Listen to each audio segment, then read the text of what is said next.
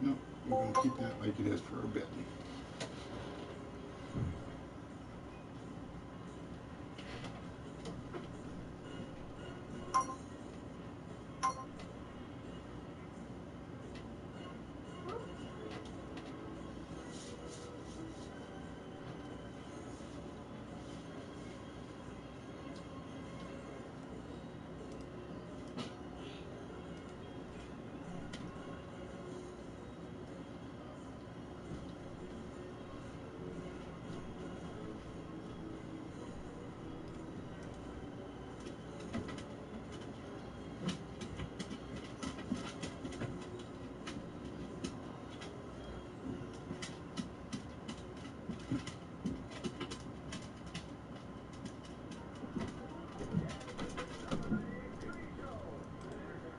Hey, Aphasia, how we doing, my friend?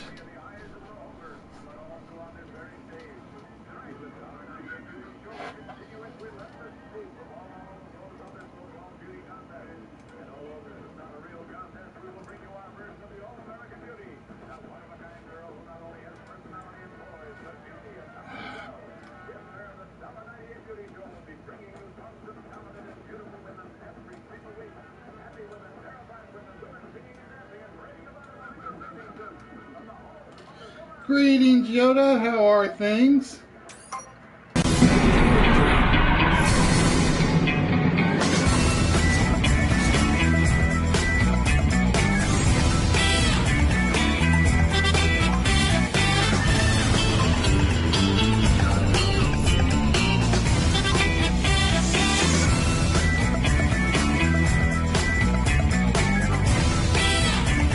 We are getting by.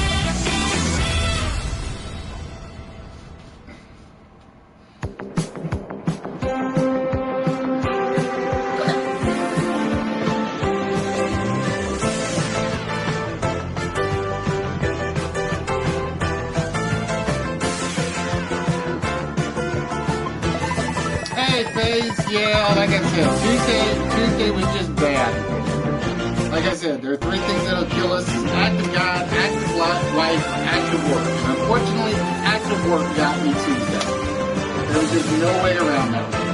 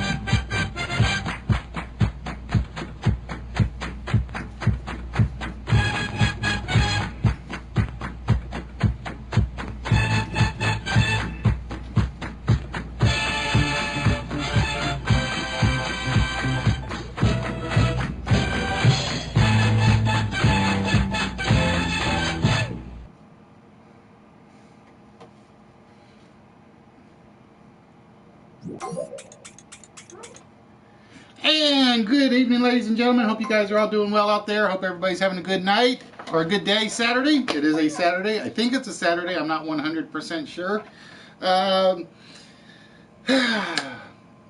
It's been a crazy week of sorts for me.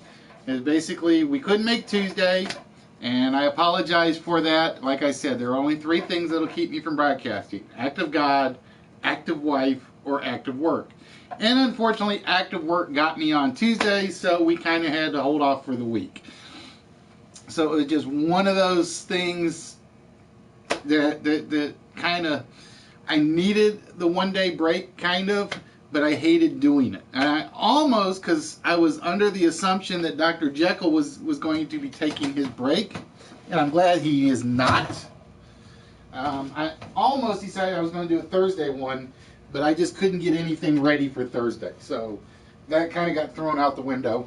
And then yesterday, I said, not a chance in you-know-what, because I wanted to see Nerdy get drunk. I almost titled this Alien Vodka. I almost titled the episode Alien Vodka just because that was the one thing that was on my mind pretty much all day from last night till tonight. I do have to make one apology, folks. I could not get the packages out today. I was literally up at 8 o'clock this morning doing work again. Then I had to go run get the lawnmower. Then I had to bring the lawnmower back. Then I had to get some yard work done. And then I had to spend a lot of time working on the show because a lot of the stuff that I had planned to do technology-wise, PowerPoint doesn't like.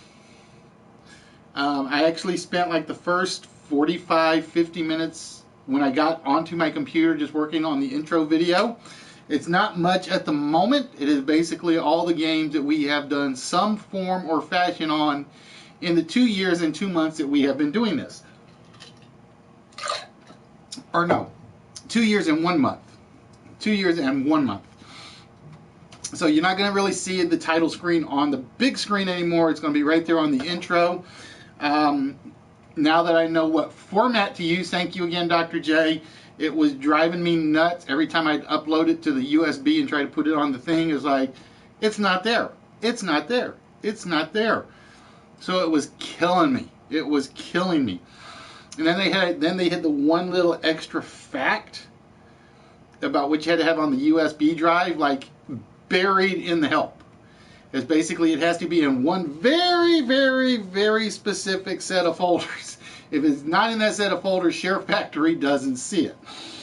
So, what I plan on doing is I planned on borrowing a little from Dr. Jekyll because it was something I wanted to do and I just couldn't do it.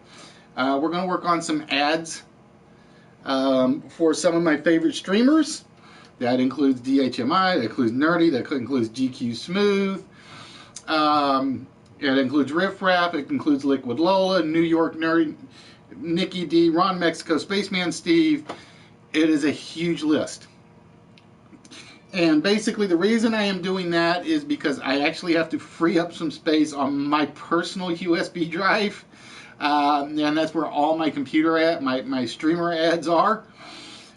So I am going to start converting them all over to video format because I actually just paid to get my video software registered and it works a hell of a lot better.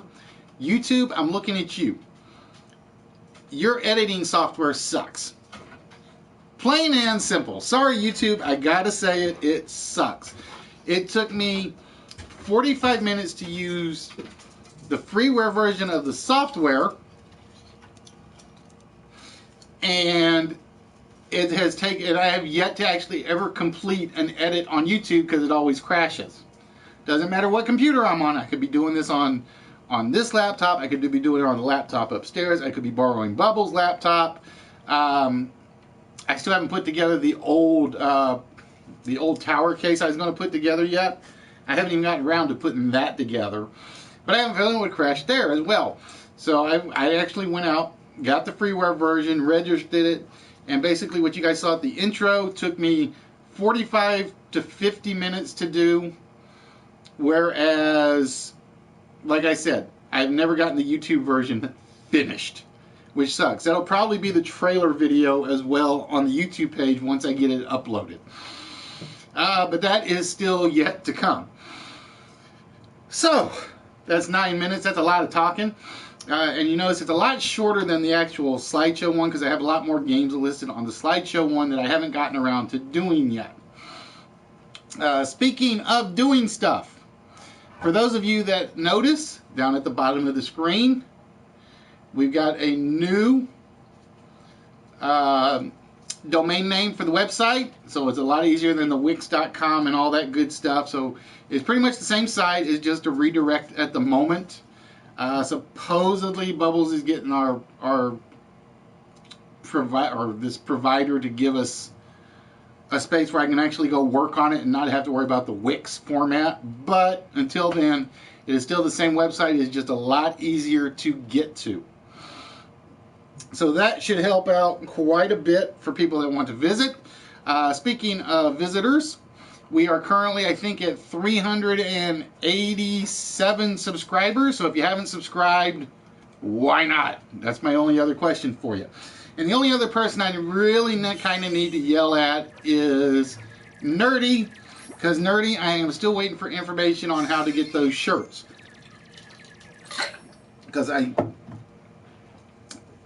I would rather do it PayPal, but we shall see. Because I was going to get 2 of them and he forgot to message me back. And I'm wondering if his Lifesaver, Life Alert stuff actually worked and helped him out from the alien vodka last night. If it didn't work, we found something that Japanese, what is it called? Japanese raisin trees can't solve. Because the funny thing is, we were talking about we were going to match drink for drink last week until he got called in for work. And then yesterday, I didn't know he was doing the drinking stream, so I kind of joined in. But he was gone long before I was. That's all I'm going to say. Nerdy's face was pretty much red as a beet, at least on my television. And I'm like, shame, shame, shame on you, Nerdy. All right. So, anything else you guys want to add in the comments before we get started, just let me know. Like I said, we're going back to a little bit more old style in terms of how we're going to do the broadcast.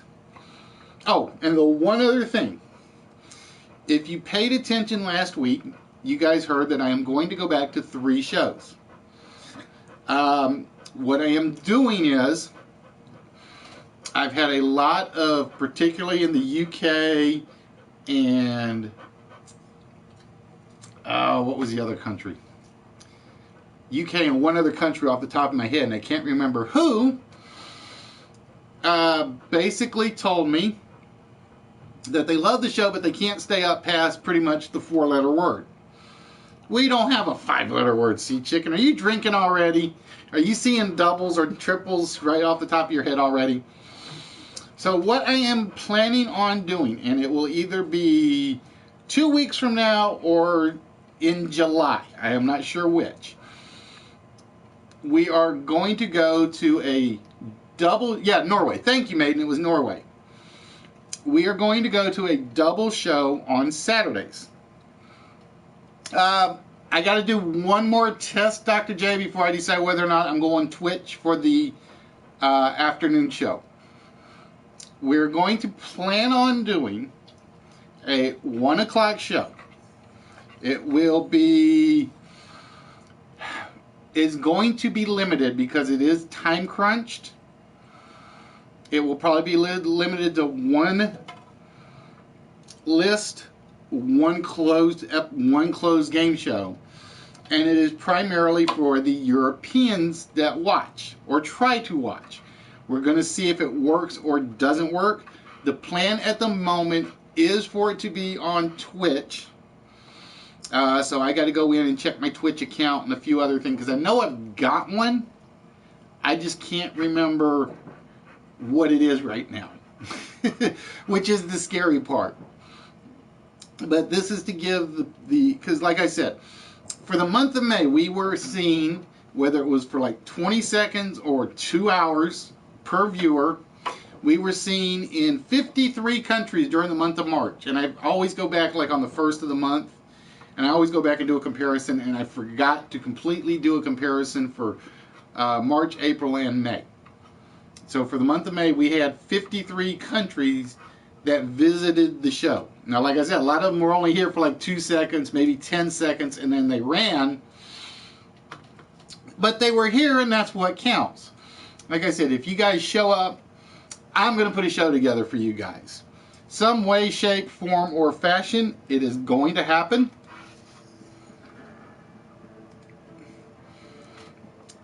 So that is the plan. Like I said, it will either be in 2 weeks or it will be in the first week of July. And it will be Saturday, starting about 1 o'clock-ish. That'll make it 7 o'clock Central European, Greenwich Mean Time, I think, right now. And like I said, I always appreciate the people that do come on. They do stay late, even across on the other side of the pond. Oh wait, that's that side of the pond. I forgot. That's east, that's north, that's west, that's south. So that side of the pond.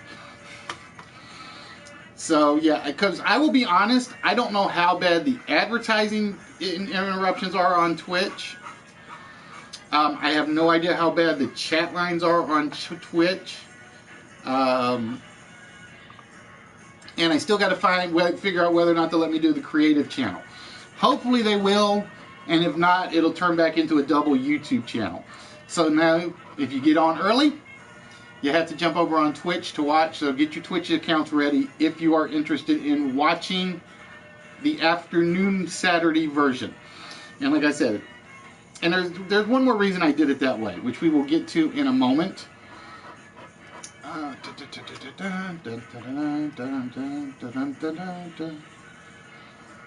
And the reason is I actually looked on, I hate Saturday afternoons on Live from PlayStation. I really do. Because it is literally at noon, I got Dude.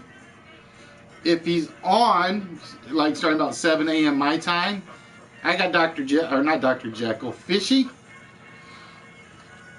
And a lot of other streams that I just couldn't sit through.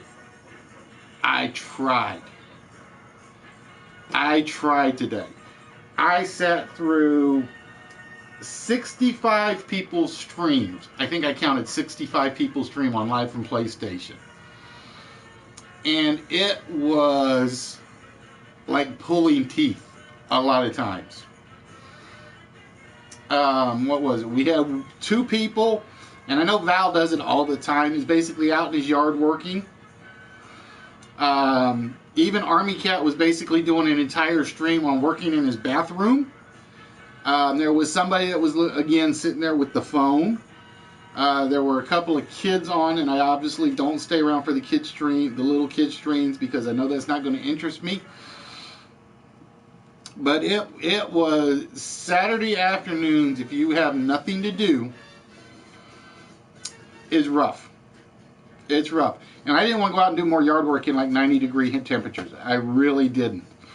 That was the worst. That was the worst part. Is I could have gone out and done it, but I would have come down here and I would have been dead to the world. I would have been doing one of those phone streams.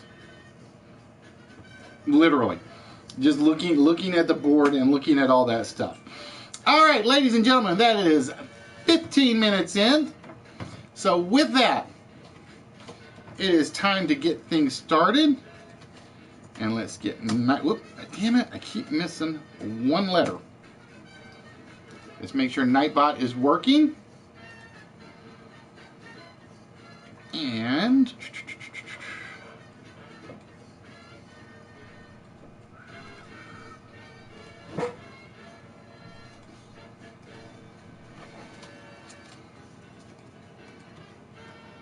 it is time, ladies and gentlemen, for the 4-letter word of the night. It's time for the 4-letter word, and I kind of like this one. It's not ridiculously hard, but it's not ridiculously easy. So I actually kind of like this one. So we'll see what happens. We will see what happens on this one. Again, the timer is kind of busted, so we are basically going till this timer right here reaches 45. That's how long you guys will have to try to come up with. You got 25 minutes, so it's a lot of time for me to talk about absolutely nothing, and a lot of time for you guys to get some guesses in. And again, whoever gets it right will get one number off the vault tonight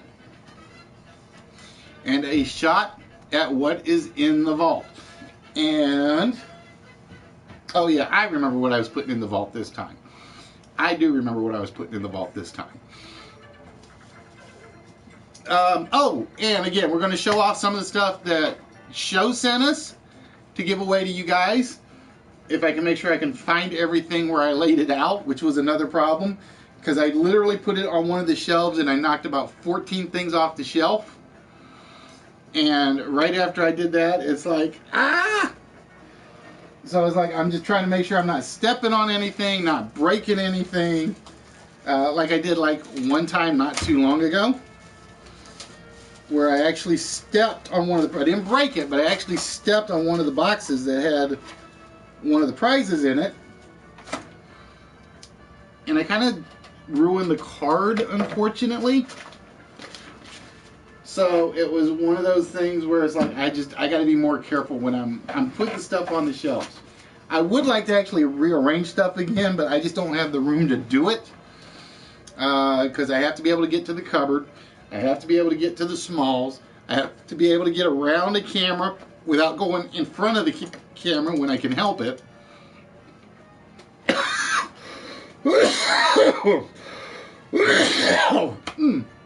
And that's from all the grass that I cut today. I've been doing that ever since I got done cutting grass today. I think I inhaled some of the yard cuttings. All right. For those of you that have never been with us before, we only have 11 people on the channel, so I think most of you guys are all regulars at the moment. We are looking for the 4-letter word that goes right down the middle. The first letter completes the word at the top. The second letter completes this word. The third letter completes the word here, and the last letter completes the word at the bottom.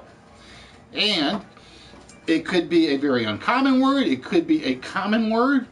It could be, there it is, ladies and gentlemen, just like that. And we actually were only 2 minutes in on that one, so not bad, Mark, not bad. The 4-letter word that we were looking for was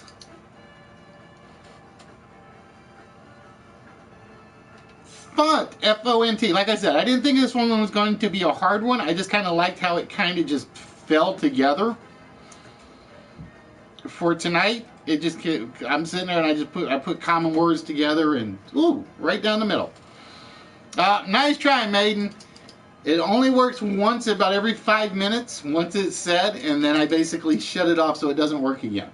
That's the joy of Nightbot. I have a little control on the guesses and the letters and the words and so on and so forth. So, congratulations, Mark. With that, my friend, you got the 4-letter word. Now, I am going to be honest, I misplaced a very important notebook. I want to say my last 4 big prize winners, so you guys will have to remind me, was aphasia, walrus, and sea chicken. Do I have that right? I got to make sure, because like I said, we have one rule in place. Once you win, you're kind of out of the big games for a week. It's basically, 1 week. So I am trying to remember. I know aphasia's got one of them, because aphasia's is one of the boxes I didn't put in. Yeah, Walrus, I got yours wrapped up. I know you're eligible.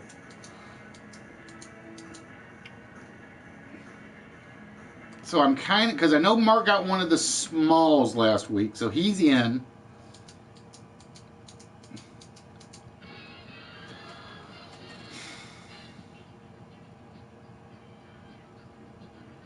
So I'm trying to remember who my last 3 winners were. I want to say it was aphasia. Oh, it was Yoda, because Yoda got the Monopoly one.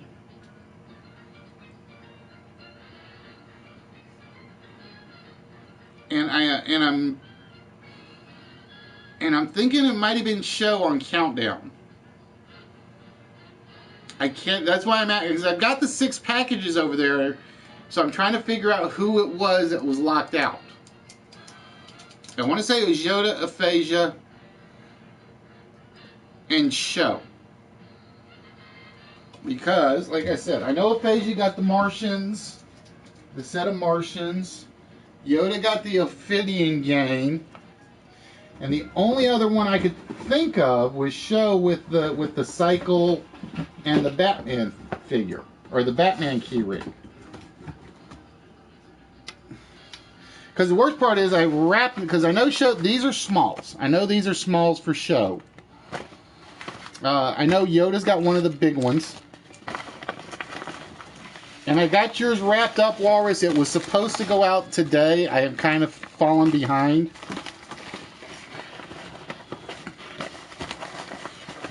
So I want to say it's Yoda, Aphasia, and Show, but I want to be 100% certain on that one.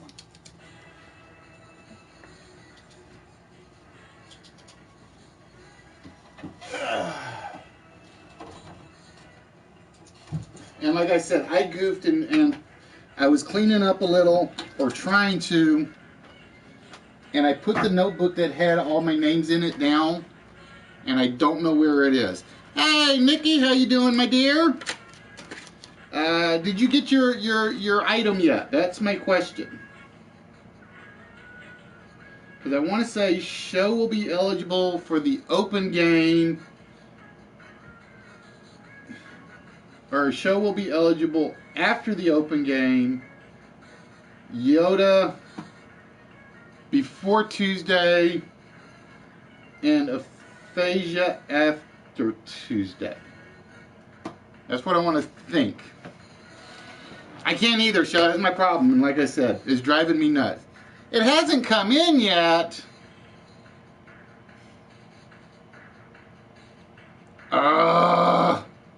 And I think I just threw away the tracking sheet. I think I had it today and I just threw it away. It went out last... When did I put all those packages out? Last Saturday?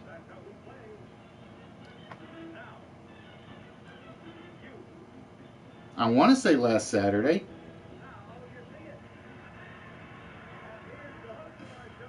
Yeah, California doesn't usually take that long to get to, though. I am not a happy camper if they lost my package. I am not going to be a happy camper. Give me 1 minute. Let me see if I kept the tracking sheet. I always forget to keep them just for that reason. Is this the right one? This is 422, so no, this will not be the right one. Damn it. I'm going to have to yell at them. Now, so it doesn't do, they're like, oh, we're sorry. There's nothing we can do about it. Because I do remember yours definitely went out. And like I said, the problem is I cleaned up around here, so I moved a ton of stuff. Like I said, that's why I've lost a lot of paperwork. I have lost a ton of paperwork.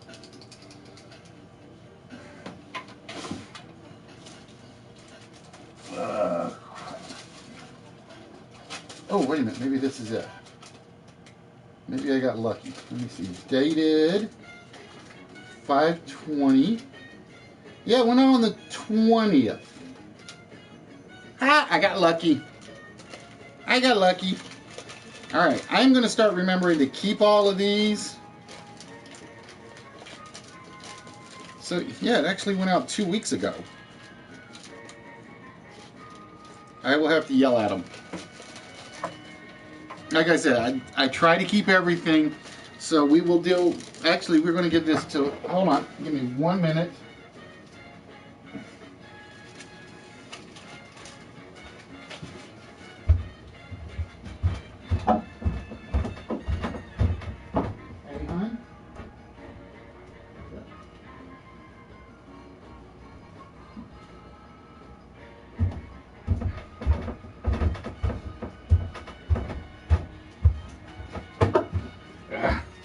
she's not there.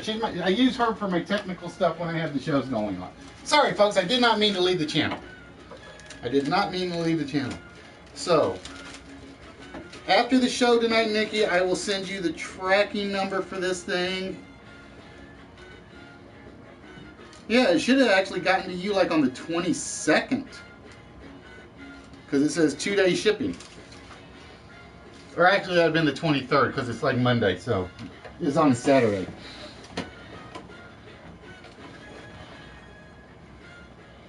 Alright, so it was the last Tuesday stream, so you will be locked out.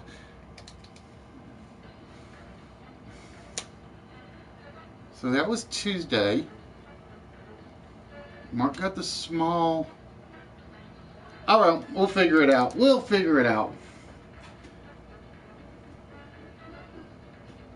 So if it was last Tuesday. Oh, that's right, because I keep forgetting I missed a Tuesday. So Show will be out of the closed game the closed game tonight. He will be ineligible. Yoda is out for tonight, and Aphasia, you will be eligible next Tuesday. Because yeah, it's always a 3-game. It's always a 3-show limit.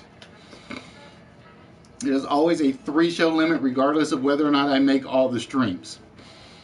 Alright, so Mark, sorry about that. I got sidetracked trying to figure that out.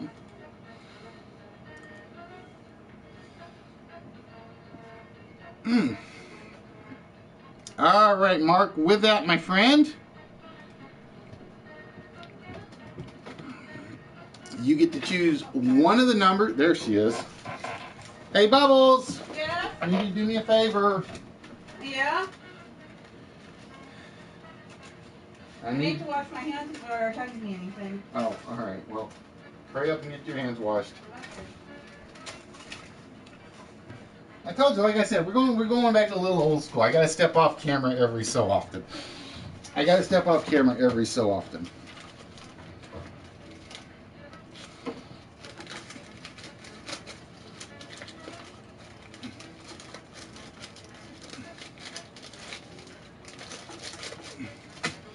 Alright, Mark, with that, we're going to remove one incorrect number from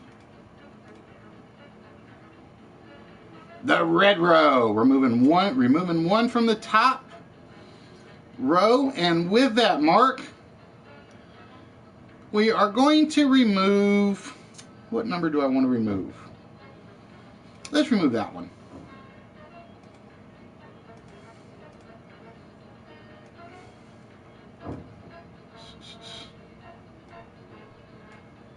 All right, Mark, with that, we are removing from row number 1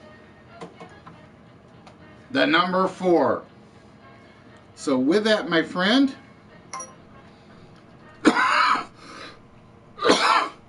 we are looking for a 4-digit combination. 1, 2, 3, 4. That will open the vault. Are you ready?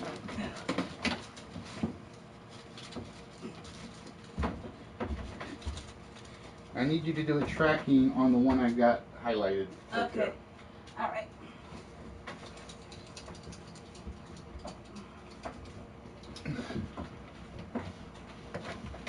Yeah, and the beauty of having hired help. That doesn't hurt. The beauty of having hired help does not hurt in the slightest. All right, Mark going with 1, 4, 7, 1. Ladies and gentlemen, is the combination of the vault tonight. 1, 4, 7, 1. Let's find out.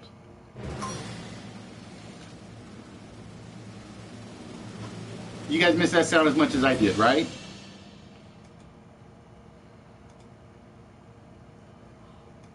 Oh, my sound effect's not working.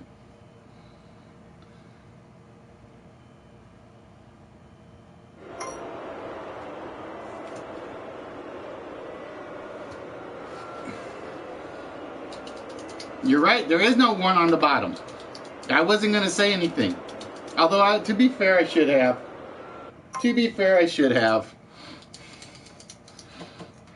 See, just goes to show you guys, even Mark makes mistakes. All right, Mark going with 1478 is the combination to the vault.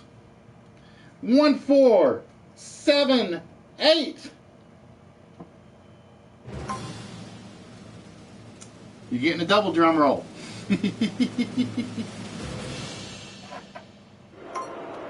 It is not. 1478 is not the correct combination, which means the vault is still closed for a little bit longer. All right, get on. There we go. I hate how long that lasts. All right, so we decided to do one more thing, and we're going back to a little bit of a warm-up game. Now I'm hoping I loaded this right. I'll know after I see the first screen. Basically, this is just one to get you guys started on the flow. Whoop, don't do that. I hit the wrong button.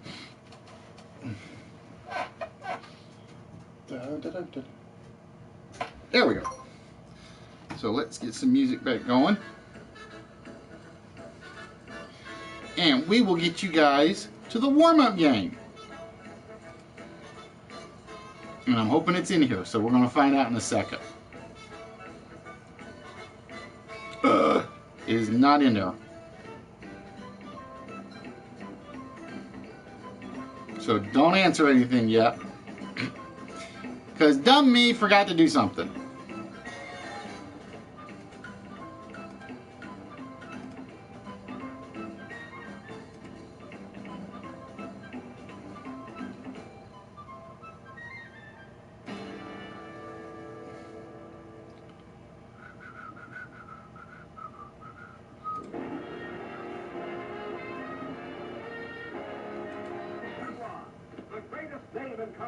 Presents the 1, 2, 4, 8, 16, 32, 64. Dun. The $64,000 question. And now the star. Yeah, I kind of do, but like I said, I was so busy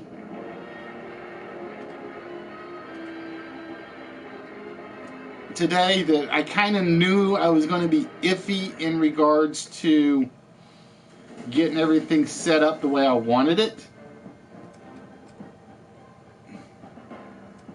I mean, I feel bad enough when I'm looking at the screen and not at the comments.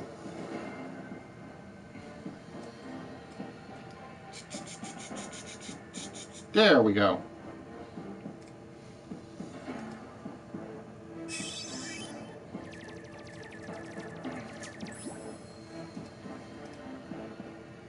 I have this thing sized so ridiculously bad at the moment is the other problem. All right, there we go. We're making progress. We're making progress of sorts. All right, ladies and gentlemen. It's available for pickup. It's available for pickup. So there you go, Nikki. It's available for pickup at the moment.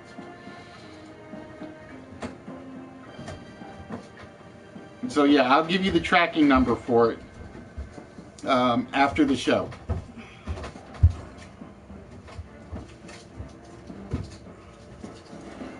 And as soon as I can get the other window back where I want it. Yeah, I twisted my ankle with the babies. What'd you do? I was kind of tired of them using the nesting box. They're old enough to use the perch. Mm-hmm.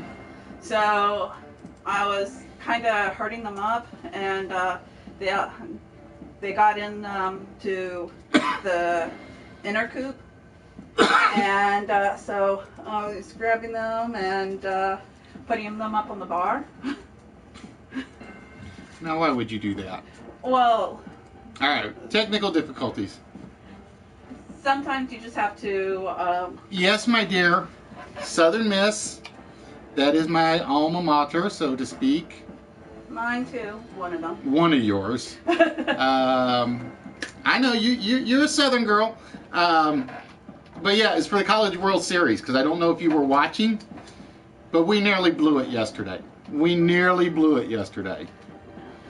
And Oh yeah, because I didn't know you were actually from there till you actually said something on stream.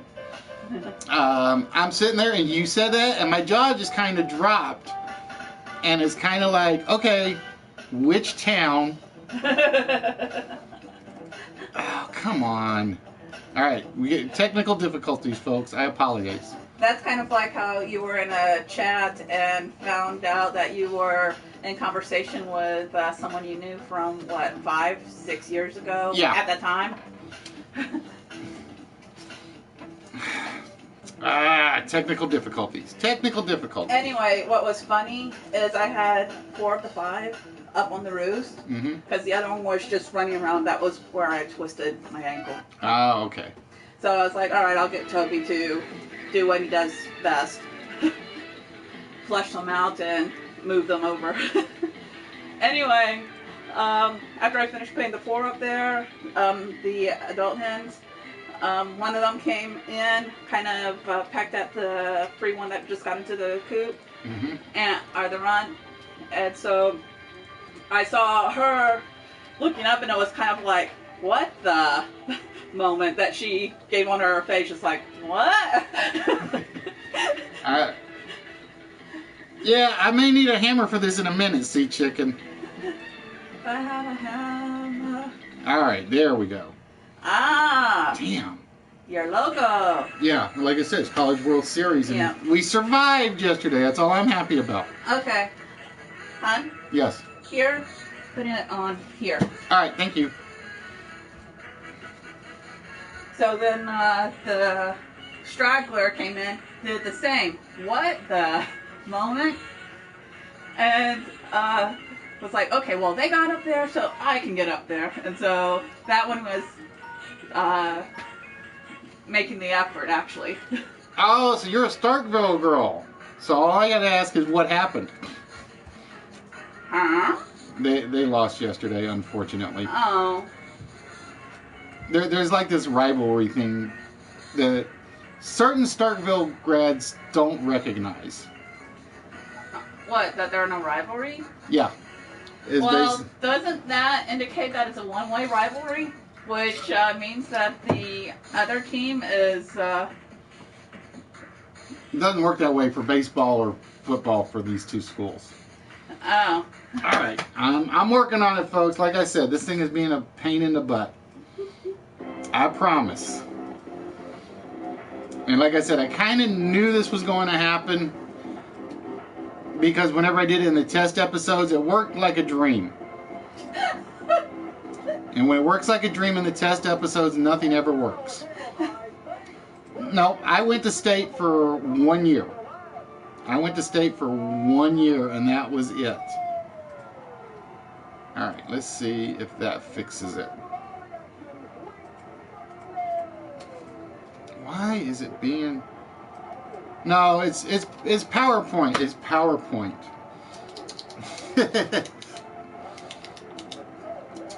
All right, I don't want to have to reboot it, but I'm gonna have to do something else. Switch out game? No, I gotta close PowerPoint, which I can do.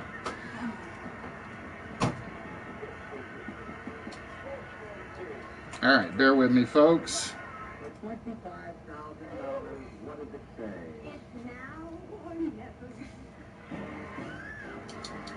No, I did not like state in the slightest. Like I said, I went for 1 year, and basically, if I wasn't in the know with somebody, it did not turn out well.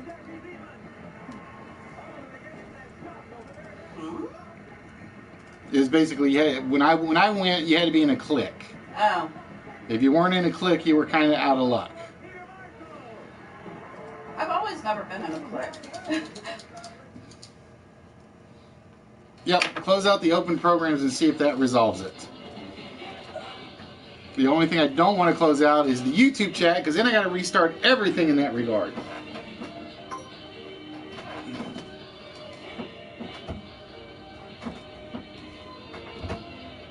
Like I said, I had like 6 PowerPoint programs open and running. Well, because I went 1 year on a scholarship, and what was it? And I had one professor I absolutely despised, and one professor that basically just used their teacher's aide to teach the class. And it was like, at that point, it was kind of like I knew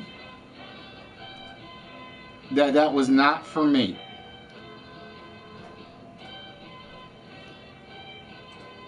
Alright, let me close that. I'll make that go away. And we're going to make that go away. And like I said, folks, I apologize. Technical difficulties always gets me.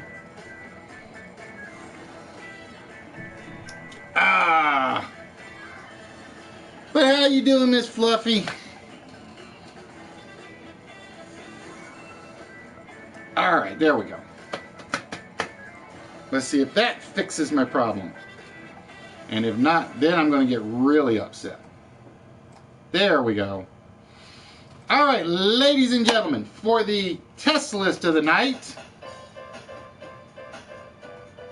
we are looking for words and phrases that end with the word life. So life will be the last word in every phrase that we are looking for. And just remember, this is the warm-up list. There are no prizes. There are no positions on this one. This is just going to give you guys a chance to throw some words out there, get yourselves in the groove, get things going. And then it'll give me a chance to go get some ice and things like that. Believe it or not, I actually took Game of Life off. I actually had Game of Life on there, and I took it off at the last minute for a really what I thought was an obvious one. J-Dub in first with time of your life or time of one's life. I would have taken either or.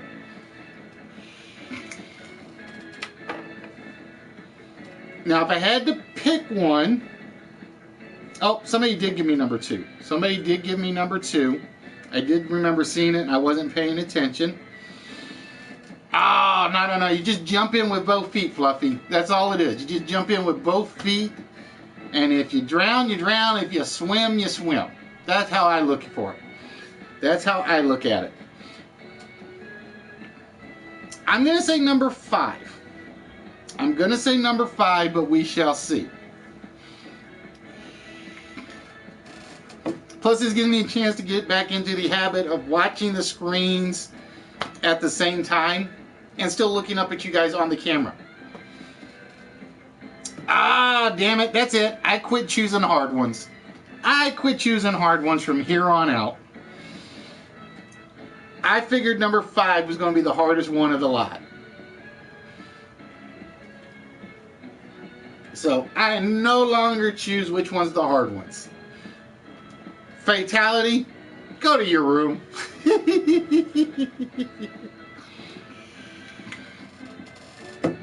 So again, ladies and gentlemen, we are looking for words and phrases that end with L-I-F-E.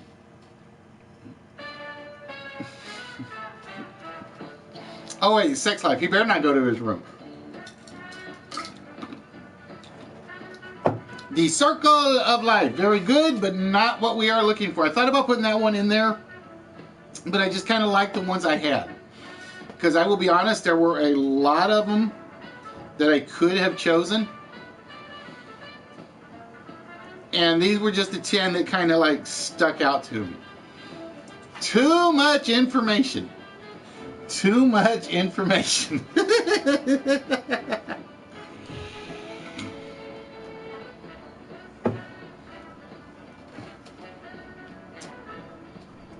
It is indeed the facts of life. Because everybody loved Joe, right? Am I right, guys? Joe was your guy, girl.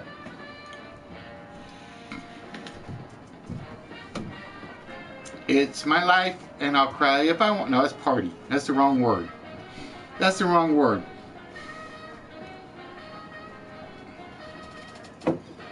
Oh, I will give you that one show. The Good Life. The Good Life. Plain and simple. The Good Life. All right, with what's left, I'm going to say number 4. I'm going to pick one. I hate picking one because as soon as I pick one, somebody's going to get it. It never fails. So I'm going to say number 4.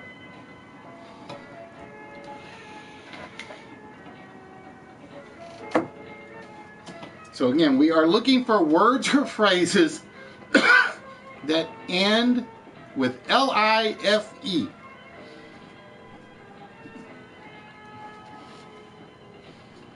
Nightlife.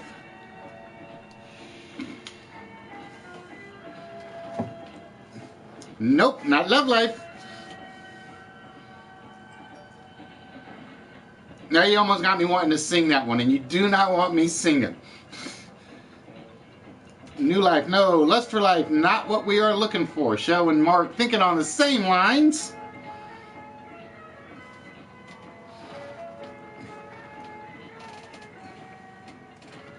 Best day of my life. And if you don't say it's your wedding day, you're in trouble, Red. That's all I'm going to tell you.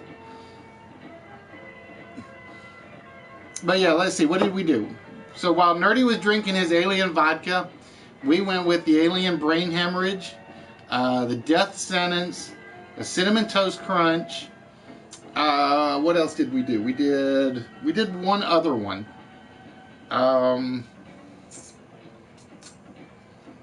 There was one other one we had done. Oh God, I'm drawing a blank now. It wasn't duck farts, although I could have done duck farts because I had this stuff for the duck farts. Because I kept wanting to dare Nerdy to do a death sentence, and he's like, nope, I'm not bringing that downstairs to do it.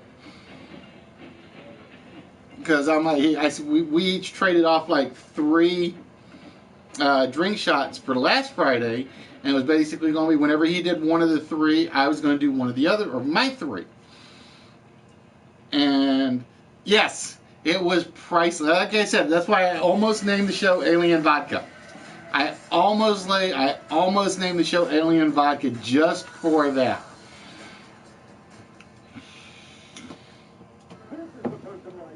Midlife, midwife.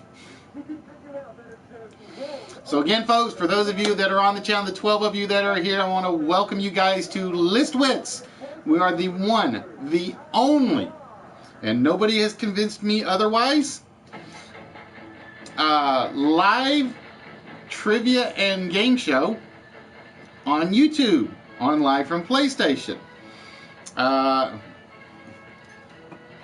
no. I don't do the 3 wise men fatality, but I will say a death sentence is very, very close. A death sentence is 1/3 Kahlua, 1/3 Jaeger, 1/3 bourbon whiskey. It tastes horrible. It tastes miserable. Ah, damn it. Show, that's it. I'm going to quit saying the new ones. Found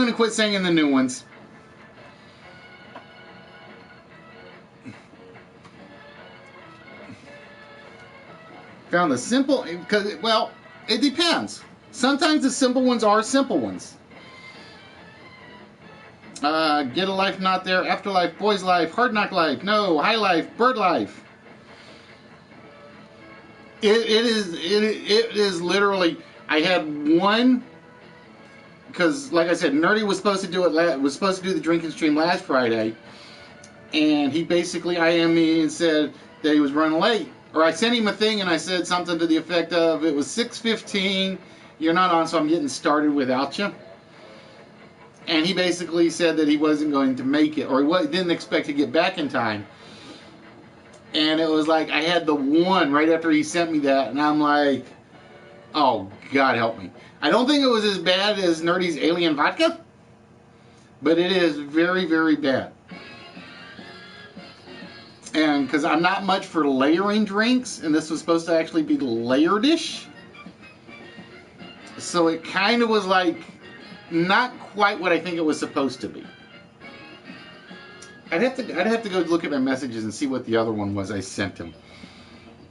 Because that was the idea. It was basically if he took one of the 3, I would take one of my 3, and we'd see what happened. And the worst part was if he had done it, I think I had goofed on the 3-to-3 ratio. I think I had put my worst third on one of his easiest ones. So it was one of those where he could have probably just been drinking up, and I would have been like, oh God, what have I done? So tonight we are just going back to basic mixed beverages. Although we might do an occasional shot here or there. So again, ladies and gentlemen, for this board, we are looking for the words or phrases that end with L-I-F-E. As you can see, there's been a lot of good ones out there. Mark just firing them off row after row after row after row. Quaker Oat Life. Is Quaker Oat Life? The secret of life is, it's a very big world out there. Very big universe. I gotta find my Monty Python DVDs, because I think I only have one. So I may not get rid of those, because I still haven't boxed up everything I was taking over to Goodwill, and I'm really bad about that. Yeah, I thought it was just Quaker. Oh no, there is a Quaker Oats Life. I do remember that one.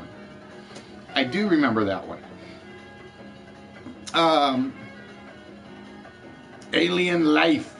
Is there life out there? I think there is. There's basically I love the line from Contact. If there's not any life out there, that's an awful lot of wasted space. Of course, I like most anything that has Jodie Foster in it, so shoot me for that one. Variety is the staff of life. No, not what we are looking for. The way, the truth, and the lie. I like that one. I gotta make sure I didn't miss one, so bear with me 1 minute. Nope. Okay, haven't missed it. That's the one we were looking for, Mark. That's the one we were specifically looking for. Variety is the spice of life. How you doing, South? What's good, my friend? Alright, let's double check. Nope, nothing there. Nothing there. And nothing there. Alright, so we have not had the other three come up. I just had to make sure, because like I said, when I miss a day, I kind of like lose a little something in my monitoring the chat lines, because it's like you literally get into a rhythm, and when I get into a rhythm, or if I get out of the rhythm, it does take me a while to get back into it. Not to mention that I figured you did, Mark, and I was surprised nobody stole it from you when you did it. I was surprised nobody stole it. Just battling World War II tanks. World of Tanks, right? South? I think that's the one. Is that the one on the PlayStation? World of Tanks? I'm trying to remember. Is that, yeah, because that's the one that's got the World War II tanks, the World War II airplanes, War Thunder. I've got that one. I just haven't played it in forever. That's the other one. I actually took that one out. I literally took that one out. I want to say for A Dog's Life. I think I took that one out for A Dog's Life. Because yeah, I was very bad at war. I still got it in my library, but I am horrible at that game. It's beautiful. It's a lot of fun. But when your kill to death ratio is like 1-3 in that game, or 1-4 in that game,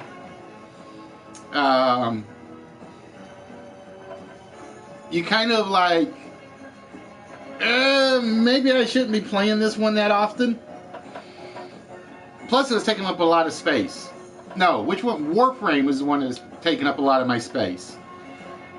I liked Warframe, but that game is huge for a download. That game is like enormous, and it was basically because I haven't picked up an external yet. And I think you have to have a USB 3.0, right? Because I was going to do that today while I was out, and I just didn't do it. But the problem is like I've got the hub plugged in, so the PS4 can read the other USB cards or the USB items, the keyboard, the USB, and whatever else I had plugged in. So I don't know if the hub can actually read the hard drive. Because if the hub can't read the hard drive, I would basically have bought a hard drive for nothing. Because I've already got a spare hard drive for this thing. Bubbles doesn't need one. And I can't use one on my work computer. Because that's like one rule they have. They basically say no external hard drives on anything related to your office computer. I downloaded it this week's show. I have not played it yet. I downloaded it Tuesday. Walk of Life, not there. Quality of Life, not there. It's My Life, not there. All good ones, but not the ones we're looking for. Yeah, because I basically got on Tuesday, downloaded it, and then it went straight up to do my Tuesday night work stuff I wanted to do. So I get on Wednesday, and Pooh asked me, "You ready to play some GTA tonight?" And I'm like, I'm getting home from the office. I plopped down in front of the television for about an hour and a half, and I went straight to bed. So is it any good is my question. Because I played the DC Online one, which is okay. I wasn't really a fan of that one. So I'm wondering if this one's any better. I see. I didn't even think about the Jaws of Life. The Jaws of Life would have been a nice one to fit in there. Healthy Life? Nope. Hard Life? Not what we're looking for. Hell of a Life? No. Fight for Life? Nope. Relay for Life, which would have been a good one. It would have been a good one to sneak in there. Relay for Life would have probably been a good one to sneak in. It's a little more obscure, but it still would have been recognizable. Yeah, like I said, I did the DC download, and there's a reason I play Neverwinter more than anything. I should say Neverwinter and Star Trek, is because I can play those solo if I want to play those solo. DC Online, you can play like the first bit solo and that's it.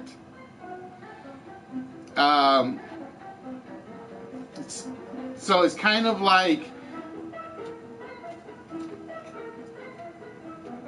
I'm gonna give you that one, John. I'm gonna give you that one. That one was kind of up there. What the hell is up life? Up life, down life, wide life, left life. That one was kind of. All right, if you can solo a little with Marvel, I will probably enjoy it.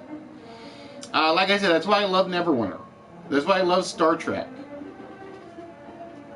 Those are my two go-tos. It's basically if I'm not watching streamers and I'm not watching some video service on my PlayStation, I go hit my Adventure Capitalist, I get all my money and do whatever, and just let it sit and run, and then I go play Neverwinter or Star Trek. Although I haven't played Star Trek in a while. Neverwinter I play a lot of. So if you're ever looking for me, you can either look for me in Pooh's GTA game, Pooh and Fuzzy's GTA games, or you can look for me playing Neverwinter. Those are my big two. Cell Life, no. Extra Life, I like that one, but no, not there. Circle of Life, already been tried. Jailhouse Life. Something you're not telling me, Nikki? Breath of Life, no, not there. So we've got two left. We're down to about 2 minutes. And again, this is one of those where if you guys don't get it, that's fine. There's nothing behind the boards on these ones. So this was just a warm-up one to get you guys started for the big one, which we will be reloading very, very soon. Because I'm at 67 on Neverwinter. Star Trek, Star Trek, what am I at? I think I'm only about 15 or 16 in Star Trek. I would actually have to go look it up. And like I said, I do want to try one. I do want to get on the Marvel one, and if it is solo. Because like I said, that was my problem. That was my problem with DC Online. Is basically, yeah, you could solo the first 6. After that, forget about it. Facts of Life is already up there, John. Right there. Half-Life would have been a good one to put in. Plant Life? Nope. And again, I did a search on the YouTube chat. It did not see either of the keywords on the remaining 2, so I know they have not come up yet. Plant Life, Animal Life, Vegetable Life, 20 Questions Life. No.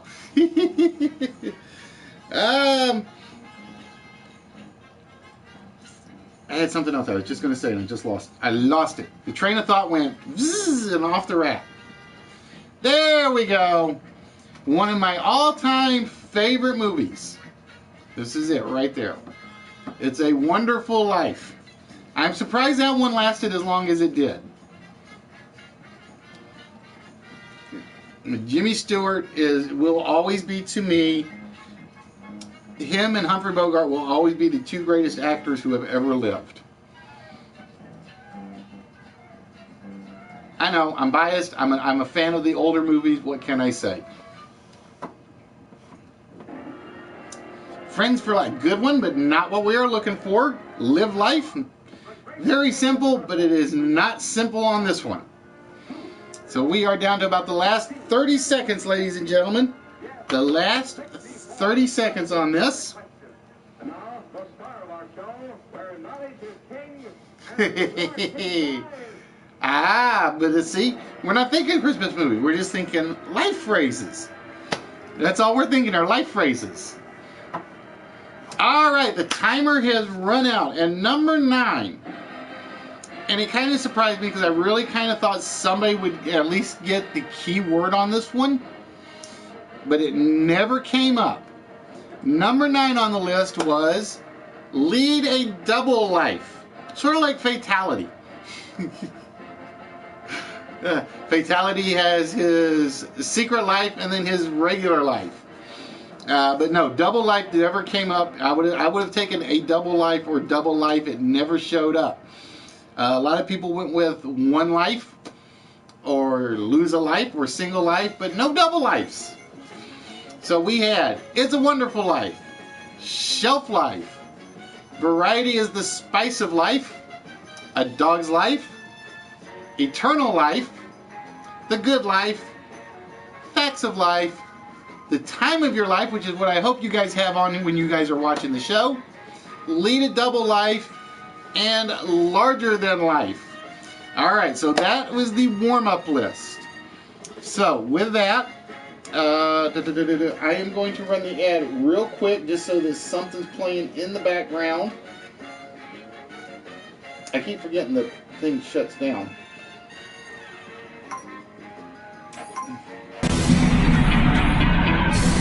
So I will be right back, folks. This is where, like I said, when I get these commercials made, it's where the little neat spots here.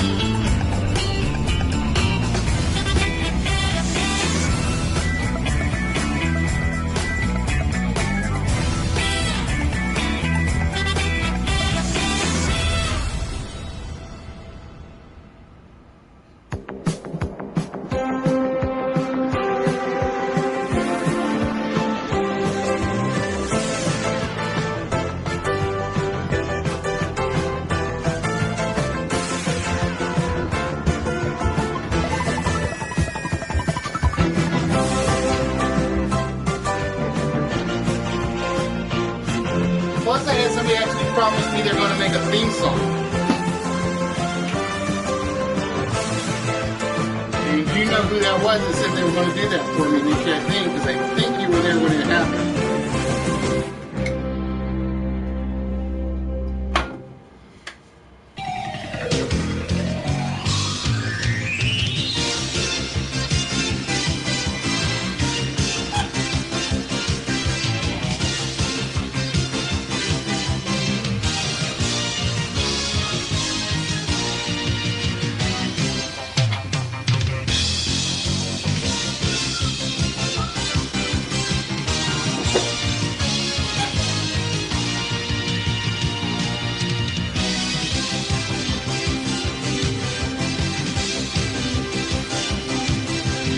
So yeah, basically what I'm going to do at some point is all those PowerPoint ads I've made, I'm going to find some way to convert them to video, or I'm going to actually change them, and I'm going to use parts of the various streamers' streams, kind of like Dr. Jekyll's intro, kind of like Nerdy's intro. Just like I said, I went out and I actually paid for the video software today.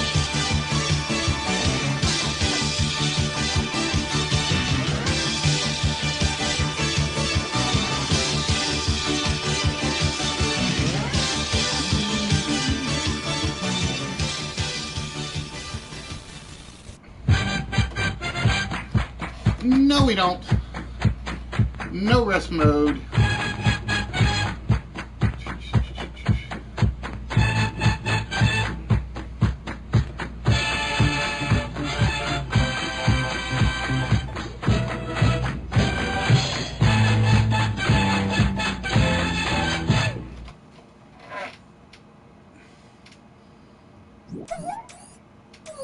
So yeah, like I said, when I get going and I get everything created, basically when I get the ads made, that's where they're going to fall in. It's basically between the games. Just if I need an extra second to get my other stuff taken care of that I have to take care of. All right, ladies and gentlemen, with that, it is time for the closed game of the evening. And I've seen a couple of them, Sal. I've seen a couple of them. I haven't had time to watch everybody on YouTube. So it's been basically, I've been doing a lot more PSN watching lately, which is going to really kill me when a couple of people go strictly YouTube like they keep threatening to do. All right. So with that, ladies and gentlemen, I actually have it made, but I got to finish debugging it, show. Because I want to do some changes on it. Because I've got it on the wrong side. Hey, Paul. I got friends. I know how bad that working offshore stuff is. I know how bad that working offshore stuff is. All right. There we go.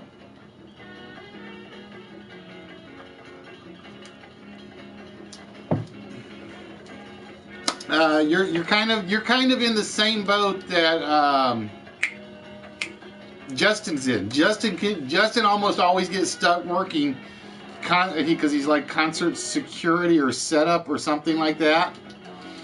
So it's almost like he's always working either other than right at the beginning of the show or right at the end of my shows. Because I haven't seen Justin on in a while. I think he was on the last Tuesday. He stopped in on the last Tuesday one.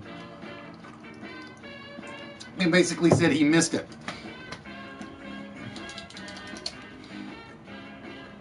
Oh, see, I've got friends when I lived on the coast. They basically, because they work geology in Louisiana, so they had to be out on the rigs for like 30, 45 days at a time as well. And they were stuck out there doing the surveying stuff. So yeah, I know how that goes. Trust me. Because I got friends I would not see for a month and a half. Minimum.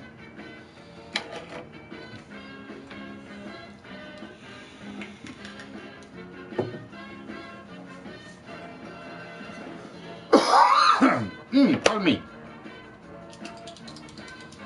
And like I said, folks, for those of you that are here, I want to thank you for joining us on the evening episode. Like I said earlier, either in 2 weeks or starting in the month of July, we're actually going to start doing 2 different shows on Saturdays. What we're going to do... Oh, well, see, 2 weeks isn't bad. I don't think 2 weeks is bad. It's when you got to do 30 or 45 days. I start to wonder, how do you guys not kill each other? Starting, like I said, either in 2 weeks or in the month of July, I've had a lot of Europeans drop in on the late show and basically say, even though it's on a Saturday, they can't stay up to watch it. So what we're going to start doing on Saturdays is we're going to start going to 2 episodes on Saturdays. At least that's the plan. And it'll be basically every other week, not counting Rocket League weeks.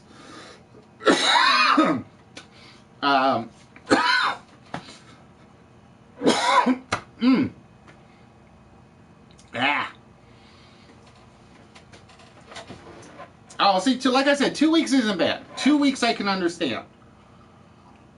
But what we're going to do is we're going to start setting it up so that the European viewers, because like I said, I know we get a bunch of them, mostly England, Norway, Ireland, and Germany, I think are my big 4 European ones, I think. When I'm not blocked in Germany, ask Fishy about that one.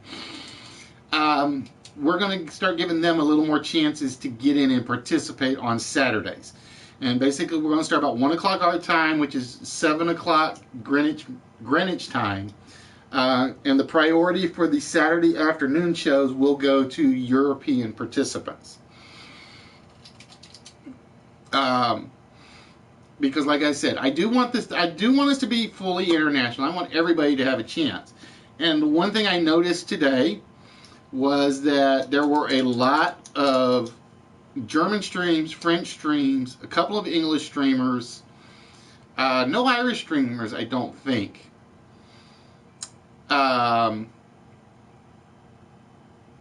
Scottish streamers, because I know Chrissy is Scottish, Fluffy Slippers is Scottish, but I didn't see them on today. Usually I see them on Saturdays a little bit. Yeah, so like I said, it's about 6 hours ahead, John. So that's why I'm actually going to give you guys pretty much a show for yourselves. So it's basically 1 o'clock my time, 7 o'clock in the evening, your times in England, right down that line, and whoever else. And we're just going to see what happens. Now, like I said, the one thing I may do is it may be on Twitch. Because like I said, I do want to get the Twitch access going just to see what happens. But we're going to see on that one. And the funny thing is, I know people are going to, and I've seen it happen, people are going to say, well, I'm from Scotland, and they win, and it's like, okay, well, what's your address? My zip code is 32555. We got a problem. So we're going to see what happens on that one. So yeah, there will be a way to catch you guys out if you win something. If you don't win something, you guys may be able to sneak in there constantly. But yeah, like I said, I wanted to give my English viewers, I want to give my European viewers something to work for as well. All right, ladies and gentlemen, now that I've gotten that out of the way again, and I will do it again a little bit later tonight, it is time for the second list. And this one comes because of a certain movie and because of a certain streamer. The second list tonight, and for some reason my timer is not working on this, so you guys have to bear with me a little bit. There will be 1 small prize. There will be 3 player slots for the split second game available. And for this one you have to thank Liquid Lola for, because basically I've been wanting to do something like this, and with her stream yesterday, it just kind of pushed me over the edge and said, do it now or you're never going to remember. So for this stream, ladies and gentlemen, and I got to get my letter numbers ready, we are looking for 10 things that are associated with Wonder Woman. We are looking for 10 things that are associated with Wonder Woman. And like I said, you guys got Lola to thank for this and the movie that just came out. Lasso, Shield, not there. Now, I will tell you guys right now, think all versions, because you are going to need to think all versions of Wonder Woman. And I mean all of them. Oh, I gotta put some music on, hold on. And I was going to put the Wonder Woman theme song here, but I couldn't find a decent copy that I liked. I know it exists, but I couldn't find it. Sea Chicken.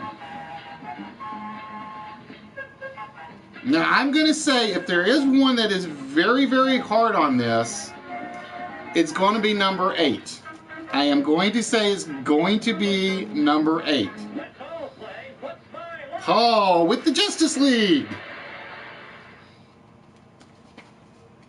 Miss America, no. Linda Carter was the one I'm like, I'm putting the list together, and I'm like, I'm going to put Linda Carter on here. And I got done, and I like, okay, I got 10 items. I walked away, and I turned back and looked, and I'm like, I left Linda Carter off. I left Linda Carter off, so I'm like, oh no!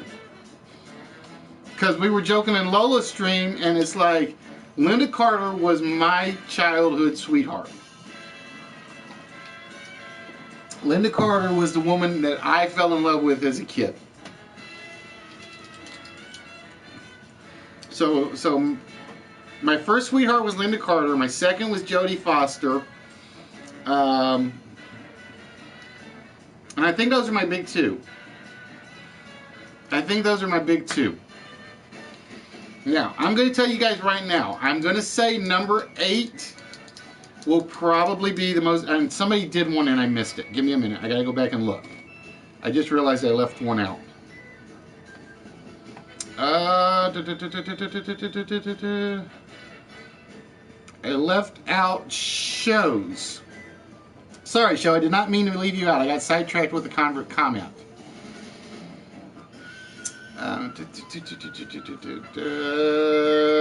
Fatality. Fatality getting 2 about Wonder Woman. Uh-oh. Uh-oh.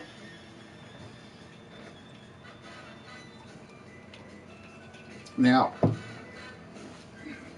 so like I said, again, you're going to have to think all variations of Wonder Woman, not just one media outlet, just to warn you.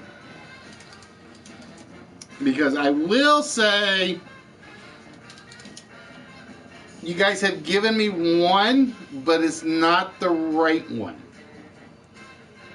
So just to let you know.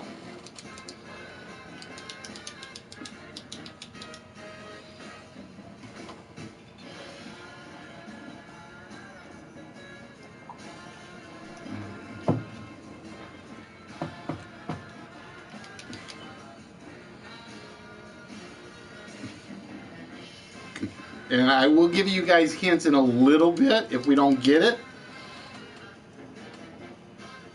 Damn! Fatality? Is Wonder Woman your sweetheart, or am I just missing something?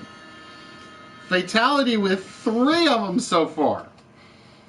Fatality with 3 so far. Mark with the bracelets. So we are down to 2. We are down to 2, and like I said, I actually got this one right. Number 8 does not surprise me. Number 8 will probably be the hardest one.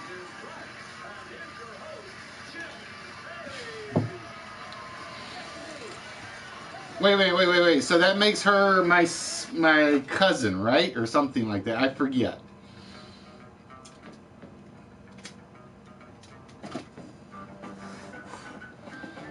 So we are down to 2. Again, we are looking for 10 things that are associated with Wonder Woman. And you guys, and like I said, there's a very, very big Wonder Woman fan on YouTube, on Live from PlayStation. If you have not watched her, please go watch Liquid Lola. You put her and New York, Nerdy New York, like back to back, and it's like pure fun. It really is pure fun. Chun-Li Jr. Okay.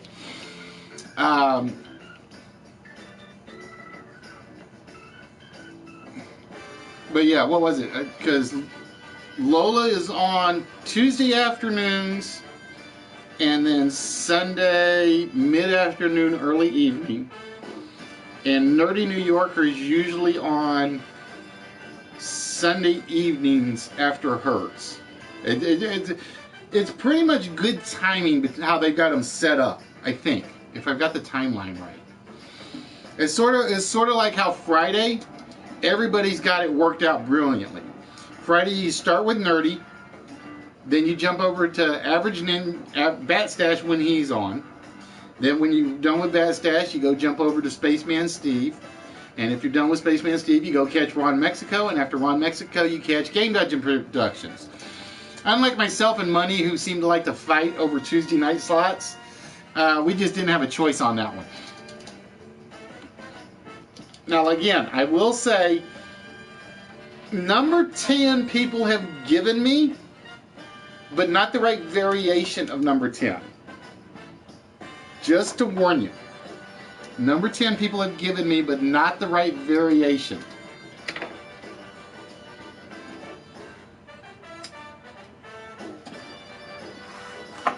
And again, behind 3 of these, there are player slots. Behind 1 of these is a small prize slot. Oh, Paul, I wanted to put Cheetah in here so bad. I really did. But it was kind of like Hippolyta was the one I would have had it taken out to put Cheetah in, because everything else fit beautifully to me. So it was kind of like I kind of got stuck having to leave Cheetah out of it.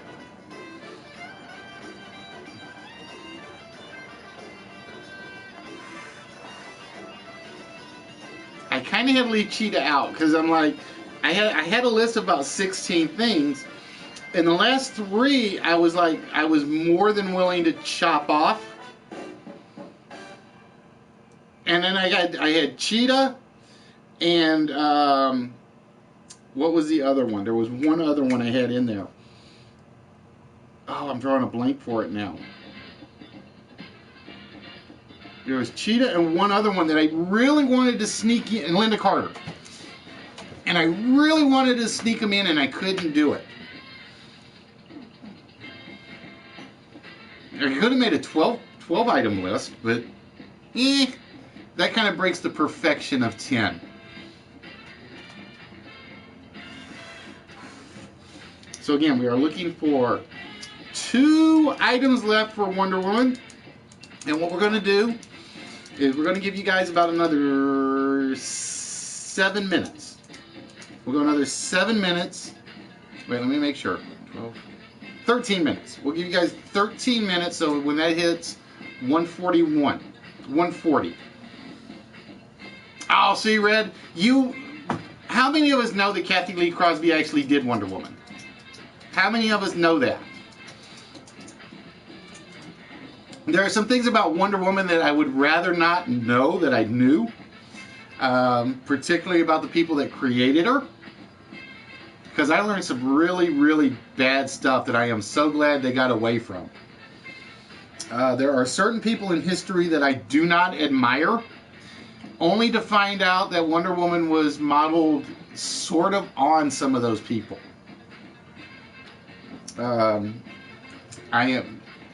And without getting, how do I say this without getting a little political? I am not a fan of Margaret Sanger. I found out that Margaret Sanger was one of the original inventor's idols. He was a big fan of hers.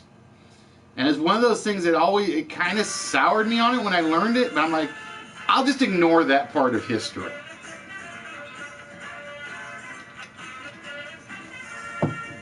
But that's about as far as I will go in terms of what I liked and didn't like. There are other strange facts that we're going to just gloss over and ignore. Yeah, I know he invented the lie detector. He was also supposedly into some weird stuff. Supposedly. See, I'm trying to avoid all that discussion stuff. I really am. And it's not working so well. So again, we are looking for 2 items left. And What did I say? I said we'll do 135. We'll do 135 because we still got to get to the main game. So we give 4 minutes and 15 seconds, and we'll start giving you guys hints for the last two. Now, for instance, and I will tell you this person is not on the list.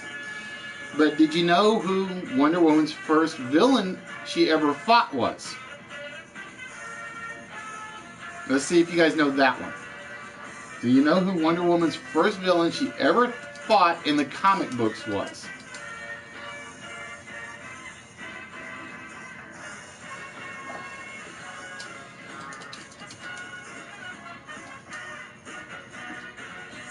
But yeah, because it was kind of like the Donna Troy. I didn't know that. I did not know that her mother actually assumed the role of Wonder Woman for a while. What else was there? There was one other one. Because I don't read a lot of comics. I used to collect them, but I never actually read them for the most part. And other than when Nerdy sent me that big box of them that I still got to finish sorting and put with other prizes. For instance, I got the Deadpool comic is going with the Deadpool adult coloring book the show sent, which we will show off here in a little bit.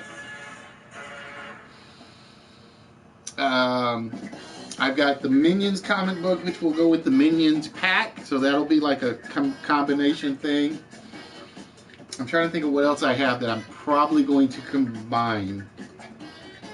So yeah, some of the comic books that I got will be getting pushed together with some of the other prizes. So it'll be basically, if you get the Minions pack, for instance, you get the Minions pack and the Minions comic book.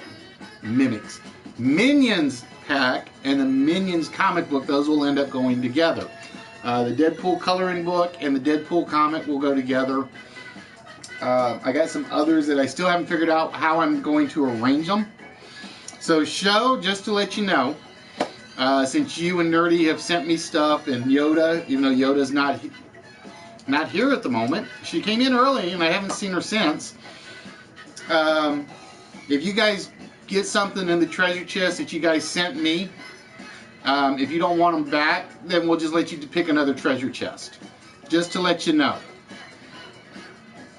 Just to let you know. So, for instance, if you end up drawing the Deadpool set, I will let you pick another treasure chest unless you want that coloring book, that adult coloring book, back in your collection. So the same goes for Nerdy. If Nerdy wins and he gets the comic books or any of the comic book sets, I basically let him repick. And again, guys, I want to thank Show. I want to thank Nerdy. They each sent, and Yoda, they all sent me stuff that is going out to you guys at some point. We're going to show off some of the stuff that Show sent us. If you guys have checked the Instagram account, which is right down... Oh, I hate not having my pointer. And I can't really see it because I got the camera in a box in front of the TV. If you check the Instagram account, you will always see all the prizes that go out at some point. About the only thing I haven't photographed that I got are the Tum-Tums. And those are from Bubbles to you guys. The bracelets are already off, Maiden, right up here at the top. Nope, Angleman was not actually her first. Her first was supposedly, and I think there's some dispute over this, he is known as Eggman. Yes, Eggman. I have no clue where they got that idea from. Hey Jay, how you doing, my friend? Hi, Munchkin. Hello. But what's up? Oh, I heard my name. Yeah, we were talking about the Tum-Tums you got up. Oh, yeah. I haven't photographed any of them yet, which I do need to do. Yeah, Oh, did it work, Jay? I meant to ask you, did it work? Because I'm hoping it worked for you like you wanted. All right, ladies and gentlemen, we have hit 135, which means we got to give out some hints for number 8 and number 10. Now, I will tell you guys right now, a bunch of you have given me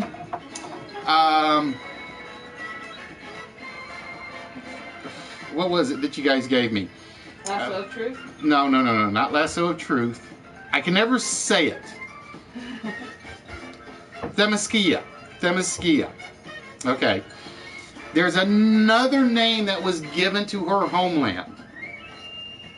There was another name that was given to her homeland, and it is from the TV version. Okay. Number 8, they did a reboot, kind of, for Wonder Woman, and they had this individual teaching her martial arts. So number 8 is one of her teachers of martial arts, and number 10 is another name for Themyscira. I can never say that island correctly. So there's another name for Themyscira, and it's based on the TV version. I will tell you that right now. Number 8 is based on the comics, and is one of the reboots in which she was taught martial arts by this individual. So those are your 2 hints right off the bat. Yeah, some privileged people are who follow my Instagram had a sneak peek at the pops. There we go, Maiden. Maiden with Paradise Island. In the Linda Carter version, it was not known as Themyscira, it was known as Paradise Island. So Maiden in first on that one. And number 8, if you know... Okay, so again, this is someone that taught her martial arts. There we go, Walrus.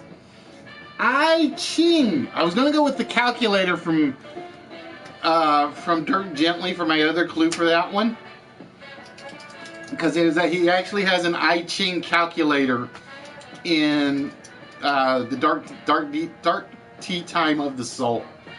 That's basically, if you give it a question that answers above 4, the answer the calculator gives you is I Ching, and that's all it gives you. So we had bracelets, Diana Prince, Invisible Jet, Justice League, Hippolyta, I can never say that one right either, Amazons, Steve Trevor, I Ching, Tiara, and Paradise Island. As you guys can tell, I am a big fan of the Linda Carter TV version because that's where a lot of these came from. The bracelets, the Invisible Jet, Steve Trevor, Paradise Island all came basically off of the TV show version. That's what you grew up with. The Justice League, the Tiara. Well, the Justice League came from the animated version.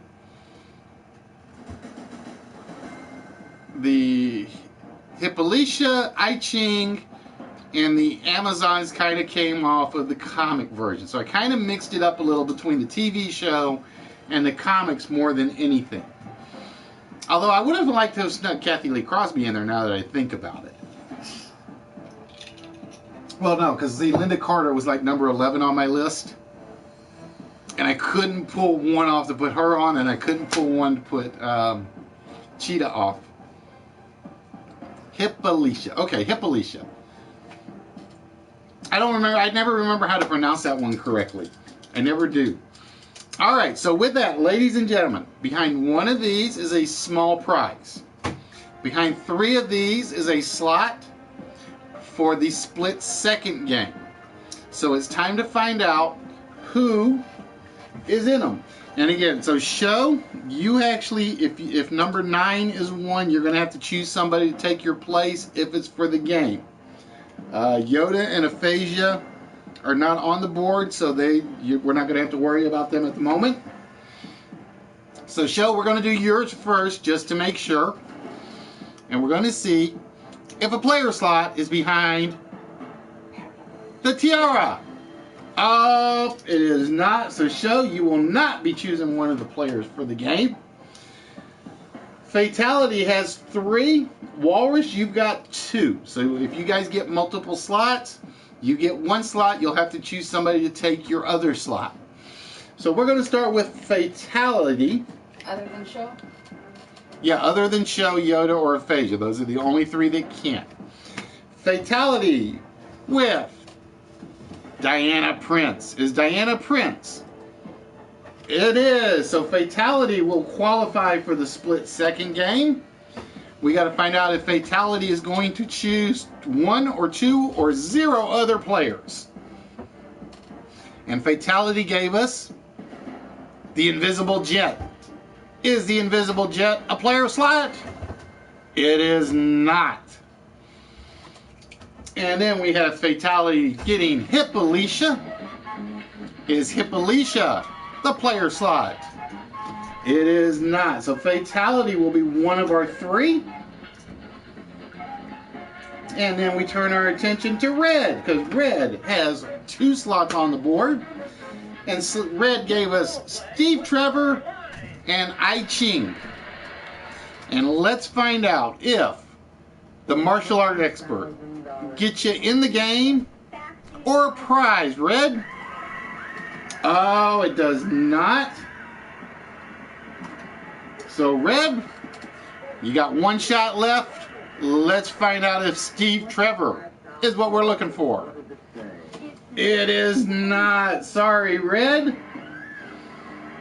Alright, so that leaves us with Mark, Paul, Sea Chicken, and Maiden. 2 of you guys will be getting in the game. 1 of you will be getting a small prize. Let's find out if it is Mark. Did Mark get it with the bracelets? He did, so Mark will be in the split second game.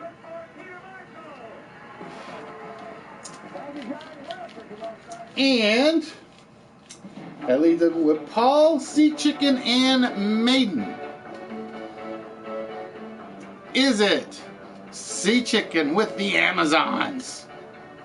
It is. So it will be Fatality, Mark, and Sea Chicken in the split second game. If you guys don't want in, let me know. And you guys can pick somebody to replace you. And that means either Paul or Maiden will be getting the small prize. The small prize goes to Paul. Paul Temple will be getting the small prize tonight. Congratulations, Paul. We will take care of you here in 1 second. So congratulations, Mr. Paul Temple will be claiming one of our small prizes for the evening. All right, so again, Fatality, Mark, and Sea Chicken, you guys will be competing for the large prize here in a moment. You guys got to give me a minute because this thing is very slow for some reason. Again. Like I said, because I've already screwed up the up arrow key on the cursors. So that's already like one disaster with this computer. The other disaster is I either have so much crap running in the background or my computer is just like dying. Which it may be doing because it doesn't charge that well anymore either. And the scary thing is it's only like 1.5 years old or 2 years old, I think.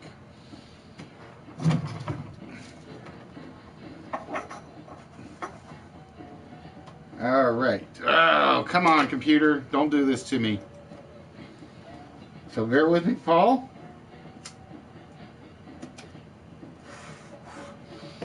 And we will get you taken care of first. I mean, like I said, it is a nightmare to deal with this thing at times. Dun, dun, dun, dun, dun, dun, dun, dun. Trying to figure out what I can close out and see if it helps.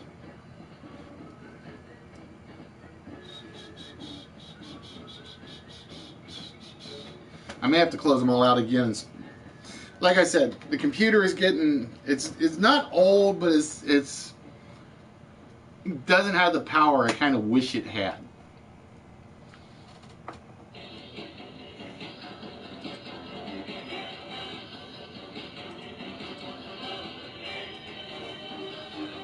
So it's one thing I've kind of gotten used to learning how to do.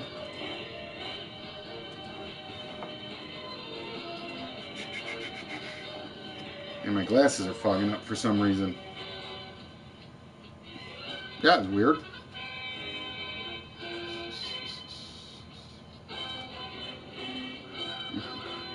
Yeah, because like I said, I got the media player running in the background.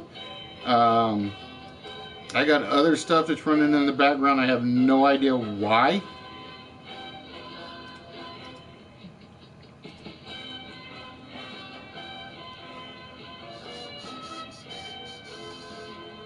And the worst part is, it's like the PowerPoint one is not using any of the CPU. It really isn't. So it drives me nuts.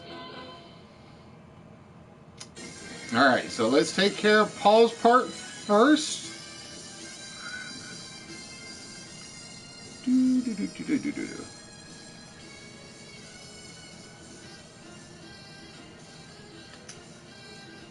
Oh, for which school fatality?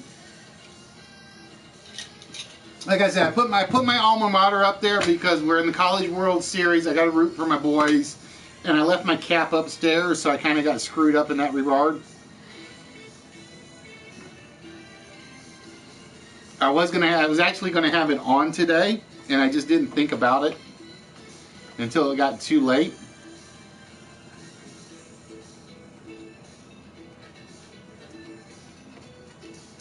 All right, Paul. With that, my friend, it is time to dig up your treasure. Oop! It would help if I load the treasure chest in there. Yes, it is fatality. It is in Hattiesburg. There's one in Hattiesburg, and there's a satellite campus in Long Beach. I spent most of my time at the Long Beach campus. But I went up for pretty much every football game I could. I went up for pretty much every basketball game I could. I went up for pretty much every baseball game I could.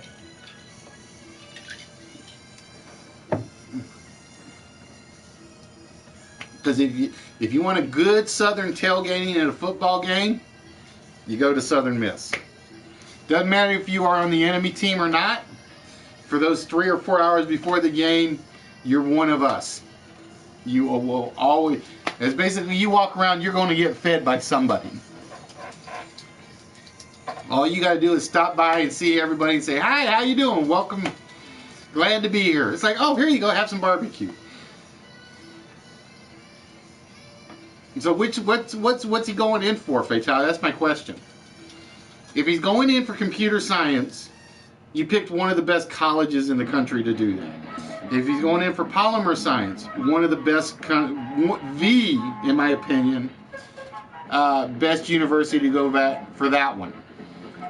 If he went in for teaching, it's on the upper scale because it's more of a teaching school. Oh, that's not what I wanted. That's what I wanted. All right, sorry about that.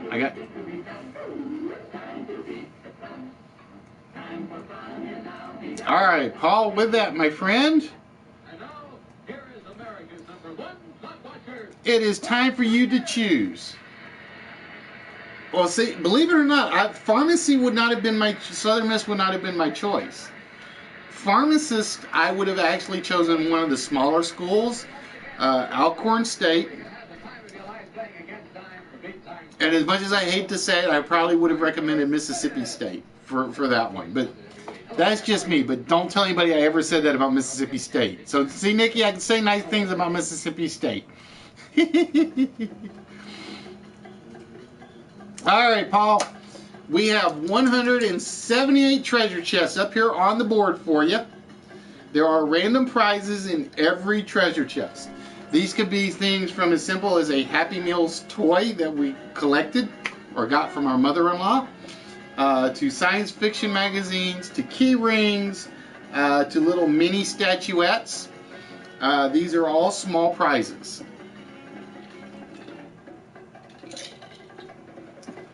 Yeah, see, I would have thought he did Mississippi State because that's more of the sciencey school of the three. It's basically Ole Miss is the law school, Mississippi State is more of the science and engineering school, and Southern Miss is more of the computer science, polymer science, and teaching schools. All right, number 153 it is. 60, 120, 135, 150. And in treasure chest number 153, Paul, for you is the Fantastic Four comic book set. What this is, I gotta find it. I've been sorting through these, so you gotta bear with me so I can find it.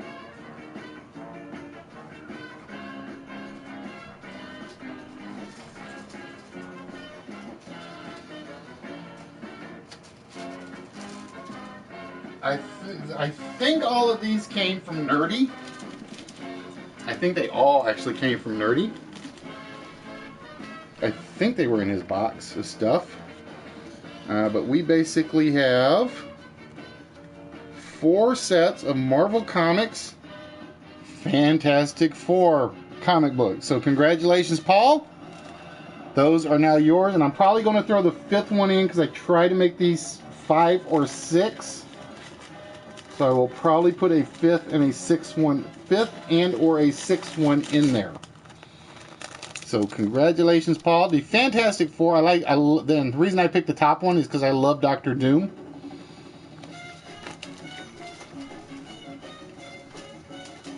So those, Paul, will be going to you, my friend. Congratulations.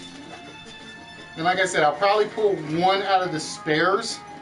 Because like I said, I got a bunch that I don't have organized.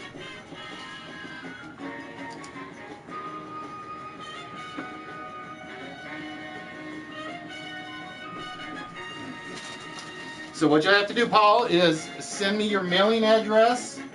You can send it to me either on Instagram, on PlayStation. You can do it through the webpage, anything of those sorts.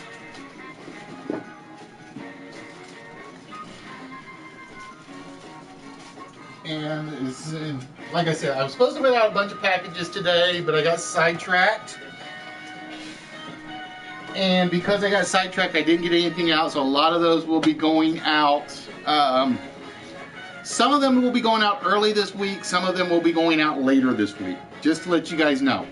And some of them, because Walrus's I'm going to get out this week, because I've had his here for so long. Mark's will probably be going out this week. Show and Aphasia, yours might be a little later than everybody else, because those ones I don't have sealed up yet. So those might be going out a little bit later than everybody else's. All right, give me 1 minute. As I have one other thing, I'm trying to do stuff so I can do it all at once.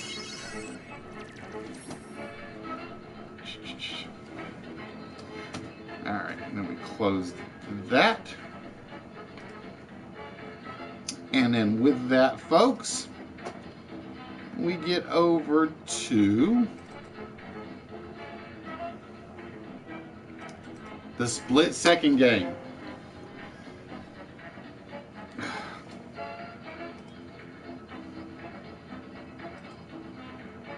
There we go.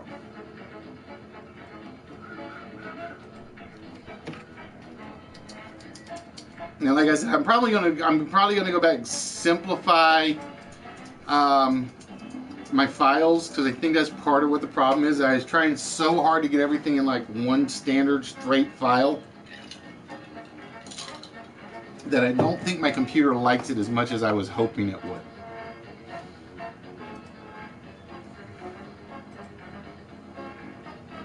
All right, so with that, ladies and gentlemen, for Mark, Fatality, and Sea Chicken, it is time for the split second game. Now, the rules for the split second game are very simple.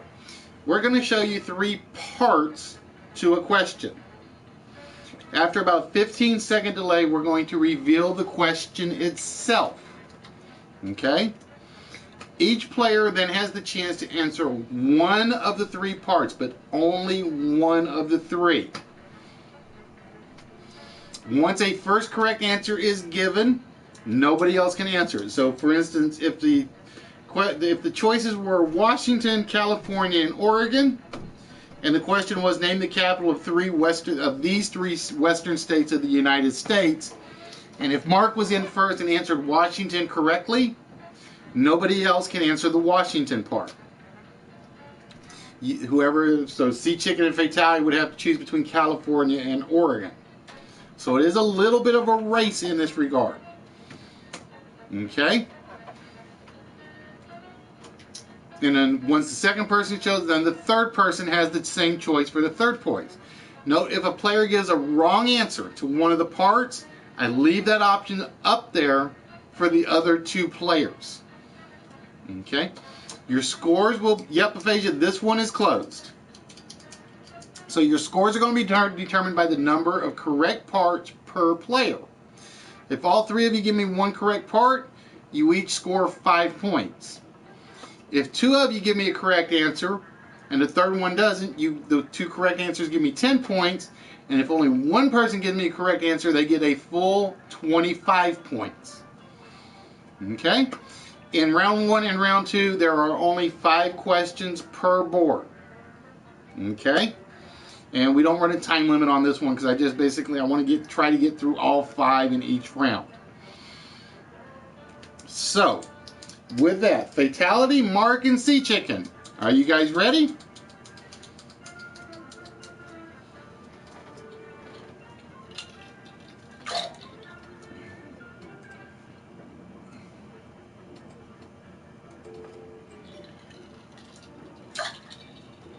Mark says he's ready. Fatality's ready. We're waiting for Sea Chicken, see if he's drunk.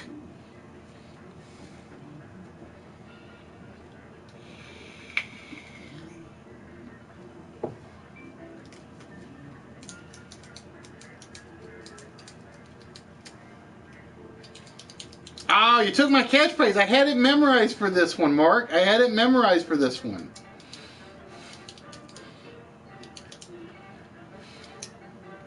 I knew it. Sea Chicken is drunk. All right. So, gentlemen, look at the board. We have Lucille Assier, Isir Danovich Dembski, and Susan Weaver. We have Lucille Assier, Isir Danovich Dembski, and Susan Weaver. Hollywood stars often change their name before they hit it big. We've named 3 original names. What is their appropriate stage? You gotta wait for the question to come up, Mark. That's the one rule. You always remember that. Wait for me to give you the question. Well, no, actually, you don't do that on this one. You don't do that on this one because if you get it wrong, it's against you. My bad. So Mark says Susan Weaver is Sigourney Weaver. You had to give me the whole thing though, because if you just said Sigourney Weaver, it's like that's no good. So Mark says Susan Weaver is Sigourney Weaver, and she is. All right. So Fatality and Sea Chicken. You got Lucille Assier, Isir Danovich Dembski. Exactly, for which one? So always remember, when you give me your answer, you have to tell me which one of the 3 you're answering.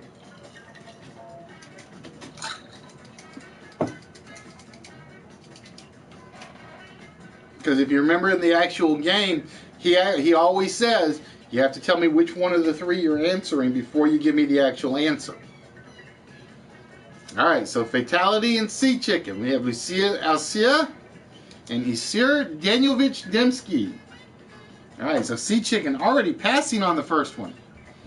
Alright, Paul, I will definitely get it after the show and put it in there. And Fatality says Lucille Assier is Lucille Ball. I will tell you right now, it is not Lucille Ball. Lucille Assier was Joan Crawford, and Isir Danovich Dembski was Kirk Douglas. So with that, Mark starts off with 25 points on the board.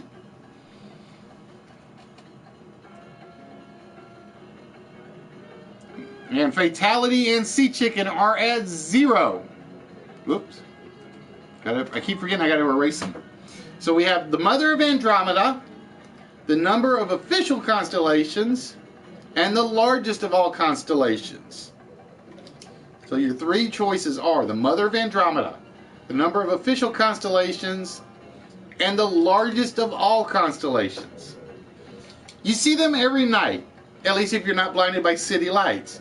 These are 3 questions about constellations and the stars. Question number 1 is the Mother of Andromeda. Question number 2 is the number of official constellations. And number 3 is the largest of all constellations. And Mark says the number of official constellations is 88. And it is indeed 88. There are 88 official constellations in the sky. Alright, so Fatality and Sea Chicken. We have the Mother of Andromeda and the largest of all constellations.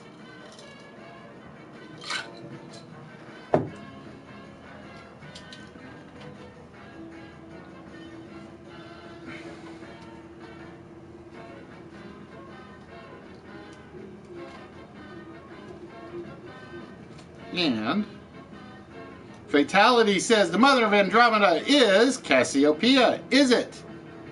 It is. So Fatality on the board for question number 2. Sea Chicken, that means you are now on the timer.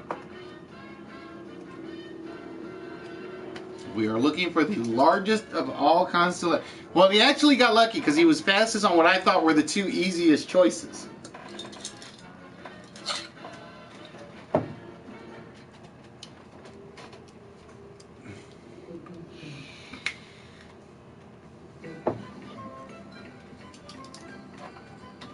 Sea Chicken passing again, so Fatality scores 10. Mark scores 10.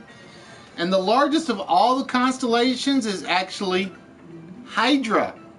The Hydra constellation is considered the largest of all the constellations in the night sky. Alright, so with that, we go to question number 3.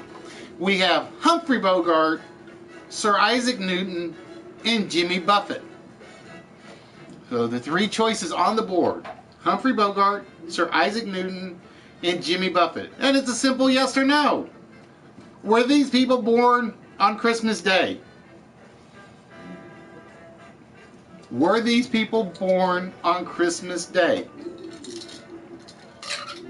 Yeah, you always try to be fast with the easy ones, because then you give them the hard ones. Mark, you gotta give me a name, Fatality, Sea Chicken. Mark says Jimmy Buffett was born on Christmas Day. He was. Jimmy Buffett was actually born on Christmas Day. Fatality says Humphrey Bogart was born on Christmas Day. Is it true? It is true. So Fatality on the board as well. Sea Chicken, that leaves you with Sir Isaac Newton. Was Sir Isaac Newton born on Christmas Day?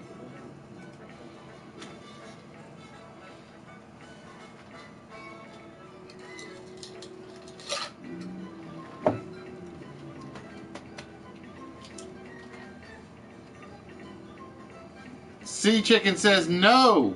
The actual answer is yes, he was. All 3 were actually born on Christmas Day. They're not always yes, yes, no, or no, no, yes. Sometimes they're all the same exact answer.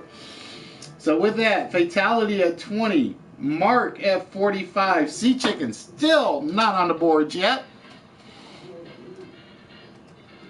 And now we have, look at the board, we have scurvy, pellagra, and hemolytic anemia. So we have scurvy, pellagra, and hemolytic anemia. We've given you the disease. You tell us which specific vitamin you're lacking. We've given you the disease. You tell us which specific vitamin you're lacking. Mark says scurvy is vitamin C. Is it vitamin C? It is. Scurvy comes from a lack of vitamin C. Alright, so fatality in sea chicken. You have pellagra and hemolytic anemia. Ah, you were a little late on that one, sea chicken. Mark beat you to it.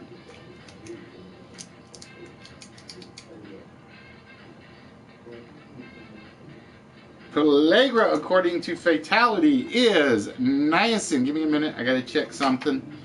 Because I will be honest, my answers don't have... I am pretty sure that is the right one.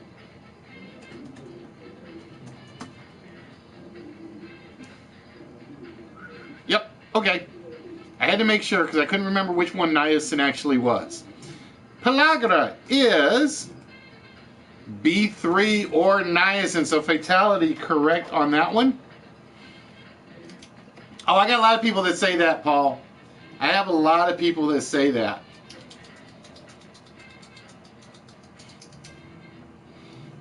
And sea chicken is passing.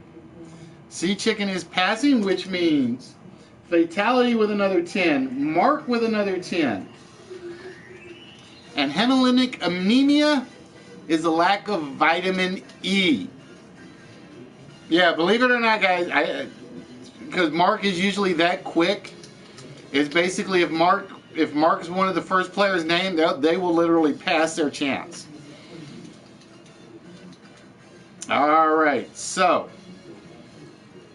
look at the board for the next question. We have cinnabar, magnetite, and bornite. We have cinnabar, magnetite, and bornite. And here's the question.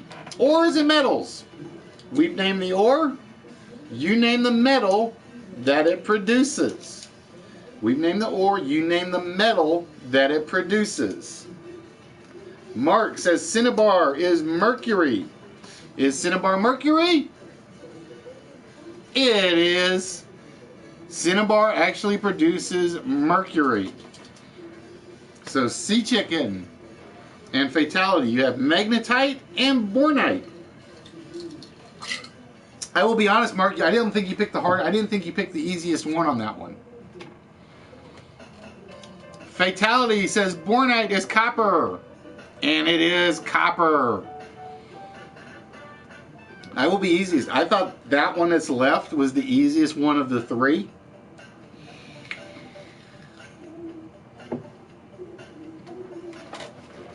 So sea chicken, ores and metals. We named the ore as magnetite. What metal does it produce?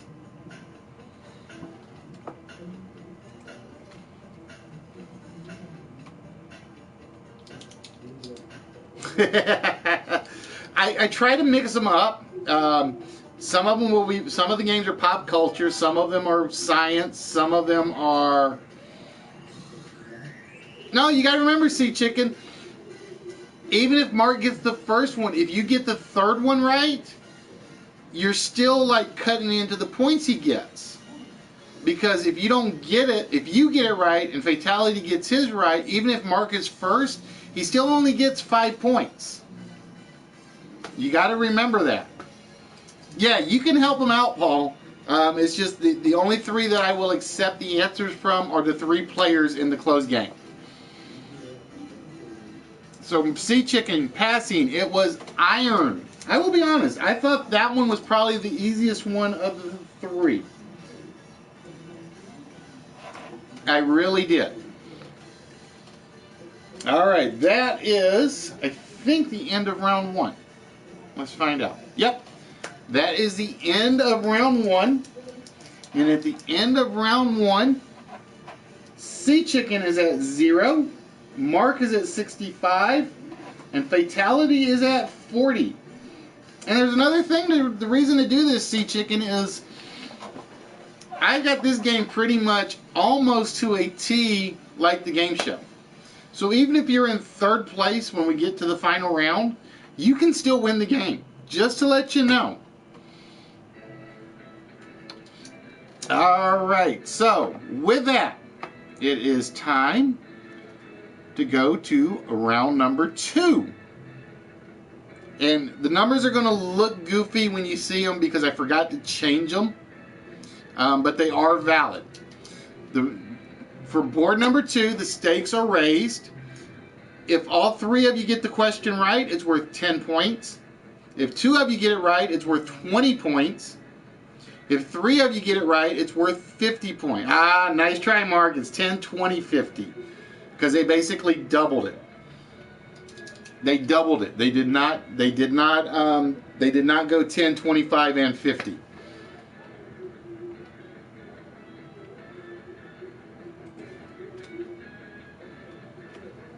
So again, I kind of screwed up on the board because I put 5, 10, and 25, but it's actually supposed to be 10, 20, and 50, just to let you know. All right, so look at the board. And we have the United States, the United Kingdom, and Sweden. United States, United Kingdom, and Sweden. And you notice Mark can't throw an answer out there because this could be anything. This could be anything. Emergency codes. What is the telephone emergency code in each of the 3 countries? The United States, United Kingdom, and Sweden. Mark, the United States is 911. Ah, he beat you to it, Fatality. Sea Chicken says the UK is 999, and Sea Chicken would be correct. All right, Fatality, that leaves you with Sweden. What is the telephone emergency code in the country of Sweden? No, it is not 112. Believe it or not, in Sweden, it's 90,000. I have no idea why that came up as one of my facts, but it is actually 90,000 is their emergency code in Sweden. I'm serious. I have no clue. I don't know if it's been changed since this, but that is the emergency telephone code in the country of Stockholm. So with that, Sea Chicken gets on the board with 20 points, Mark with 85, and Fatality with 40 points.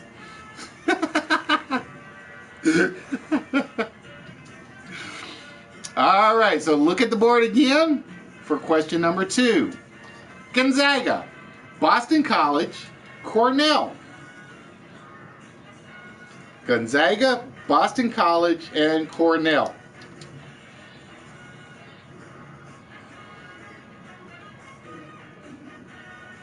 In college football, we've given you the school.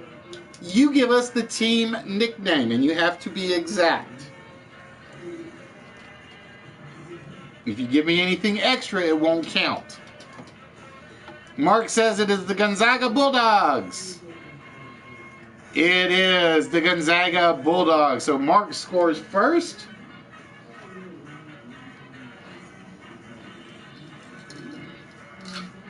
So we have Boston College and Cornell. And I kind of like this game because this game actually moves fairly fast because there's only like 5 questions to a round. And you're basically all answering it at the same time. So Fatality and Sea Chicken. We've given you the school. What's the team nickname? Boston College, Cornell. Fatality. It is the Cornell Big Red. So Fatality scores on that one. And Sea Chicken, that leaves you with the Boston College.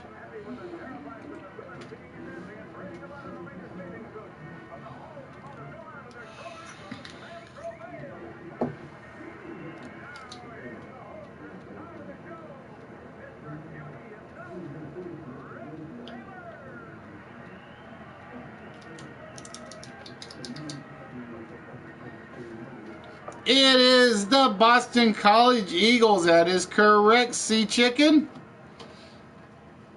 And that means 10 each for that one. I gotta go on what my fact sheet said, Mark. I gotta go on what my fact sheet said. Alright, we have the exclamation point, the caret, and the tilde. In mathematics, we've given you a symbol. What does it represent in mathematical terminology? We've got the exclamation point, the caret, and the tilde. And Mark says the exclamation point is factorial, and it is factorial. The exclamation part does mean factorial. So Mark correct on that one. Now it might have changed since my questions were put together, because like I said, as you guys know, I've had some of these on file for a while. But yeah, my fact sheet said 90,000 is the Swedish emergency code. I thought it was weird, but I have to go with what my fact sheet said.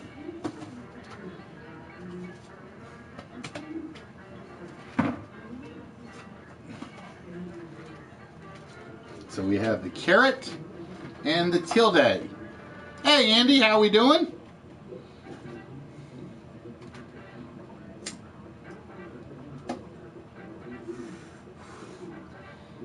Sea Chicken passing.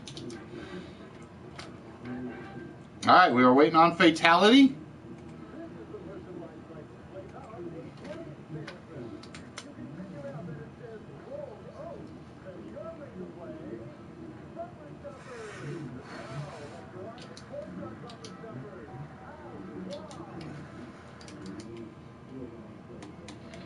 We have the caret and the tilde fatality. We're waiting on you on that one.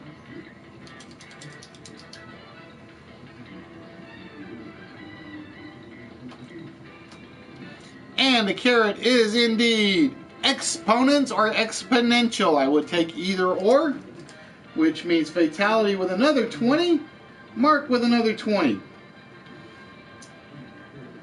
And Sea Chicken still back at the end at 30.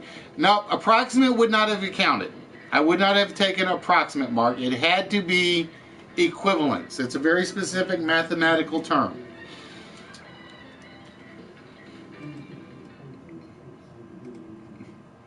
Alright, so here is the next board. We have villain who kidnaps her, the villain's stronghold, and 2 innocent knights killed by Lancelot. Alright, Paul, have yourself a good one, my friend. How much do you know about the kidnapping of Guinevere, the wife of King Arthur? Andy, you can answer, but I will not recognize them during the closed game because this one is specifically for the 3 players that qualified. We do an open game immediately after this, just to let you know.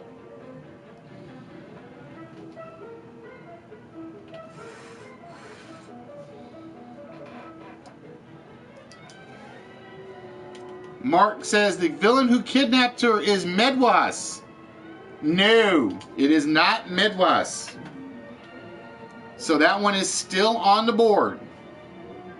Actually, I'm going to make sure because I always double check on a couple of these.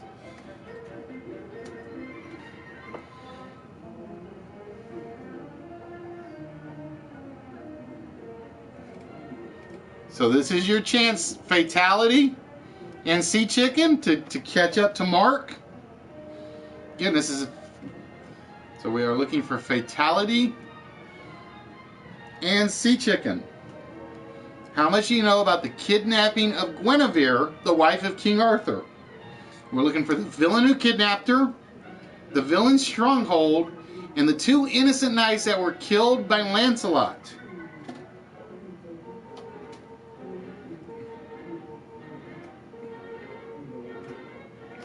Sea Chicken passing again. Alright, Fatality. You can actually pass Mark if you get one. Sea Chicken passed. So that means this is 50 points to you. But because Sea Chicken passed, I got to put you on a timer.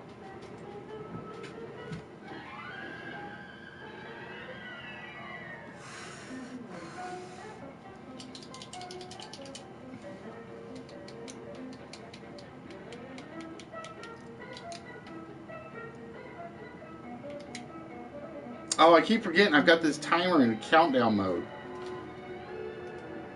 There we go. So you kind of got a little lucky on that one, Fatality. Because officially it's basically 30 seconds for the first answer, 25 seconds for the second answer, 20 seconds for the third answer. But I kind of goofed. I keep forgetting to hit the timer on the questions because I get marks written down so quick.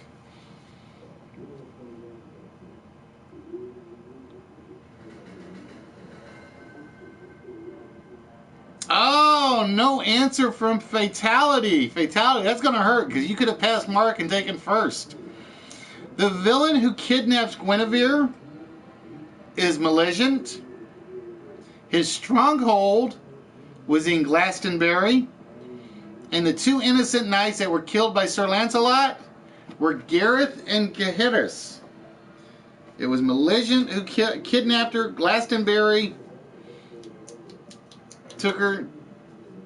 He took her to Glastonbury, and Gareth and Gaheris were the two knights.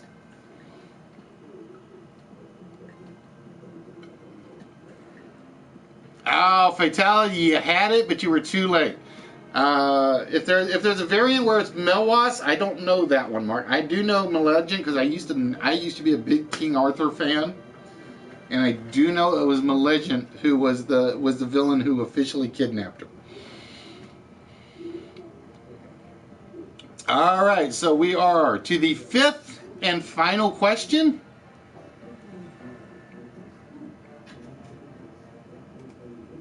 And we have Cramleys, Ips, and Trixes.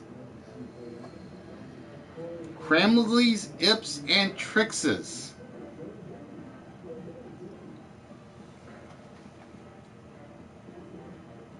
We have some anagrammed backup bands. We're giving you an anagrammed backup band.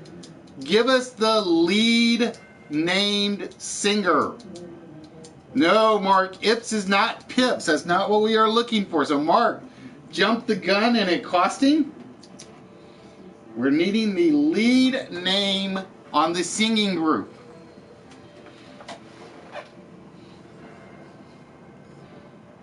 We have the Cramleys, the Ips, and the Trixes.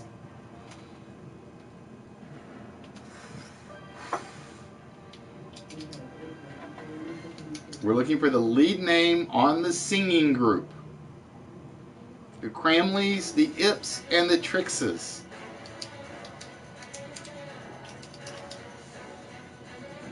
It was a good try, though. You had the right idea. That was just one of those questions that was going to catch somebody.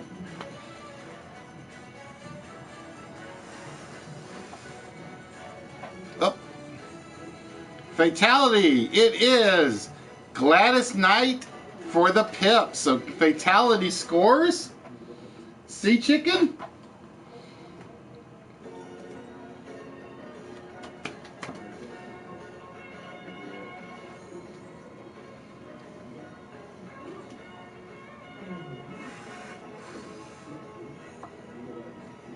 The Cramleys and the Trixes.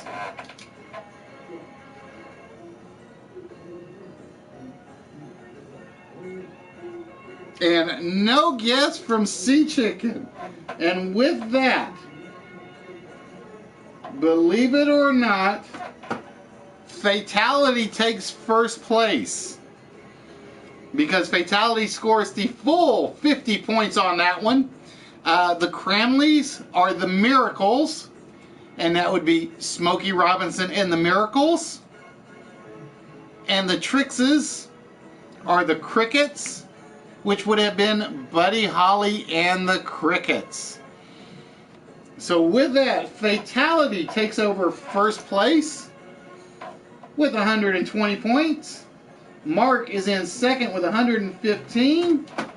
And Sea Chicken is in third with 30.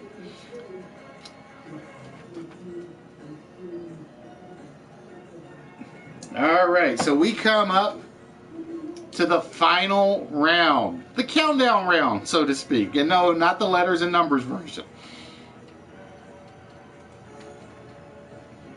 We're going to give you a quote. We're going to give you the question with 3 parts. The first player to give me one of the 3 correct parts then has the opportunity to answer as many of the parts as they can.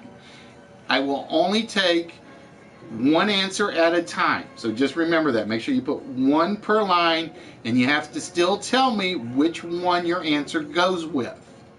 Okay? An incorrect answer ends your turn, and the other players then jump in for the remaining parts. Okay? For each correct answer, you're going to have 1 number removed from your pile. The first player to remove all the numbers from their pile is basically the winner of the game. If we get I think there are 15. I think there are 10 questions, or maybe more. If we get through all the questions before the numbers are removed, whoever has the lowest number basically wins the game.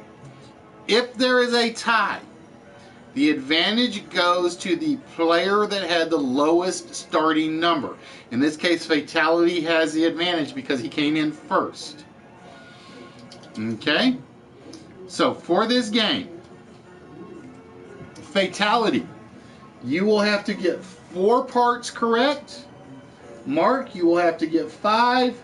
Sea Chicken, you will have to get 6. I know it says 5, 4, and 3. I kind of goofed there.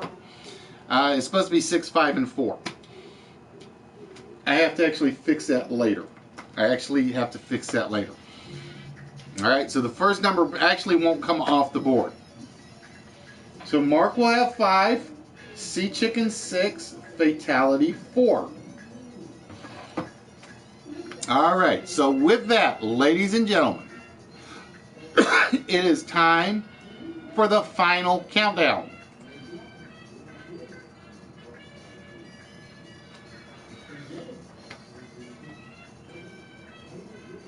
And we are looking for facts about Ray Bradbury's Fahrenheit 451. Now, we are looking for the mechanical creature, the protagonist fireman, and the English professor. We are looking for the mechanical creature, the protagonist fireman, and the English professor.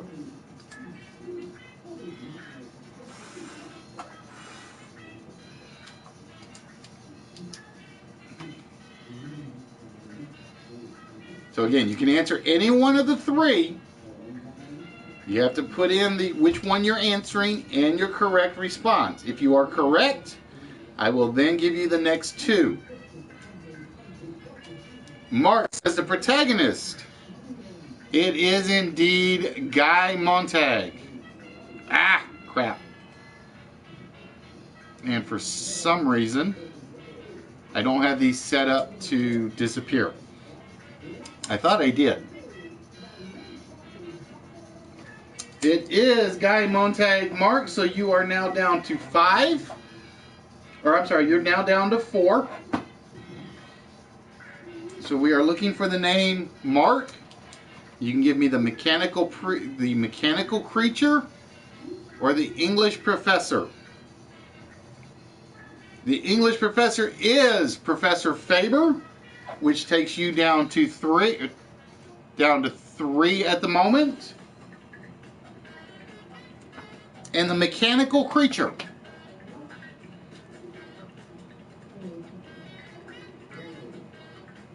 The mechanical creature from Ray Bradbury's Fahrenheit 451 is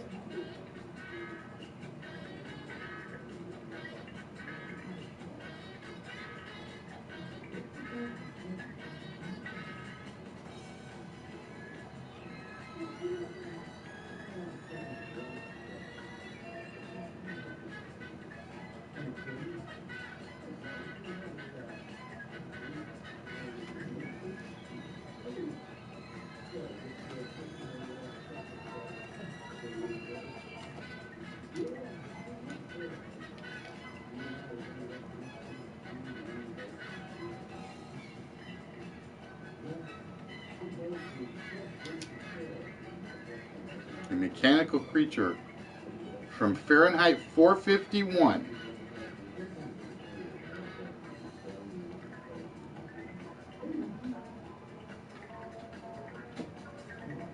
I'm trying to watch both because I'm not sure which one's actually faster. Oh, Mark, out of time on that one. All right, so Fatality or Sea Chicken. You can steal it. The mechanical creature in Ray Bradbury's Fahrenheit 451. So Fatality or Sea Chicken, you can steal it now. No, Fatality is not a Cyclops. It is not Cyclops. So Sea Chicken, you can steal it to get yourself down to 5 points. Can you give me the mechanical creature? No, you're probably the closer one of the three. It's actually the Hound, the mechanical hounds. They had the little dart mouth needles that come out of their mouth and such. It is the Hound. All right, so the next question.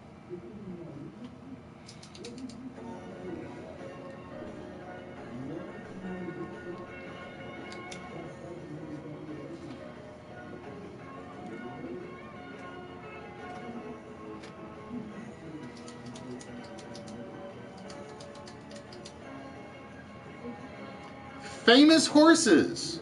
We'll show you the horse. You tell us who rode it. We have Pegasus, Barak, and Lamry.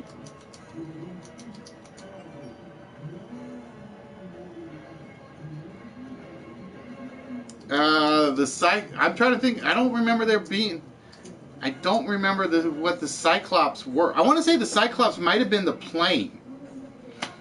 I want to say the Cyclops might have been the planes.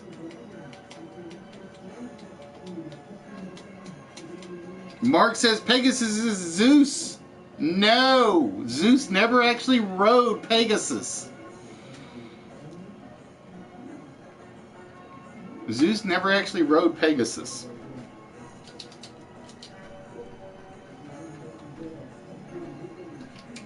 So Fatality and Sea Chicken. We have Pegasus, Barak, and Lamry.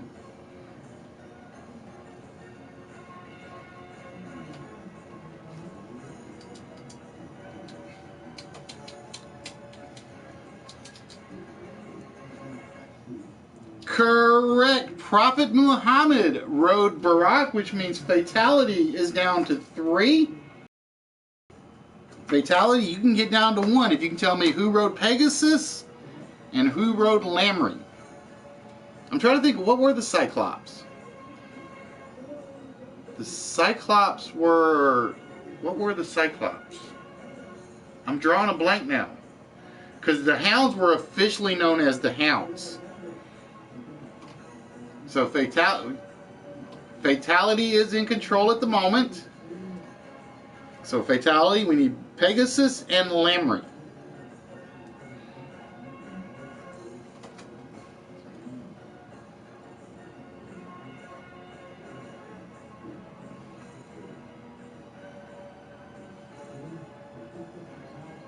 I'm trying to think, what were the Cyclops? They weren't the planes. They weren't the TVs. Nope, Fatality, it is not Medusa. So Sea Chicken, you can get yourself down to 3 if you can tell them, or you can get yourself down to 2.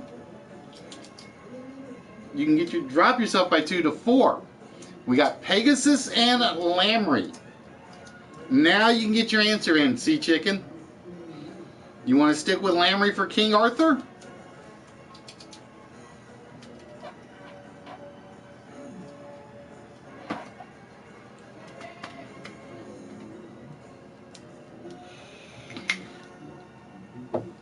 We need Pegasus and Lamry.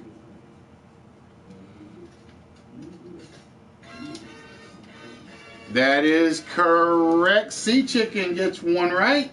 All right, Sea Chicken. You can tell me who rode Pegasus. You'll be down to 4. But Lamprey was King Arthur's horse. And I'll give you a hint, don't use the Disney movie. I'll just warn you.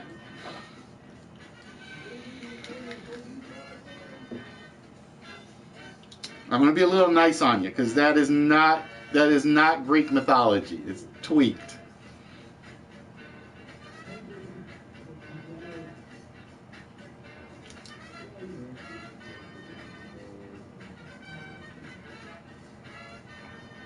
I'm trying to remember in 451. I don't remember the Cyclops in 451. Or Fahrenheit. I don't remember the Cyclops in Fahrenheit 451.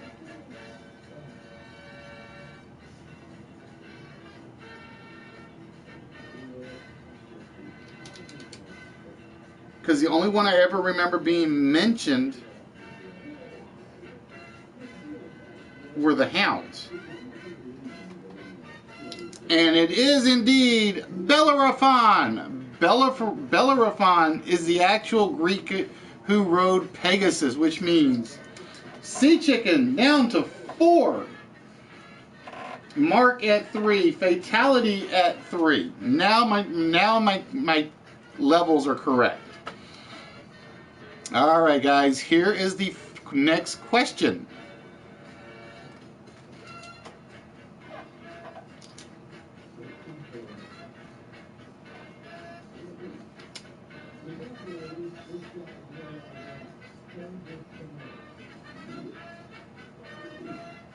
No, I thought it was Bellerophon, not Bellerophon.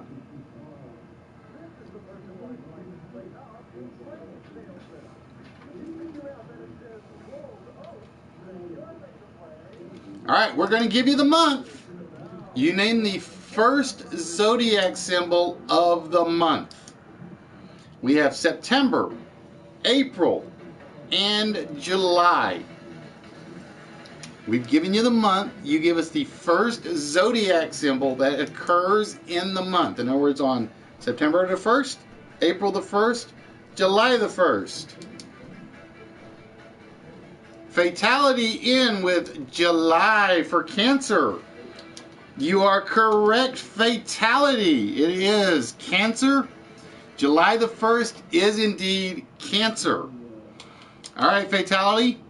You can win this game right now if you can give me September the 1st and April the 1st.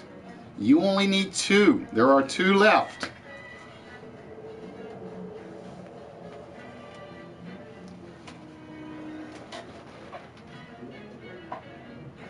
We need to know the zodiac symbol for September the 1st and the zodiac symbol for April the 1st. September the 1st is Virgo.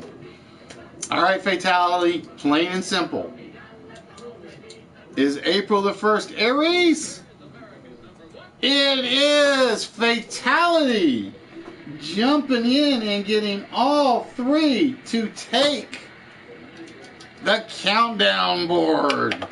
Congratulations, Fatality.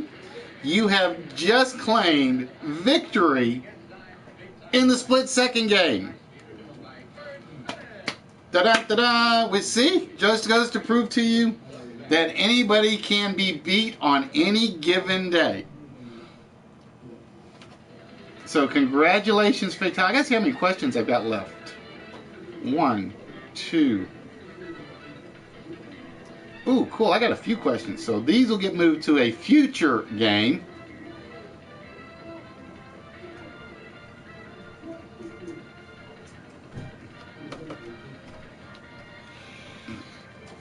Well, believe it or not, Mark, it was the fact that he passed you on that very last question in second round that did it.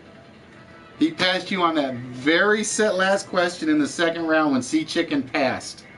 If Sea Chicken had tried and gotten it, you would have been in first. Fatality would have been in second. Sea Chicken would have been in third. Well, that's the idea, Andy. For the most part, split second will have an easy question, a moderate question, and a hard question, pretty much on all 3 of them.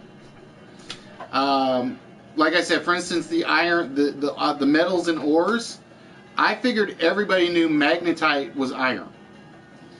I didn't expect as many people to know that calibrium, if I said that one right, if I got that one right, was mercury. For instance, the constellation questions. The 88 constellations, I think, is a basic astronomy question. Cassiopeia is Andromeda's mother. It was kind of a mythological question, but it's something that you probably learn in astronomy when you're studying constellations. Whereas I don't think as many people would have known Hydra is actually the largest constellation in the sky. So it depends. This one, we try to sneak in one hard, one medium, and one easy. And occasionally you'll get a really easy set like this one with the zodiac symbols. Exactly, Maiden. Magnetite, thank you. What did I say? Magnetite? Magnetite. Magnetite. I can't even speak English right now. So yeah, some of them will be easy, just the way they come up, because I basically throw them all into one file, and I basically take X number of questions from the top of the file and move them over to some game that needs them. And there are certain games where it's like multiple choice. The multiple choice games are always I try to make the multiple choice ones the hardest ones, because you're going to see an correct answer on the board. Whereas I try to make the ones that aren't multiple choice, I try to lower the difficulty level on them. For the most part. Alright, so Fatality. We'll be moving on to the bonus round. And again, I got to fix this stuff. I know that. Like I said, I was working on stuff and I just haven't gotten around to doing everything. Alright, Fatality. We're going to show you 7 items on the board. We're going to show you basically 7 clues along the way. Each clue points to one specific item. You have to tell me which item goes with the clue. Now the rule is you can pass and come back to it. So if you're not sure, you can skip it and come back to it. Once you give me your answer, we're going to reveal the actual correct answer, and that one's going to come off the board. Okay? I wish I had my old version so I could show you so I could use it. But it should make a little more sense when we get around to doing the board. For every 2 you get correct, we're going to give you one extra number off the vault. So basically, if you get 2 correct, you're getting 2 numbers off the vault. You get 4 correct, you're getting 3 numbers off the vault. And if you get 6 or 7 correct, you're getting 4 numbers off the vault. And I will be honest, I don't think this one is that hard. I will be honest, I don't think this one is that hard. Alright, we're going to give you the lead singer in the clue. You have to give us their best known band. We're going to show you the band. I think we're going to show you the band names. And then the clues will be the singers. I think that's how I have this one set up. We're going to find out in a second. Yep. Alright, so we have Joy Division, UB40, Linkin Park, Sugar Cubes, Aha, The Cars, and Blind Melon. So those are the 7 bands. We're going to show you 7 different lead singers. Alright? If you know it, you tell me which one. If you don't know it, you can say you're going to pass. Okay? If you say pass, we can come back to it. So with that, number 1 of the lead singers is Ali Campbell. So we are looking for Ali Campbell. Is the lead singer, is best known as the lead singer for which of these 7 bands? So Fatality. A Lee Campbell.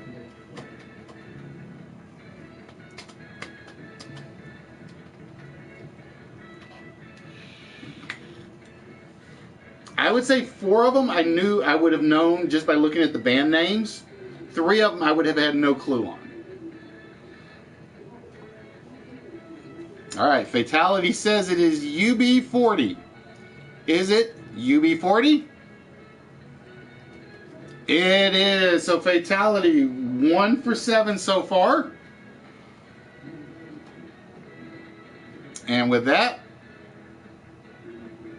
oh, it may not let you pass. It may not let you pass. I may not have the pass set up on this.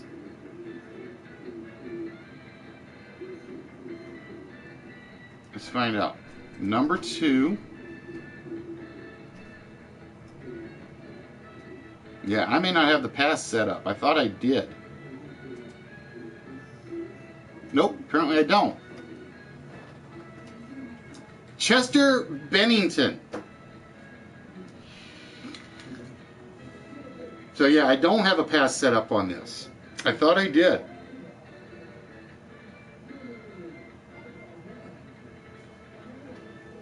Oh wait, yeah, maybe I do. Maybe I do.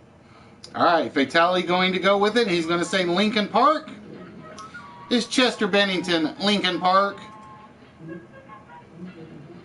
It is. So Fatality 2 for 2 so far, which means you're getting 2 numbers off the vault.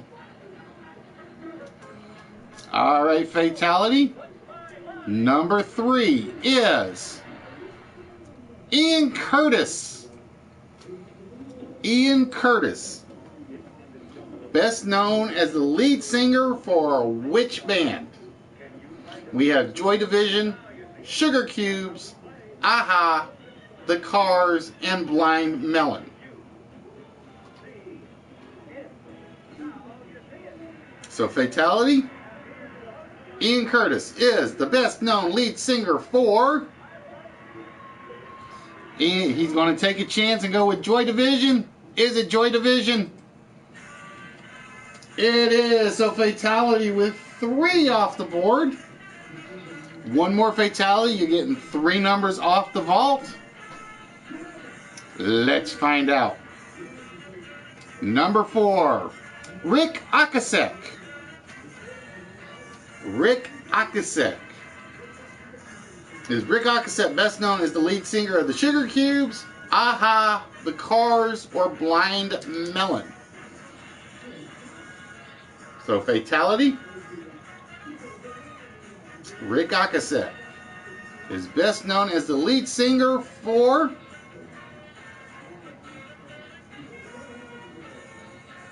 I thought it was Ocasek, not Ocasek. Ocasek.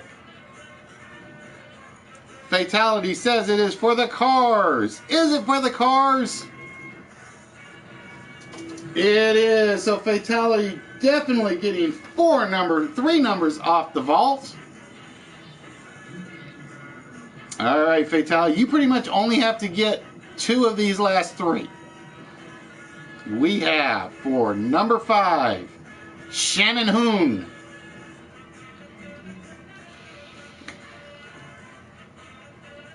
Shannon Hoon.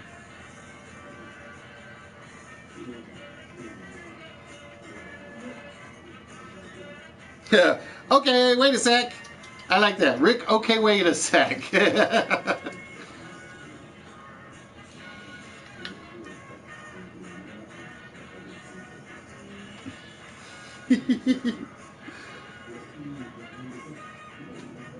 All right, Fatality, Shannon Hoon.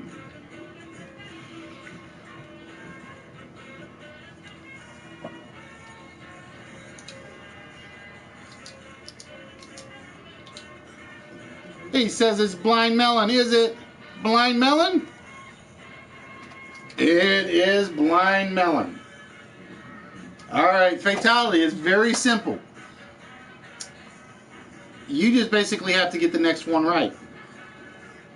If you get the next one right, you're getting 4 numbers off the vault. If you get it wrong,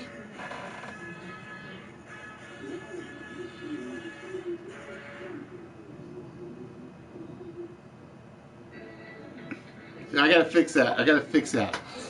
All right. If you get this right, you get 4 numbers off the vault. If you get it wrong, you get 3 numbers off the vault. Number 6 is Morton Harkett. Morton Harkett. Does Morton Harkett lead the Sugar Cubes or Aha Fatality?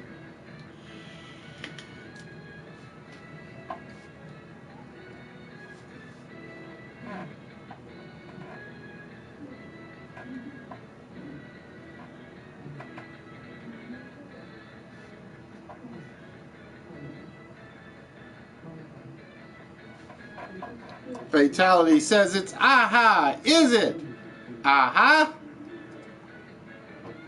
It is indeed Aha, which means Fatality is getting 4 numbers off the vault. And the last one is Bork. Mrs. Swan Girl.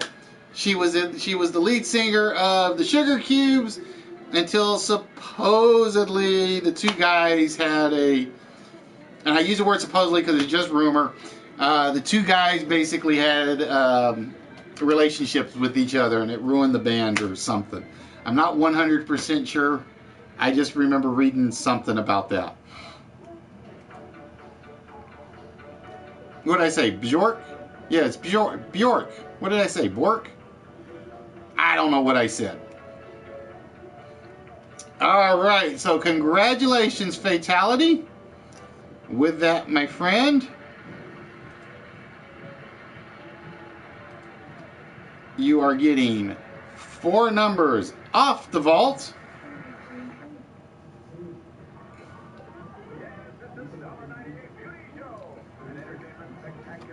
Oh, I said Bork. Why did I say Bork? I don't know.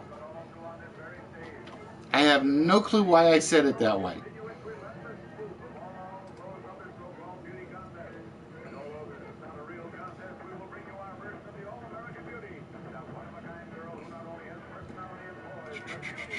All right, Fatality. So we're going to take care of first things first.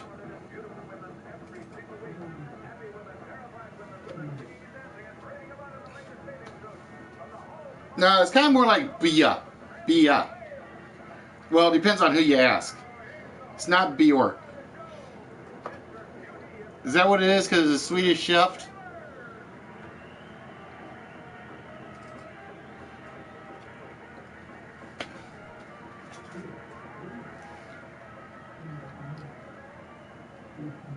All right, Yoda, have yourself a good one, my dear. I'm trying to get my slideshow to open now.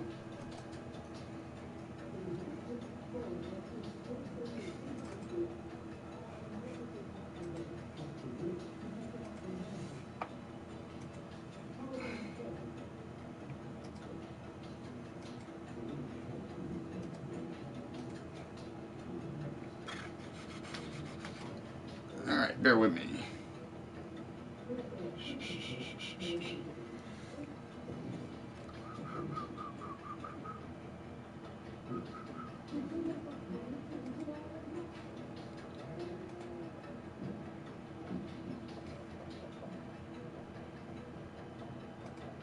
That I don't need.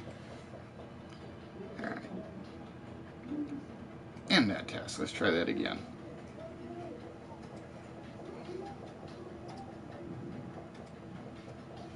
There we go. You got it hung. PowerPoint just seems to be giving me fits and issues lately, and I don't know why. Like I said, I think I started making everything a little too complicated. Still sounded but pork.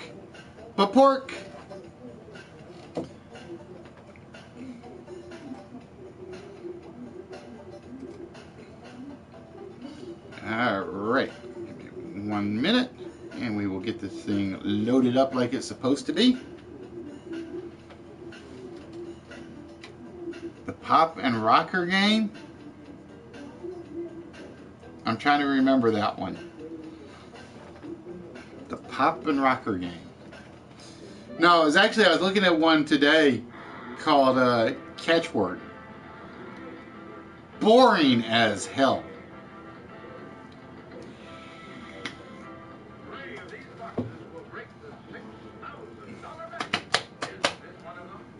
I mean, it was boring, and I'm trying to still figure out if I can do anything to use it to put it into one of our games.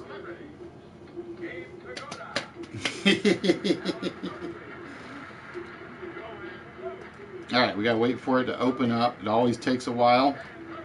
The treasure hunt one is because it's got to go through like 100 and ever how many prizes. So bear with me 1 minute.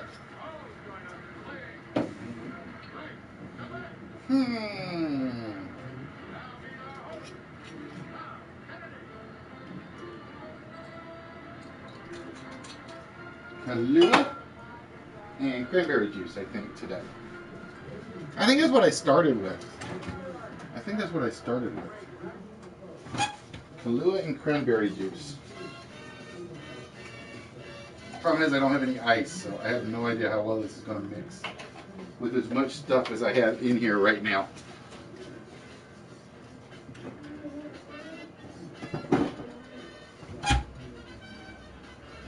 It was an early game show. It was John Bow. I don't remember. I'm trying to remember that one. I probably could look it up and it would click to me.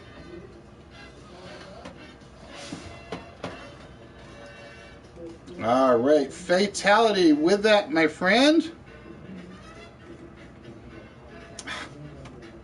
Keep forgetting to do one thing.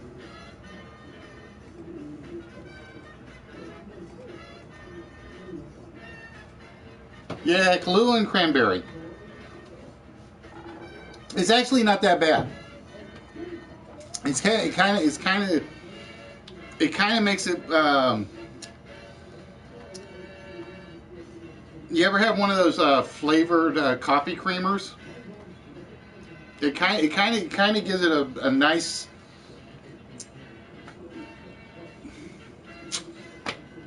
What is that drink that Starbucks makes? Oh, I can't think of it now.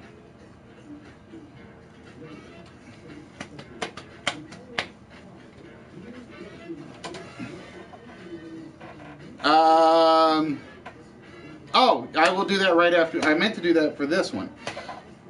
But yes, I will do it in a minute, Maiden. I promise.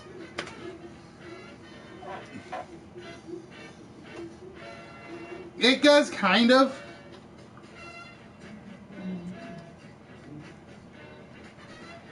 But it's more of like it's a coffee flavored cranberry smoothie, kind of. That's kind of what it does if you mix it right. All right, fatality going with number 107, 60, 75, 90, 105, 6, 7.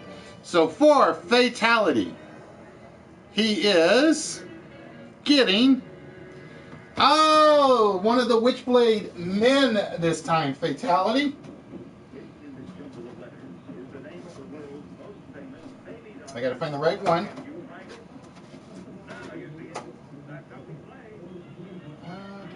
That's Nottingham. It is that one. Ironically, I think fatality. Did you get one of the girls for the Witchblade figures? I can't remember. So fatality is getting the Kenneth Irons Witchblade figure. Ta-da! And again, I apologize for the box. When you buy these things at flea markets and stuff, the boxes kind of get a little... They come in different conditions, but the card's actually in very good shape on it. Who's been getting your girls in? Who's been getting your girls? I'm trying to remember. Because I know we always make fun of fatality when we show off the Witchblade girls.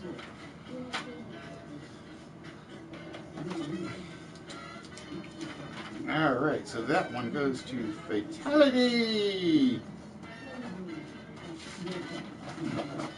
And then we're going to show off some of the stuff that Show had sent. We've actually shown off the ones Yoda has sent already, Maiden. We've shown those off a few times in the past. Alright, so try to make sure I don't get these mixed up. So we got Paul's Comics and Fatality's Witchblade one. And as promised, I meant to show off some of the stuff that Show had sent to you guys. And just so what he sent us, wrong one. He actually sent me, because I tell you guys, if you guys ever send me any Doctor Who stuff, that basically will not end up in the prize pile unless I already have it. So basically, Show sent me. He sent me from the Doctor Who Time of the Doctor set, basically the regeneration episode of Matt Smith.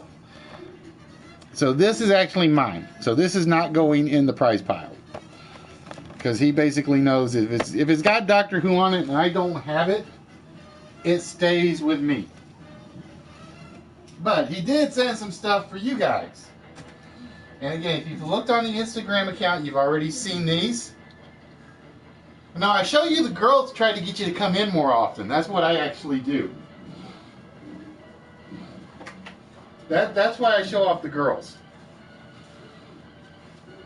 Alright, we're going to start with... It's basically, you're going to have fun. You got to have a barrel of monkeys. So he basically sent a barrel of monkeys. Right there. There we go. The barrel of monkeys. So that is I think that's already in the small pile, or in the small prizes. He also sent, and I gotta make sure I get everything because I don't have my Instagram account in front of me. Let's see, those two.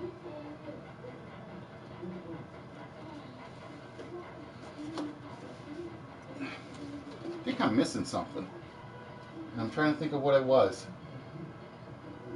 So I want to say there were 4 things in here. Let me look. Give me a second. I gotta check my photos. I'll get to that in a minute, Chris. I already know about the vault. I gotta see what I'm missing. Oh, I know what I'm missing. There was more than that. Huh. I just have to find where I put them.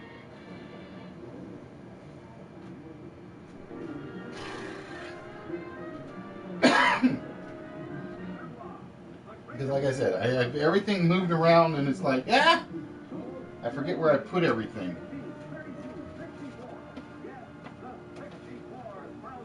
Oh, there they are. I knew I put them close. I knew I put them close. Now, we're gonna mix this up a little bit. Bubbles picked you guys up a bunch of small items.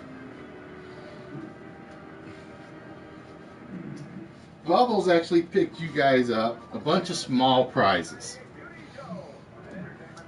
From Bubbles, she actually picked you up a bunch of Tum-Tums. And we're going to start with the Star Wars set. We have Leia, Luke, and Han Solo. These are the Sum-Sums from the Star Wars set. These are going out as a complete set, I believe. I think I have them all going out as one set, but I got to double check. She also gave out more Sum-Sums. The Avengers. Now, she goofed, if you can call it a goof, and she actually got you guys 2 Thors. So they are pretty much identical. God, I hate that light.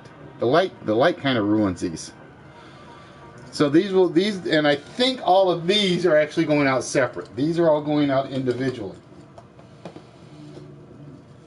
Then we have the Black Widow Sum-Sum from Bubbles. The Ant-Man Sum-Sum. we have Iron Man. Oop, gotta get him the right way up, because there's Iron Man. And me smash, Hulk smash, the Incredible Hulk. Then we have Hawkeye, which I think I actually like Hawkeye. He's probably my third favorite of all the ones she got for you guys. But my two favorite ones are the Black Panther, and I like his layout here, the cape and everything to him. And I think this one is my personal favorite just because of how they made him, the Falcon. And the reason I like him is because they literally sewed the wings on so that they can actually expand. So these were ones that Bubbles actually picked up for you guys from the store. And she basically got them for like next to nothing. I want to, but my problem is if I take it out of the box, I know I'm going to lose the pieces. So it's kind of like, I can't do it. As much as I make fun of everybody for not taking their stuff out of boxes, when it comes with all the little pieces, it's kind of hard for me to justify taking them out. It really is. Alright, then we turn our attention to the last four things that Show had put in the box that he had sent for y'all, which means these are eligible to be won. Oh, Andy, I am a classic and modern Doctor Who fan galore, in case you can't tell. Let's see if I can do this without wrecking anything. See that little post, that print back there? If the way I had this camera originally set up, it was basically, I was barely on the camera. I always made sure that showed up somewhere. But you can't see it, but behind the shelf, it's like my top 2.5 rows of pops are nothing but Doctor Who figures. I have 2 sonic screwdrivers. I have the Lego set. I have a bobblehead Davros. I have a TARDIS. I have a TARDIS keyring. I have an Omega jigsaw puzzle I haven't put together yet because I want to get it framed before I actually start putting it together. Alright, then from Show for you guys, we have Voltron, the Lion Attack figure with the, I think this is the one with the shooting missile. Let's see, which one is this? Yeah, it's actually number 2 in the set right there. So we have the Voltron figure from the DreamWorks version. Oh, Andy, Nerdy's collection is bigger than mine, but I think mine is as diverse, if not more so. I have hockey pucks, sports cards, magic cards, Rifts cards, stamps, record albums, Saints items, Battlestar Galactica items, pops, Eagle statues. It's basically, I have a ton of stuff. Board games. I have about 12 board games that will actually eventually end up in the prize pile. But until I actually use all the questions, they're not going in the prize pile. So I'm basically keeping them for myself. Then we have Star Wars. And as you guys know, we got a few Hot Wheels collections. We have the Hot Wheels Starship, the X-Wing Fighter versus the TIE Fighter set. This actually came from Show, and as you can see, it's got the stands. So this is pretty much brand new and has both of those, the two important ones. Yeah, I saw you talking about that fatality. It was like, now do you have a 2600 to go with the 7800? That's my other question.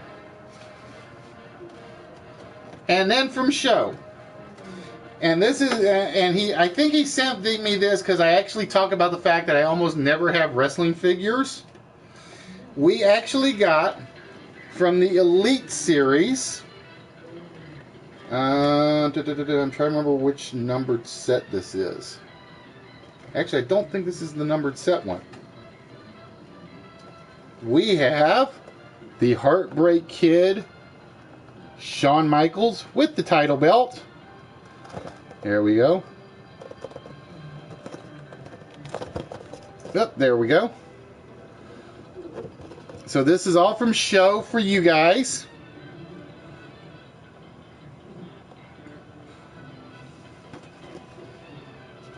And then my personal favorite thing that he sent. Feel the power of the Warrior. The Warrior All Elite series. And again, this was... There we go. The Ultimate War. I didn't realize they faked the signatures on the back of the box. Oh, or did they just do that for him? It must have just been for the Warrior. Because there's the back of the box with the Ultimate Warrior. I think this is probably my favorite figure out of all of them.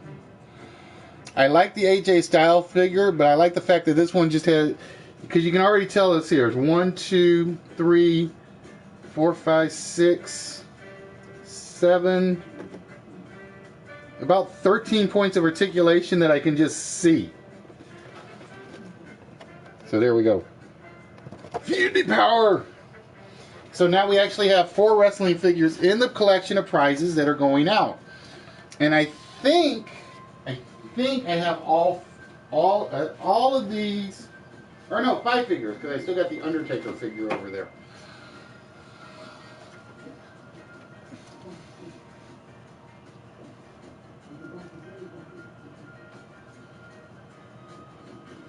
But yeah, my collection, the stuff that I collect for me are minor league hockey pucks, the Eagle Moss chess pieces, the magic cards, the records, the stamps, the baseball cards. I actually have the Rift cards from Palladium. I actually have pretty much up until 2002, I want to say. I have every role-playing game that Palladium made, other than the ones that I kind of lost. But yeah, my heart and soul, even though it's probably the smallest part of my collection, is my Doctor Who stuff. But yeah, I keep all sorts of... mine are knickknacks. And my eagle statues. Because somebody asked me, would you ever give them away? And I was like, it would be really, really hard for me to put my eagle statues in a prize pile. I mean, it would be really hard.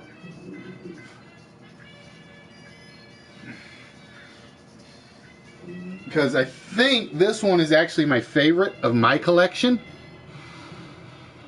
And every time I go to the flea market, it's like it takes me a lot of willpower not to actually pick one of these up. But lately, all the stuff I pick up is mostly for you guys. It's almost never for me anymore. There are some odds and ends ones I do pick up for myself. You go back up here. But yeah, I actually have 4 eagle statuettes. Well, one's officially a music box that I keep for myself. So for instance, him, that's the music box one.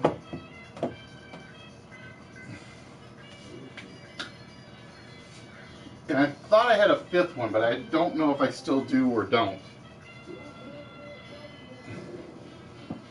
Then we got the one that, he actually has the Confederate flag, which is kind of weird because I guess they just made it to go with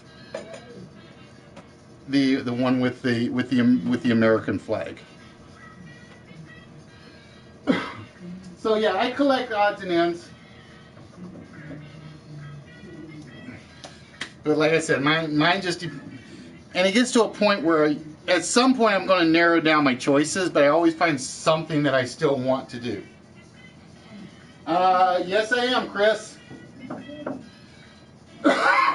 It will be in English, of course, but it will be designed for the Europeans to have better access since we're not running late. They are all porcelain, maiden. They are all porcelain.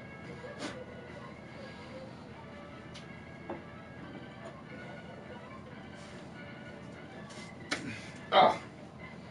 But yeah, Doctor Who wise, this one is probably my favorite. Mr. Bobblehead Davros. He's my favorite.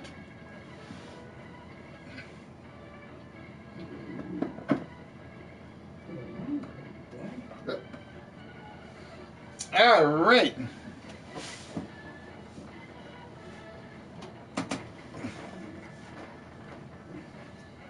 We'll have to see. Like I said, I got to go over some of the Twitch stuff. I got to check my account, see what it's set up as, and so on and so forth.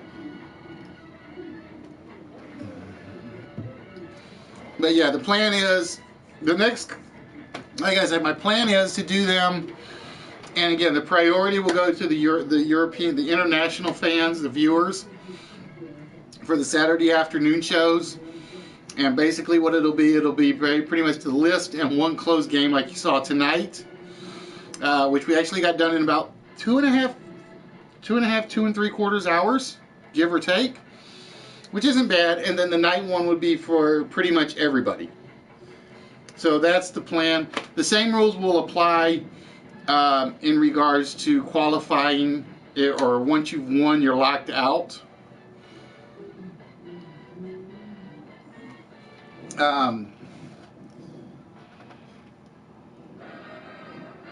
Mark, I have tried that, and I had wanted to do it, but every time I would schedule it, I would tell people in advance, are you available on Skype? Are you available on Skype? Are you available on Skype? And nobody would respond. It was getting to the point where it was almost to a point of, I hate even asking people to help on Skype. So it was driving me nuts.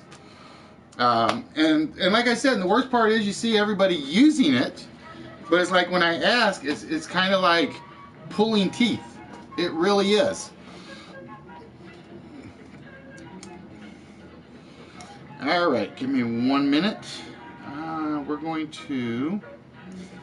I gotta undo these. I gotta go find Fatality's prize and take it out of the prize list. Oop.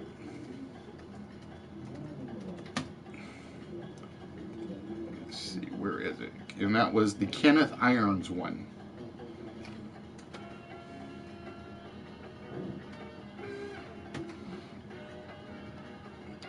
No, no. Live on Facebook, I am not doing.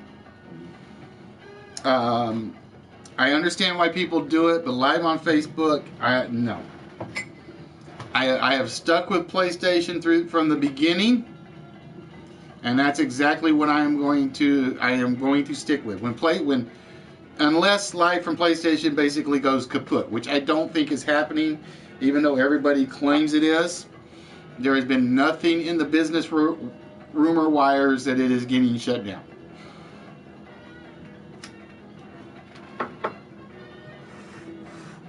Alright, so bear with me, folks. Sorry about that. We got sidetracked. We're having a little fun.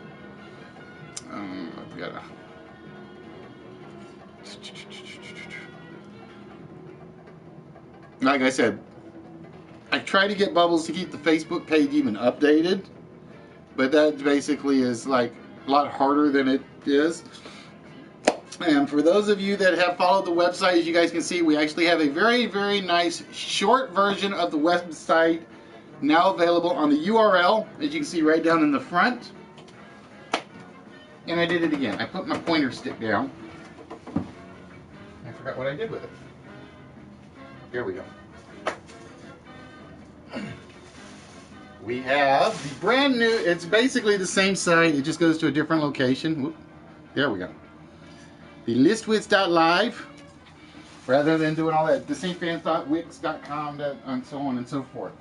The webpage is pretty much the same. I am going to try to keep it better updated than I have been. Basically, this episode will appear hopefully within about 3 days on the main page of it. So if you have missed it, you haven't missed out on much. But yeah, like I said, the Saturday afternoon show, my plan is to start the first one in 2 weeks. If I can't get it started in 2 weeks, it'll start in the first week of July. And the afternoon one will be basically every other Saturday, as long as I don't have something planned. So for instance, if the Rocket League tournament comes up on the same day, it won't happen. If something from work happens, if something from the office happens, if I have a convention I'm going to, so on and so forth. That is my plan. Basically, the European one will be every other week. And the reason I'm doing that is because it's going to cost more for shipping, obviously, for whatever prizes are won. But so that was the only balance I could really come up with. But yeah, like I said, it should be on Twitch. The first couple will probably be on YouTube, unless I have time to get the testing done on the Twitch site. So we'll have to see how that goes. Alright, so with that, folks, I know you guys are tired of me talking, so let's get something up for you guys as soon as I find it. It is time for a little something. I'm hoping I got the right one. This one is basically for you guys. Just to have fun with, try to figure out while I get myself set and recapitulated.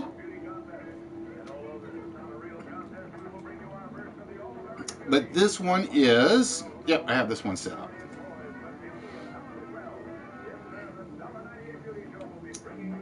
Is basically, I keep forgetting I turn off the damn presentation mode. Oh, I'll be talking behind the backgrounds, trust me. The goal on this is just let me get ready to do the big game, the open game.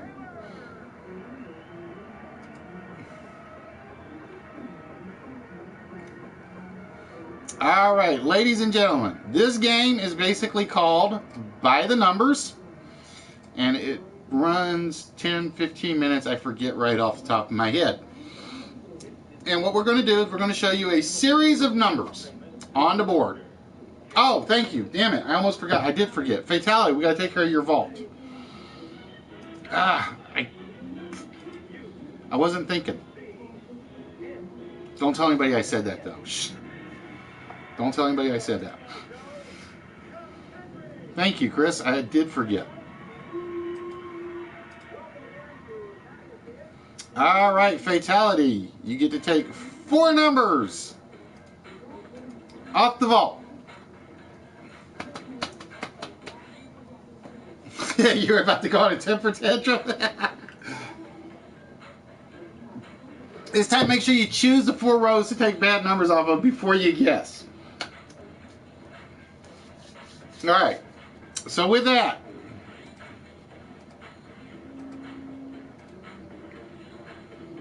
Fatality, which 4 rows would you like us to take bad numbers from? You can narrow row 2 down to 2 numbers if you took them all off of there. Everything else can be, looks like it's pretty variant.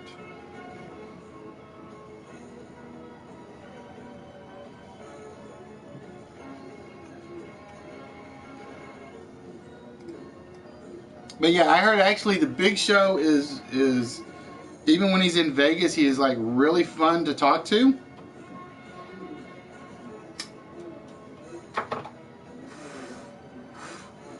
The one I heard you don't talk to is, oh God, who's the one that I heard was like a real pain in the butt?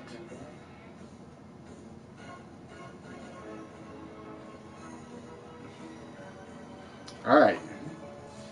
First row, 2 numbers. then one number off of row 3, and one number off of row 4. Your wish, fatality, is my command. Whoop. And with that, from row 1, we are removing the 2, Randy Orton, thank you. The 9,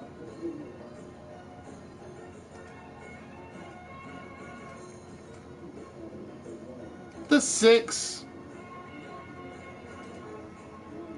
and the 0. So fatality, those are the numbers that have come off the vault for you tonight. Bear with me, I gotta reopen my application.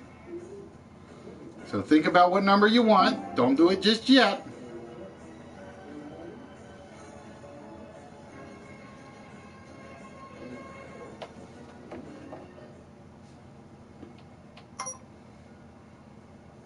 All right, there we go. All right, fatality. What 4-digit number is going to open the vault this evening? Hey, Twisted, what's good, my friend? Yeah, I heard Randy Orton can be a...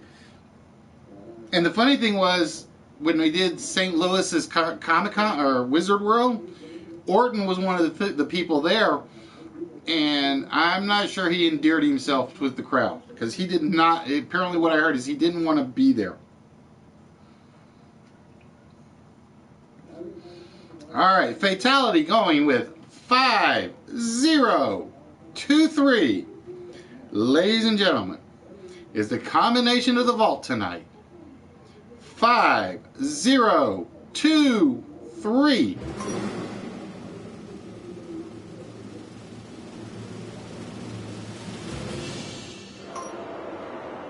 Oh, it is not 5023. So the vault remains closed for a little bit longer.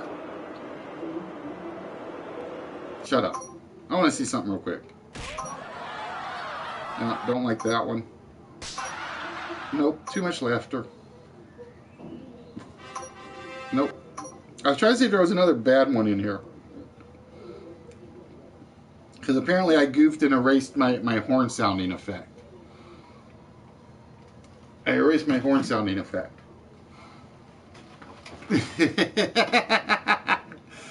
Alright, so we're going to close the vault down for now. We will reopen it in a little bit. I think so. I really think so, Chris. Like I said, I heard he is a... Even the ones he's supposed to be at, he's not good to get along with. Whereas, like I said, there are certain ones where I've heard where even if you just ran into them in a bar or in a restaurant, they're cool as can be. For instance, I know they say Stone Cold is like that. He is like massively fun to be around in public. Alright, ladies and gentlemen, as I said, we're going to do a quick one here. This one is strictly for you while I go get some more ice and stuff. When Aquacultricia told... I can't even say that one. Aquacultricia say. Alright, ladies and gentlemen, we're going to show you 6 clues in various order. I am not going to tell you what those 6 clues say, but they all relate to a Tom Hanks movie. You have to basically identify the movie and the correct number. So if you just say Castaway, for instance, that's not going to count. If you just say Big, that's not going to count. You got to give me the number that is associated with the correct movie. So again, if you were to see, and I'll just give you a quick example. 228 was one of the three letters. Then 228 is C, A, and T. But how would it relate to a Tom Hanks movie? So the actual answer we're looking for is the Tom Hanks movie. So with that, ladies and gentlemen, it is time to start the phone game, or by the numbers. And again, These all have something to do with the Tom Hanks movie. I won't tell you how or what. That's up for you guys to figure out.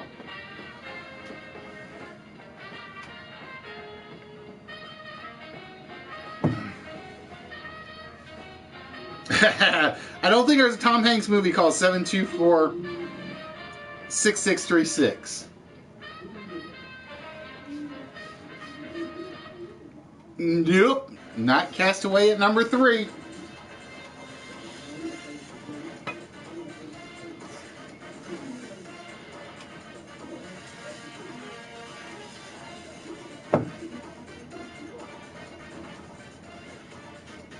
Nope, Turner and Hooch is not number 3.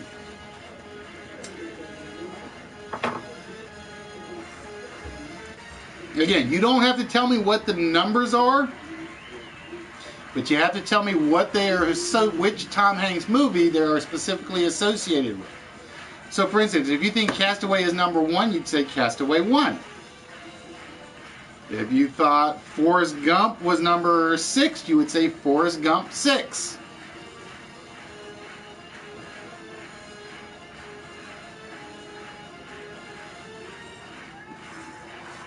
But I will tell you, the numbers that come up are not the movies.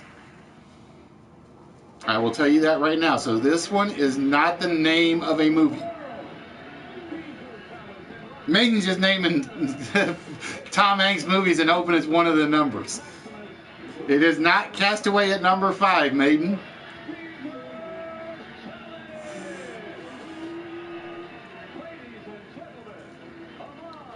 Nope, The Bachelor is not number 1, Andy.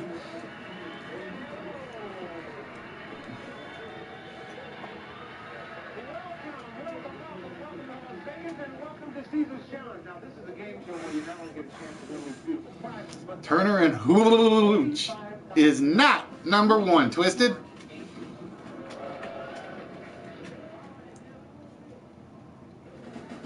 Nope, not that one either, Jonathan.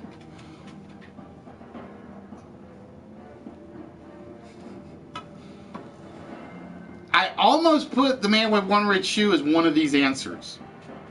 I came this close, but I couldn't do it. Nope, Catch Me If You Can is not number 4. Castaway is not number 6, Maiden.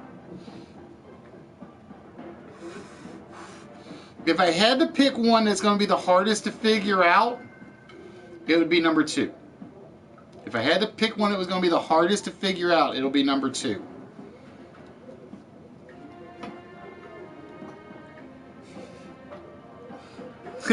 Twisted just take an easy route. The Tom Hanks movie? 1, 2, 3, 4, 5, 6.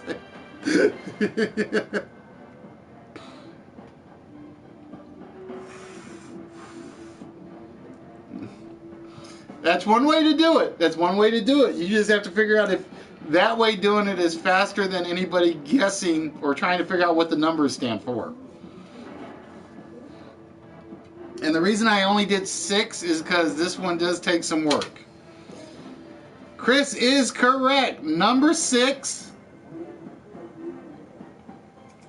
is Jimmy Dugan in A League of Their Own.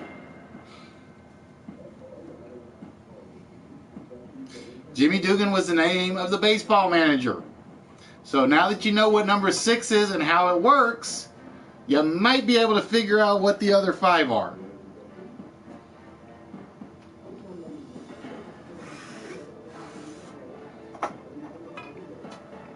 And I'm not going to go with all, I'm not going to do all the nopes. No, I was doing that for the fun part to start with. But now I'll just respond when you get one correct, just to let you know.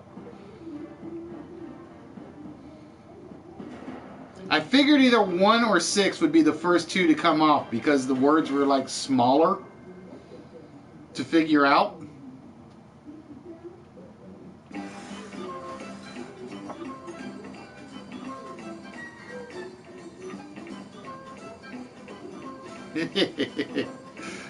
See, that's one way to play it. That is one way to play it. It's just basically, all right, is it Tom Hanks movie? Let's try it here, here, here, here, and here.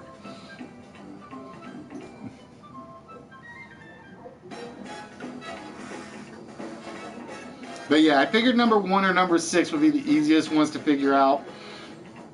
I figure number 2 will probably be the hardest one to figure out.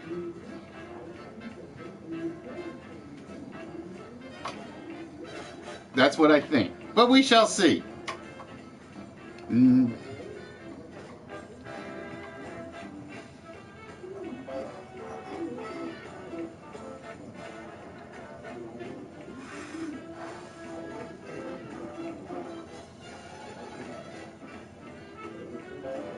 Smoothie! How are things, my friend? Mr. I'm leaving live from PlayStation. Smooth, I got a quick question for you. Are all your videos, are they archived on YouTube? Because yours is probably going to be the first one I'm going to work on the video ad. Number 1 is the Polar Express. It was the conductor. And the conductor was in the Polar Express.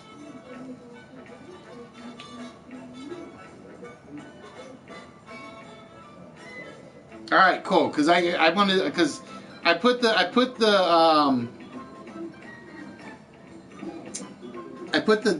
video downloader on my Firefox. So I'm gonna like grab a couple of them. I'm gonna try to chop them and put them into the video ad.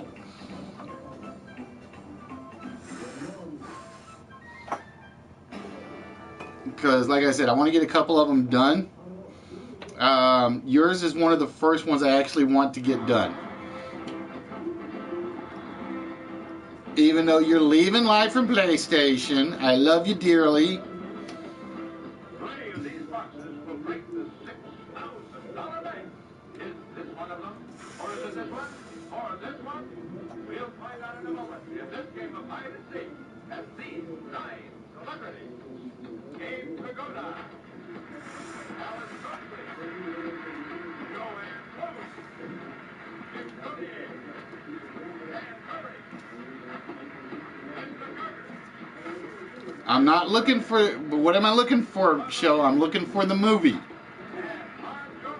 You got to remember that. I'm looking for the movie.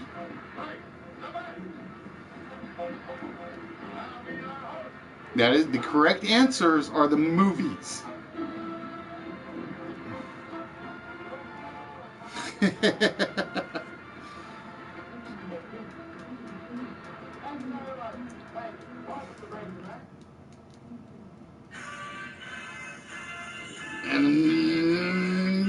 No. Somebody's close, but they're not right. I will say somebody is close, but you're not right.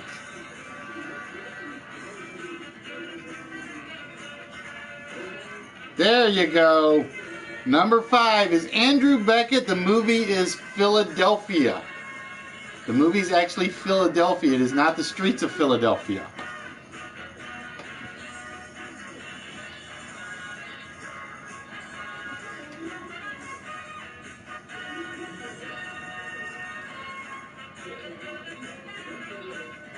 So again, folks, this is just one of those where I actually get to sit back and relax a little and watch you guys guess without having to worry about keeping track of everything, because they're going to actually be pretty hard to see, or easier for me to see and just respond to, rather than making sure I'm not missing anything along the way. And then after this, we will go into the open game tonight. And the open game tonight, to let you guys know, will be concentration. And I'm getting away from giving you guys the choice of the games, because like I said, I had ones that I was ready to use and it didn't get voted in. So I'm just going to use them when I see them, or when I want to fit them in on the timeline. Because otherwise I'll have ones that questions will get outdated faster than I had hoped, as has been known to have happened. Because I had one where it was like, when I had written it up, it was based on the best things of 2015, but it only had it as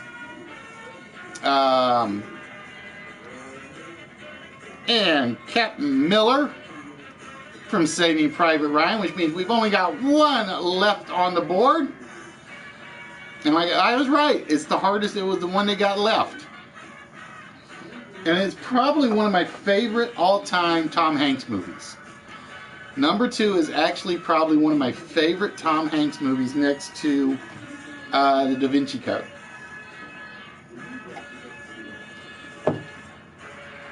Because I think my favorite Tom Hanks movies are Catch Me If You Can, Da Vinci Code, Angels and Demons, and number 2. And I can't say what number 2 is. Yeah. So again, you just have to figure out who the character is that those numbers represent. And once you figure out who the character is, then you can tell me what the movie is. Number 2 is... I gotta wait for it to come back up because I apparently have this... I have the pointers in the wrong spot. It is Victor Navorsky in The Terminal. I absolutely adored that movie. And I prefer my movies with lots of shooting and action and stuff. That is one of the few dramas I absolutely love. Is The Terminal. So we had The Polar Express, which was The Conductor. The Terminal with Victor Navorsky. Carl Hanratty in Catch Me If You Can. Captain Miller in Saving Private Ryan. Andrew Beckett in Philadelphia. And Jimmy Dugan in A League of Their Own. So that is basically how the phone game works on the short ones. Alright, so that wraps that one up. And we're not going to save that.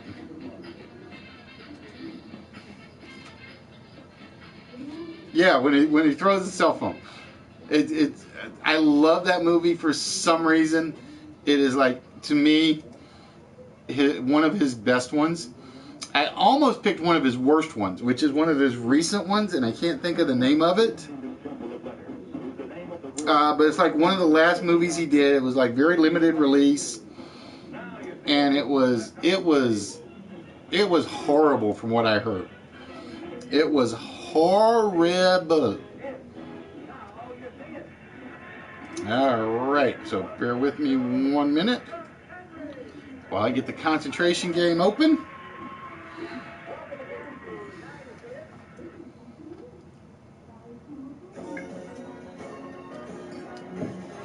Alright, Fatality, have yourself a good one, my friend. And I think the close players on this one are now officially Fatality. So Fatality's locked out for a while. I gotta write his name down. I did it again. I put somebody's name down on one. I think, let's see, Aphasia, Show, and Fatality are the 3 that are locked out from this one, I believe. Let me look. See, the funny thing is I haven't done a countdown game in forever.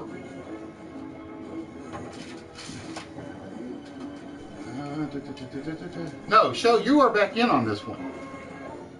Yeah, you are back in. So it's Yoda, Aphasia, and Fatality are the ones that are locked out.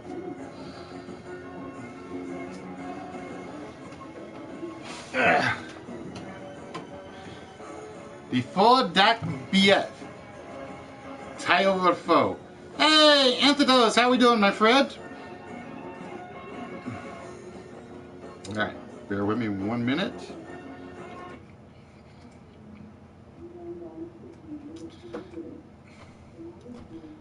Try and get this where I can at least see it just in case I need it.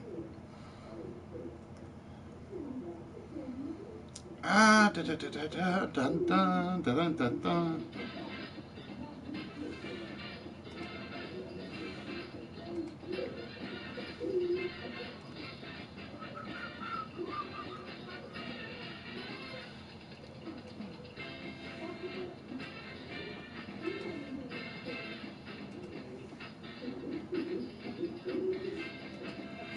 It can be. The Thai store that I went to, because I've never had Thai food before. The store I went to that gave it to me, they made it spicy. They made it spicy.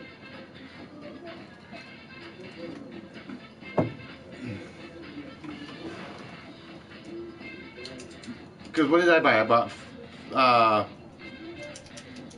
well, this is a Thai Vietnamese place. But they specialize in Thai food, but they do some Vietnamese stuff.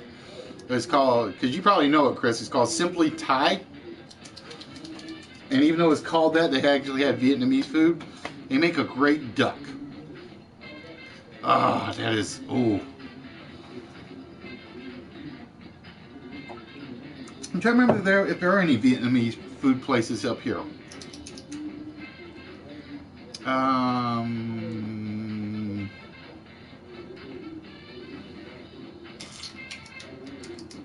trying to remember, because I know we got like 3 Thai spots. I'm trying to think. I think there's one Vietnamese specialty place, but I've never been there. I've never actually been there. Because I want to say it's on 67. I think. Alright, ladies and gentlemen, it is time for the open game tonight. And it is the game of classic concentration.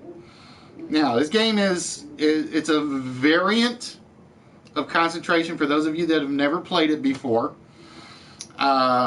We don't do the pick 2 numbers and match. We basically do a 25 covered rebus square.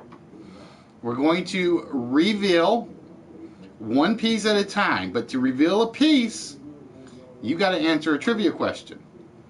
The trivia questions will also be covered. Anybody can jump in with the correct guess to the question. If you are correct, when we reveal the piece of the puzzle, you basically get to see the first piece of the puzzle, and only the person that got the trivia question correct gets to guess at the rebus. There are no points to this. It is basically the first person that gets the rebus puzzle wins the game. Plain and simple. So when we do the trivia question, again, there will be 15 squares on it. One square will drop off about every 2.5 seconds, give or take. Some questions will have very specific answers. So for instance, if the answer I'm looking for is Spanish flu, if you say flu, I'm not going to take it. I will accept misspellings within reason. If nobody immediately gets it after you, and I can identify the word you're putting in, unless the answer is revealed. Now, note, some tiles are going to cover blank spaces, so they don't have to be removed. If I can read the answer on my screen, when you put your answer in, your spelling has to be exact. No exceptions. Okay? And again, after the trivia question is answered, we go back to the main board, remove one piece from the rebus. Whoever answered the question correct gets one guess at the puzzle. A correct guess ends the game, and they move on to the bonus round, which I don't remember if I have set up here. If they guess wrong or pass, we go to the next trivia question, and the game continues. So again, we're not worried about the bonus game right now. So ladies and gentlemen, this is the 25 pieces on the rebus board. And with that, we're going to jump to question number 1. So again, the question will come up. After the question comes up, I will read the question one time, and then I will start the timer. I will not take any answers until I read the question the first time. Once I read the question the first time, then you can throw your answers out.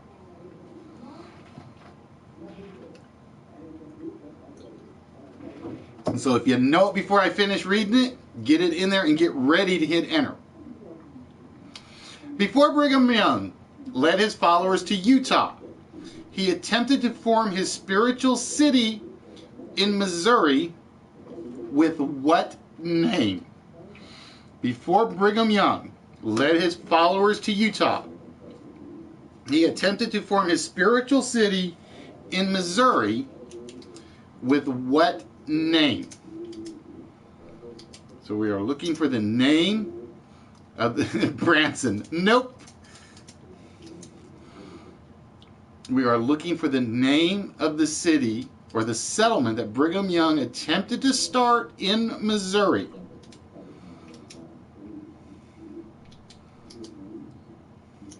We're looking for the name of the settlement he attempted to start.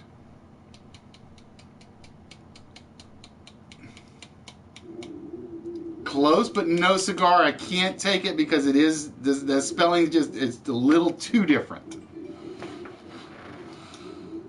There we go. Chris got it. It is Nauvoo. It is, he attempted to make a settlement called Nauvoo, Missouri, which I want to say was somewhere around Branson, but I can't remember exactly where. So Chris, the first one with that one. And with that, Chris, we're going to show you the first piece of the puzzle at slot number 19. So Chris, you can take a guess or you can pass. It's randomly decided, Chris. You don't choose which slot. It has been randomly determined by the computer. The computer will literally pick one, and that's what you will be seeing. And the reason I do that is to make it a little more fair to everybody. So you might reveal a blank spot on the Rebus puzzle. It's sort of like catchphrase in that regard. It's sort of like catchphrase in that regard, which I still want to work on, but it's going to be hard. That is going to be very, very hard.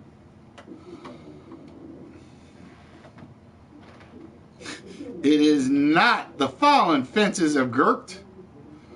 So with that, we go to the next question on the board. All right, ladies and gentlemen, here is the question. Oh, I need my music back. Hold on.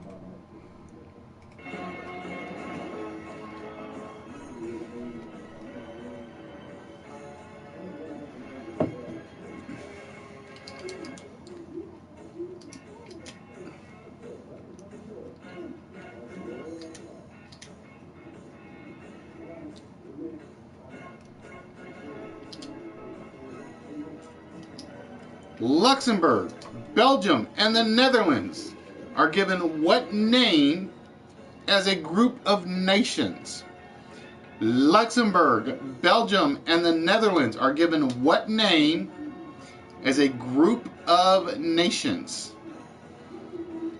And Mark in first with Benelux. It is indeed Benelux. Belgium, Netherlands, and Luxembourg, they are put together as basically the Benelux Union or Benelux. So Mark, the first one in on that one. Look, bear with me 1 minute. I forgot I moved my controller. I moved my controller when I was showing off the prizes. There we go.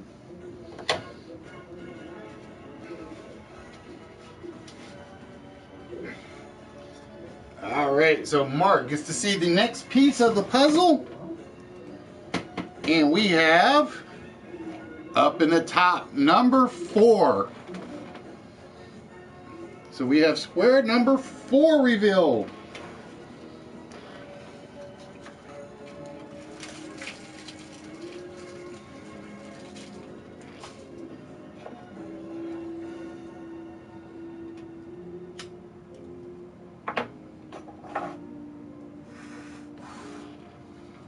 No guess. All right, so with that, we're going to go for the next piece on the board. or the next slide on the board. And ladies and gentlemen, all right, show, have yourself a good one, my friend.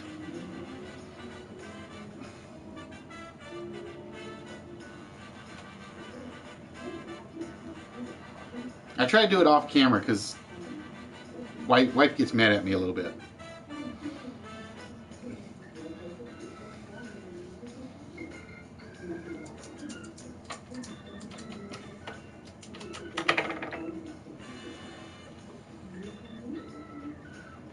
What is another name for a sunken fence bordering a garden or park that allows uninterrupted views from within? What is another name for a sunken fence bordering a garden? Oh, Mark gets it. It is the ha-ha fence. That is exactly what it is known as. And I'm starting to worry because that question looks vaguely familiar. I'm hoping that it's just a duplicate question I've used in 2 games. I'm hoping. Because I know the rebus I haven't used before.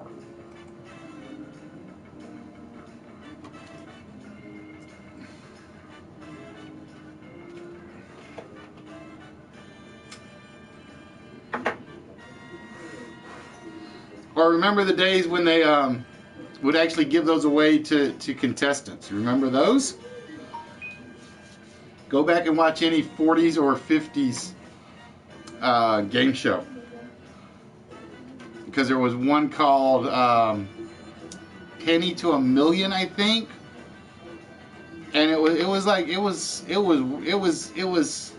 $64,000 question before it was the $64,000 question. All right, ladies and gentlemen, with that, it is time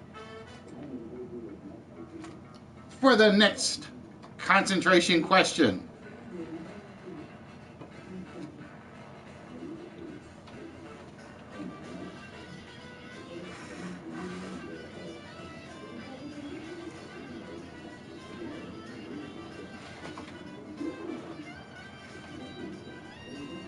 I know what I'm missing.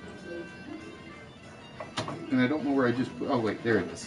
Normally I use this, but I was craving one. No, it was not Take It or Leave It. It was Penny to a Million, I think. Name the large, juicy, yellow-skinned citrus fruit of the West Indies that is a cross between a tangerine, a grapefruit, and an orange.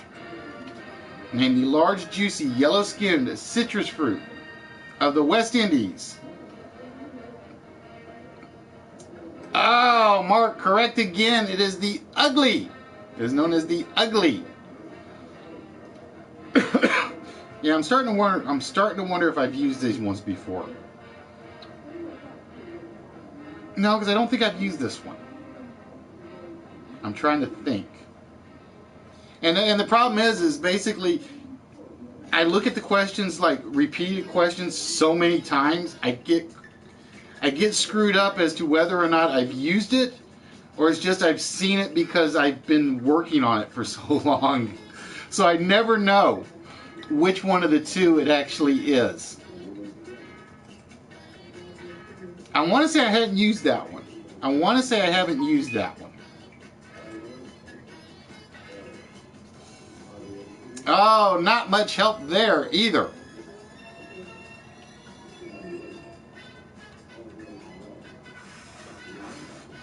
So that's where I've confused myself before. That's why I've got like one entire folder is basically after tonight's show. I basically get rid of the concentration game. I get rid of the split second game, and I replace them with two brand new ones. And I pretty much do it like almost immediately after the show.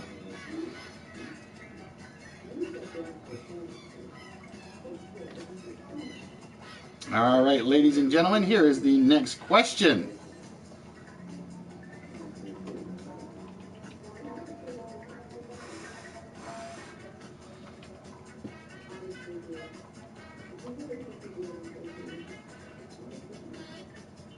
Now see, this is an easy one that I haven't used before. I do know I have not used this question before, so I'm alright, I think. I think I'm alright. Who was the 1924 and 1928 Olympic 100-meter freestyle champion who turned his attention to movie acting? Who was the 1924 and 1928 Olympic 100-meter freestyle champion who turned his attention to movie acting? It is indeed Johnny Weissmuller. It is indeed Johnny Weissmuller. To answer your question, Schechter, basically the next screen is the primary screen of the game. And basically, because Mark got the question right, we're going to show him the Rebus screen. And we're going to drop one random piece from the Rebus.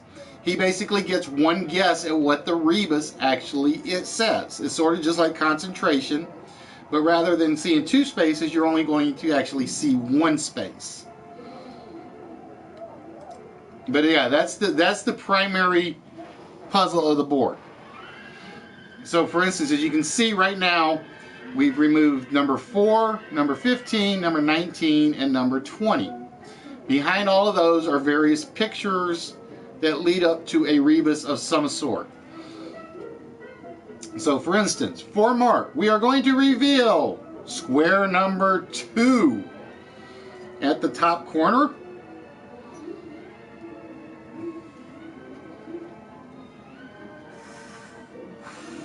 And again, I apologize for the graphics. It's kind of like I have to find a balance between the text and the graphics because the PlayStation camera does not do well with graphics. It really doesn't. At least not from other screens. And I honestly hate it. I'm wondering if the new one is actually better in that regard. Because if it was, I would reset this back to the base colors. Because I can actually see them if I'm looking at the TV. I just can't see them on the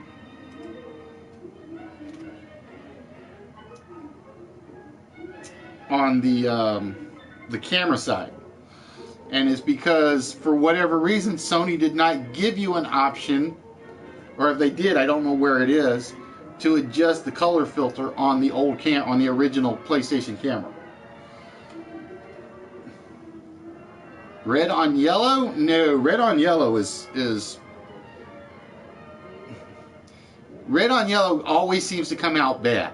It always seems to come out bad. Tony Curtis once said, "It's like kissing Hitler." When he talked about kissing what actress? Tony Curtis once said, it's like kissing Hitler. When he talked about kissing what actress?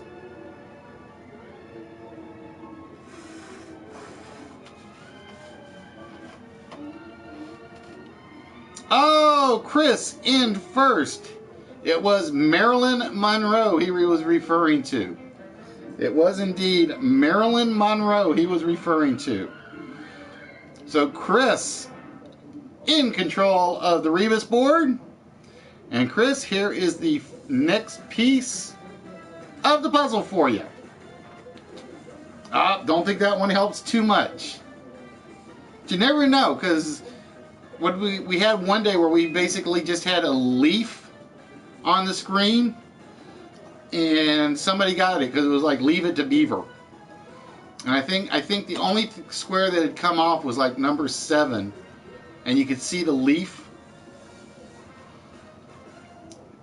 Is it surströmming? No, it is not surströmming. So with that, we go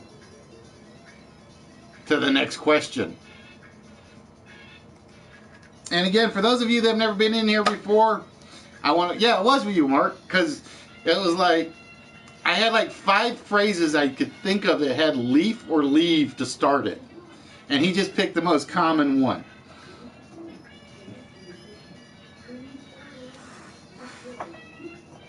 it was pretty much our shortest ever concentration game. Which world heavyweight boxing champion was born in Louisville, Kentucky in 1942? Which world heavyweight boxing champion was born in Louisville, Kentucky in 1942?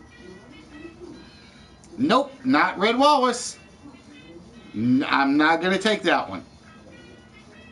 Can't take that one.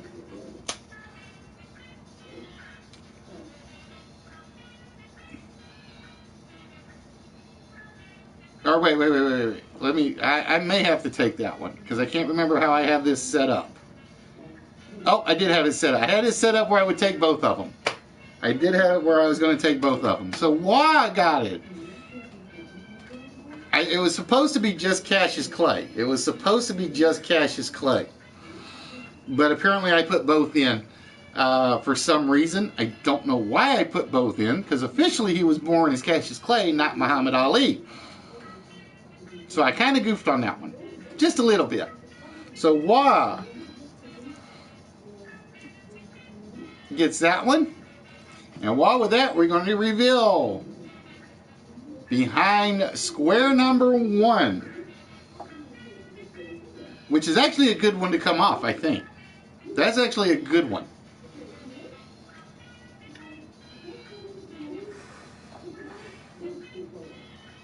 Alright, I gotta put those away. I gotta go back to the vape. Alright, well, you get one guess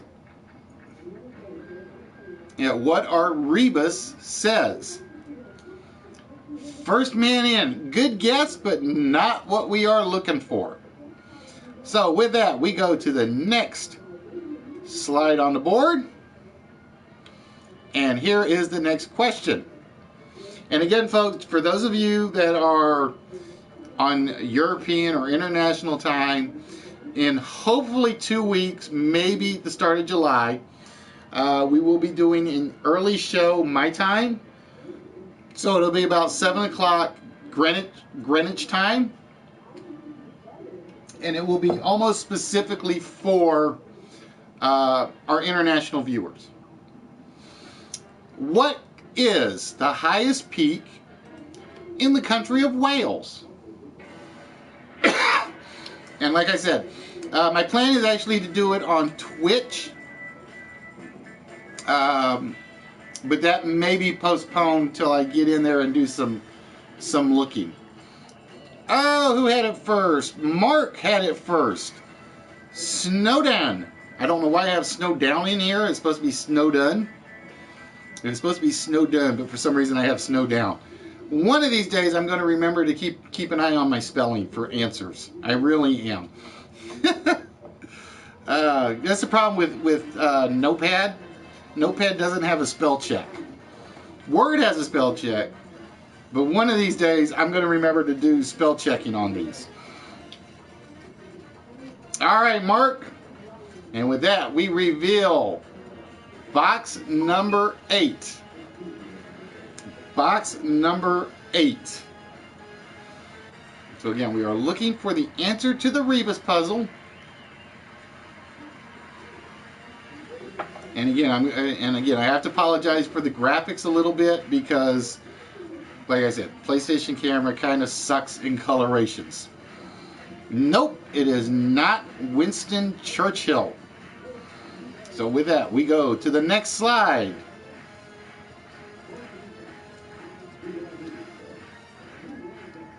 Yeah, Winston Churchill. It would have been a good one. That would have been a good one to use.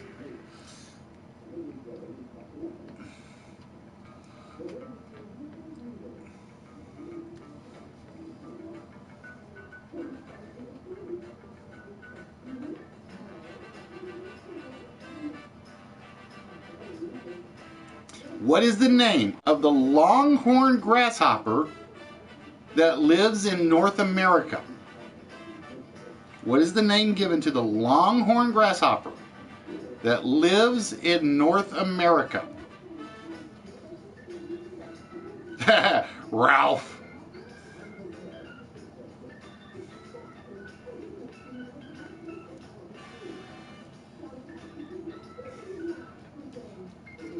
Athenado, or I can never say it right again. Is it Athenados? It is indeed the katydid. The longhorn grasshopper is specifically known as the katydid.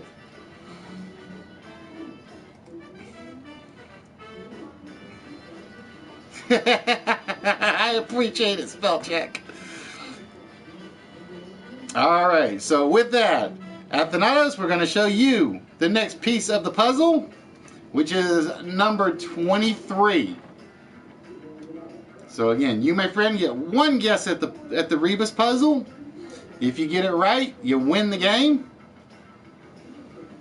First class all the way. No, it is not what we are looking for. Good guess. It does seem to fit, but it is not what we are looking for on this one. So with that, we go to the next question. And this is for you guys and gals.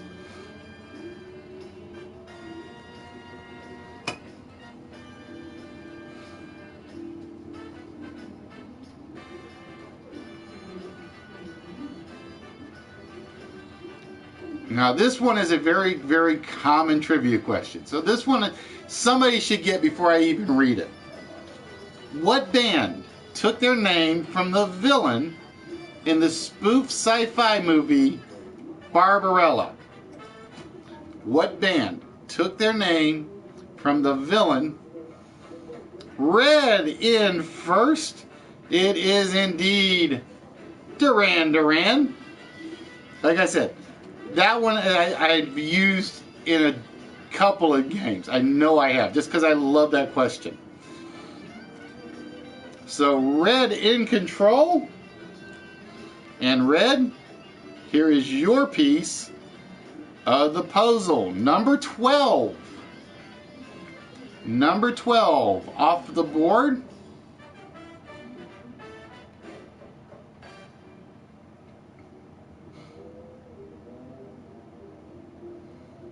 So Red, if you can give me this Rebus puzzle right now, you win the game. Welcome back, South. How we doing?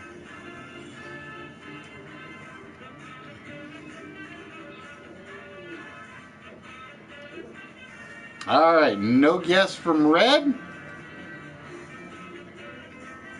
And we go to the next slide. And here, ladies and gentlemen, is your next question.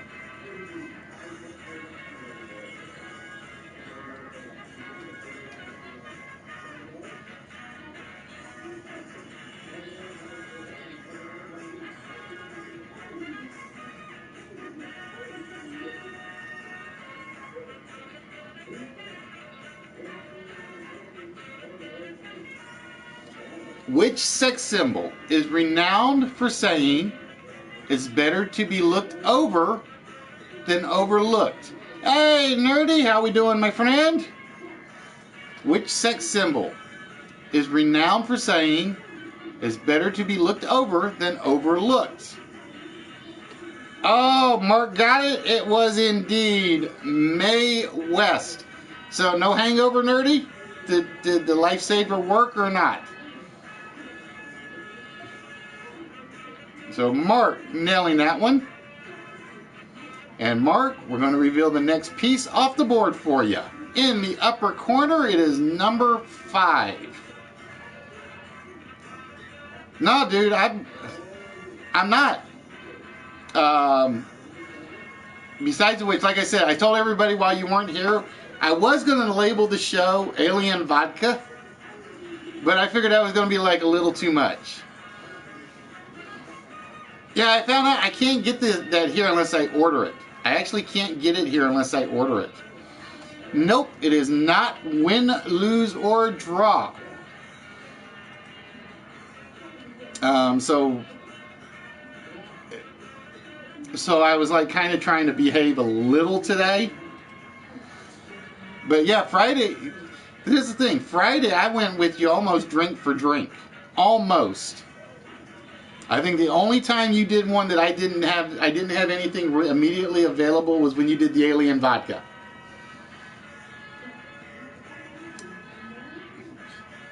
I have it, I'm just not that good at it, Sal.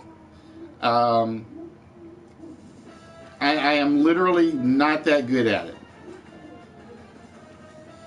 Which book and TV detective lived at St. Mary Mead? Which book and TV detective lived at St. Mary Mead?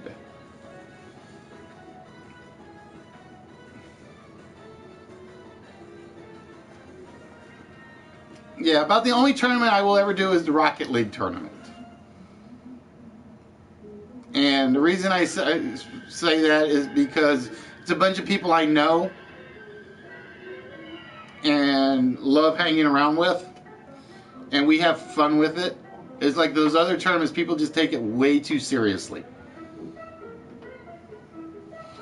Chris gets it. It is indeed Miss Jane Marple lived at St. Mary Mead. All right, so Chris back in control of the board. And Chris, for you, we're going to reveal one more piece at number 22. Oh, I think that might be enough. We'll see. That might be enough.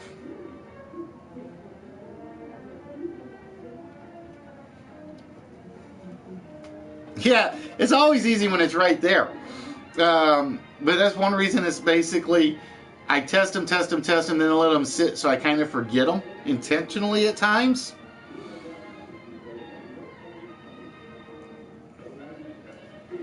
Oh, it is not First Class Battle of the Sexes. So, with that, we go to the next question on the board.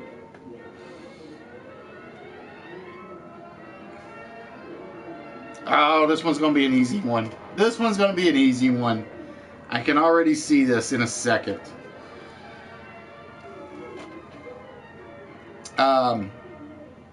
But yeah, I was going to have fun and call it, I was going to call the episode Alien Vodka. Or Revenge of the Alien Vodka, or something to that effect. But yeah, because I did 3 death sentences last night. Manfred, Diego, and Sid were animals in which movie series? Manfred, Diego, and Sid were animals in which movie series? Oh, Wah in first with Ice Age. So Wah, the first one on the board. But yeah, I think I did 3 death sentences, 2 alien brain hemorrhages. No, 3 alien brain hemorrhages. And number 10 off the board for you.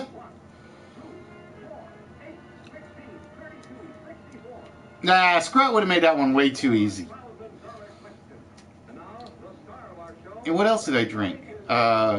2 or 3 Cinnamon Toast Crunch. And I did all this still knowing I had to get up at 8 o'clock this morning. So I was kind of proud of myself. Nope, it is not First Class Men. So with that, we go back to the board.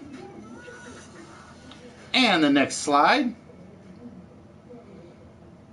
And here is the question. So I probably didn't match you drink for drink. But then again, I wasn't drinking alien vodka.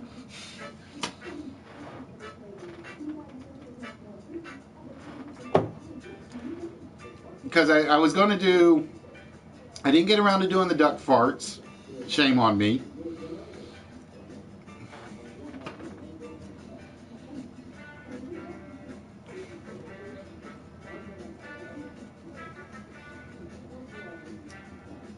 In which country would you find ancient churches made of horizontal logs built with vertical curved strips of wood called staves without a single nail used in their construction? And the timer starts now. Check, got it? Red, you got to remember, I have to finish the question before I will take the answer. Schecter Guitar got that one. It was indeed Norway. Red was just getting a little too anxious on that one. And number 17 for you, Schechter. So again, we are looking for the Rebus puzzle. This is the Rebus puzzle behind all these numbers.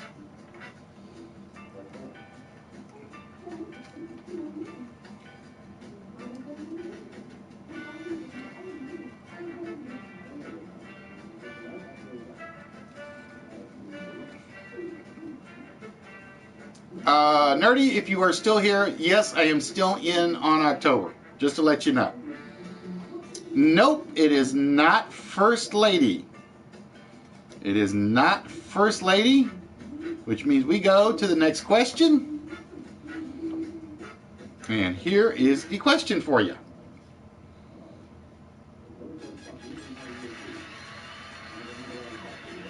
The finals, the trilogy.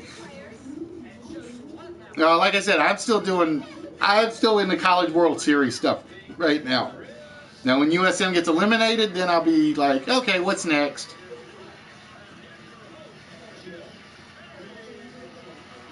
What nickname did West German Olympic swimmer Michael Gross have due to his 6'7" frame and his long arms?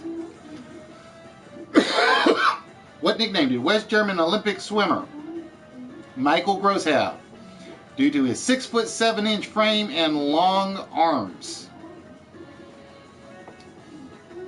Why gets it again? It is the Albatross.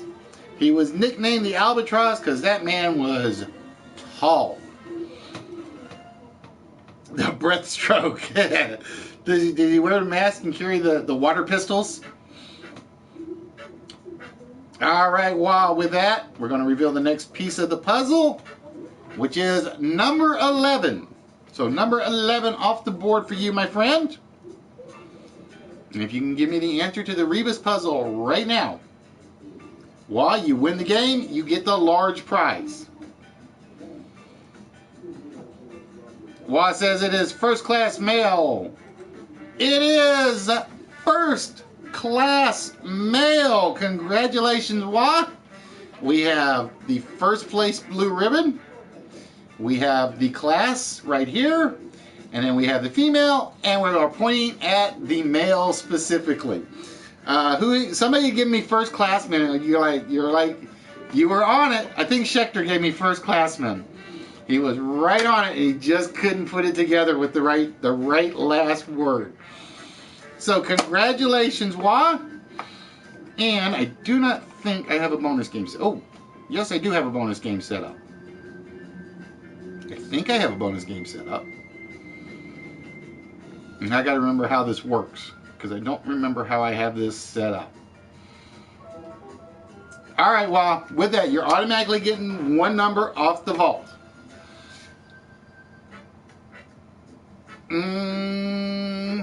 I may not be able to do this, because I don't think I ever changed the bonus game. Let me look. Actually, I know I didn't change the bonus. So I do not have the bonus game on this one. I do not have a bonus game on this one, unfortunately. So you're automatically getting the 4 numbers off the vault tonight. Or do I do one? No, I do one. When we don't have a bonus game, you automatically get 1 number off the vault. I had to think about that one for a minute. Because winning the game gets you 1. If we do a bonus game, you get extra letters or extra numbers off the vault. So congratulations, Wah. Let me go get my vault open first. Now, you only get 1 for winning the game, and then the bonus ones are if we have bonus games to them, you get extra numbers off the vault. So it's basically winning guarantees you 1 number.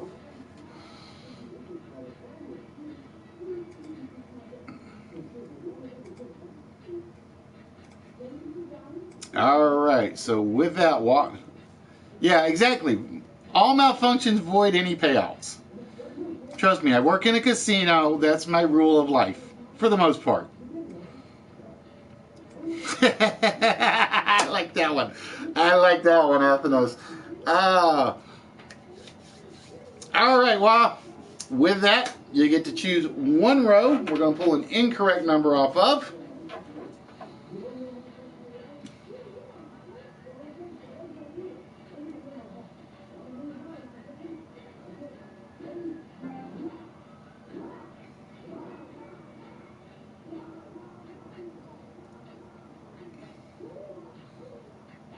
And music and sound. That's what I'm looking for. All right. Wah has said he wants one number, one incorrect number off of row 1. And with that, from row 1,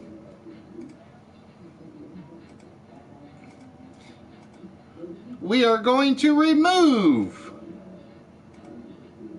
Yes, for a 1, you get a 1 removed. Plain and simple. We make it nice and easy on that one. All right, Wah.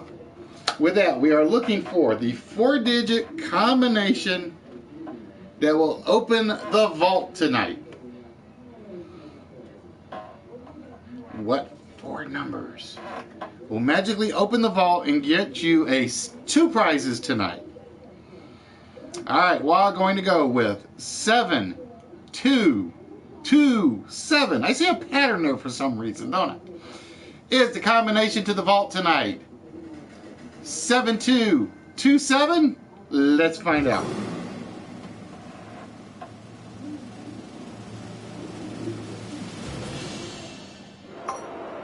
Oh, that is not the combination to the vault. So the vault will remain closed for at least one more episode. But we're not done yet, because Wah is definitely winning something out of tonight. I hate it when it does. Yeah, it's a habit I have, Andy. It is a habit I have. And I have no Italian in me, which is the weird part. Or at least I don't think I have any Italian in me.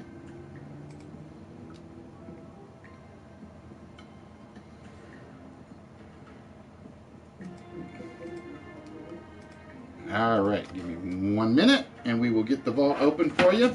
So again, folks, I want to thank you guys for joining us tonight. We are here every Tuesday. We are here every Saturday, 7 p.m. Central Time, YouTube, live from PlayStation.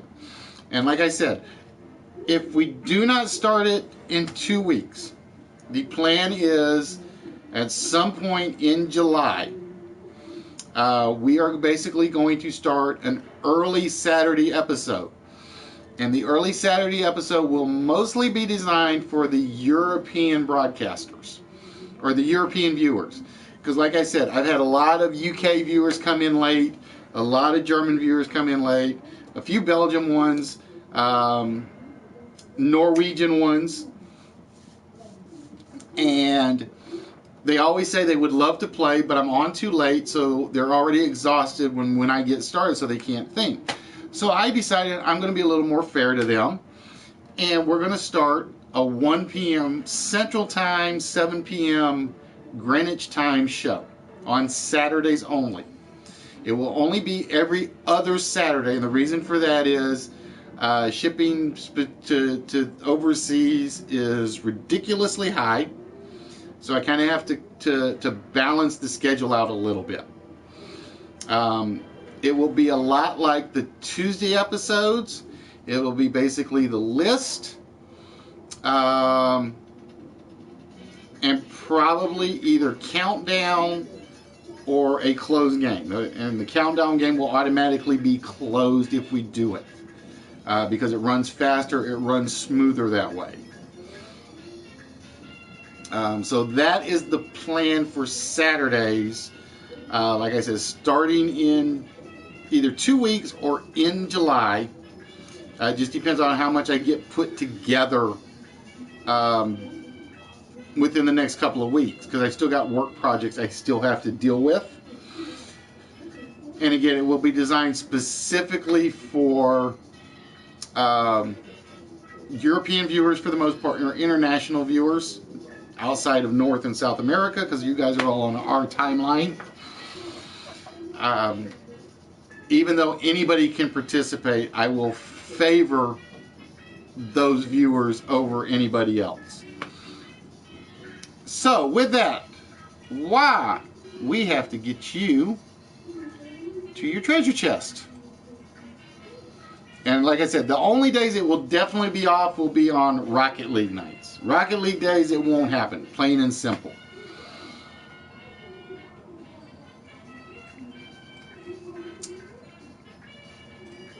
Alright, well, with that, we need a number from you between 1 and 140.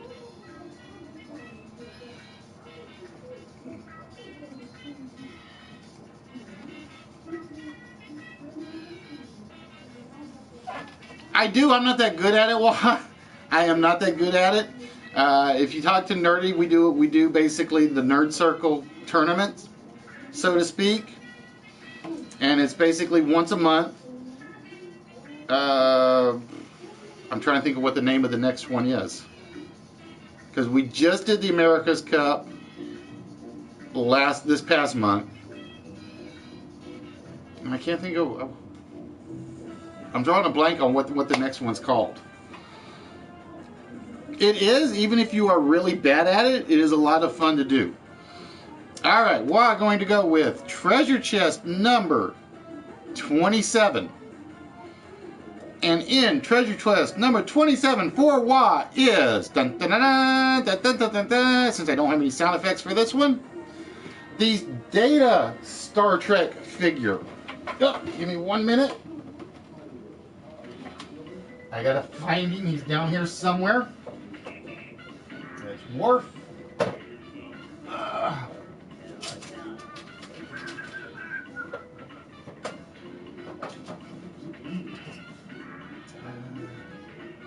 Which version? The Starfleet edition. That's the movie edition. That's not you. That's not you. Oh, there we go.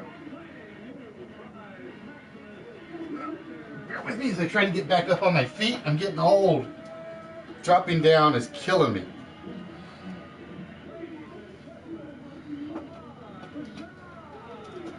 Oh. Yeah. Hold on. I keep forgetting to turn this on. Because I keep forgetting I don't save it. There we go.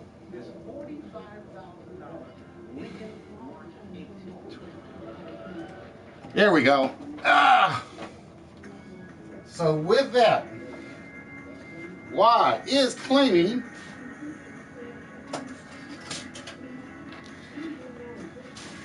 and again he's loose in the box because they literally took him out of the ties, but they left everything else in there. There we go. So he is 6,280 out of 6,284, I guess. But yeah, all the little bits and pieces are in there. They're still in their plastic wrapping.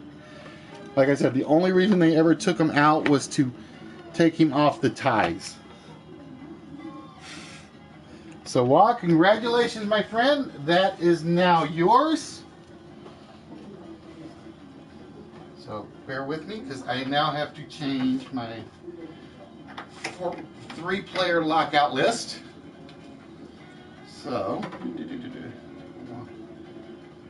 currently locked out from Tuesday's game, which is the countdown game, will be Aphasia, Fatality, and Wah 27. So you three will be locked out from the countdown game.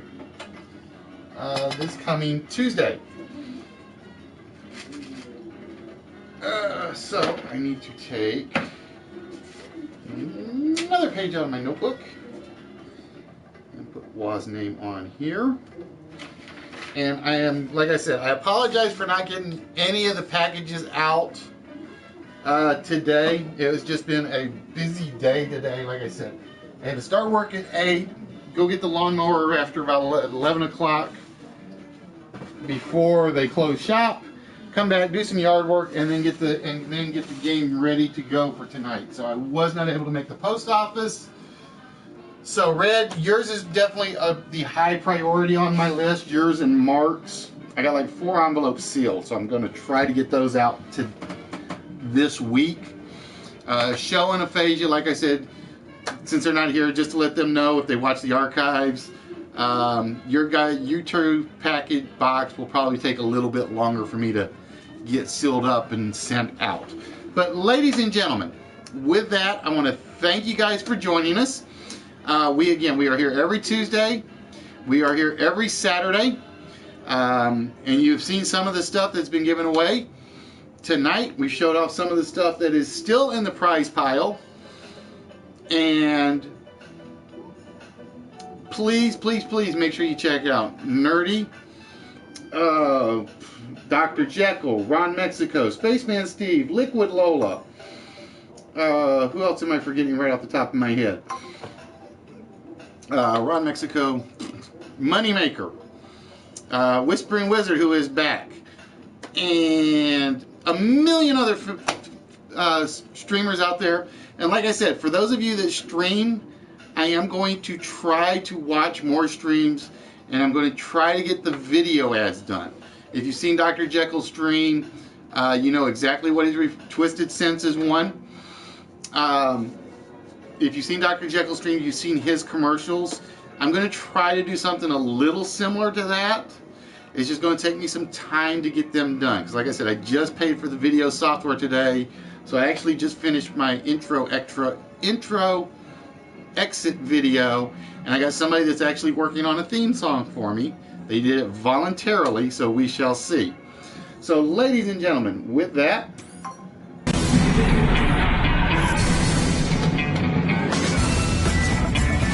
I want to thank you guys for joining us, and always remember, use your little gray cells.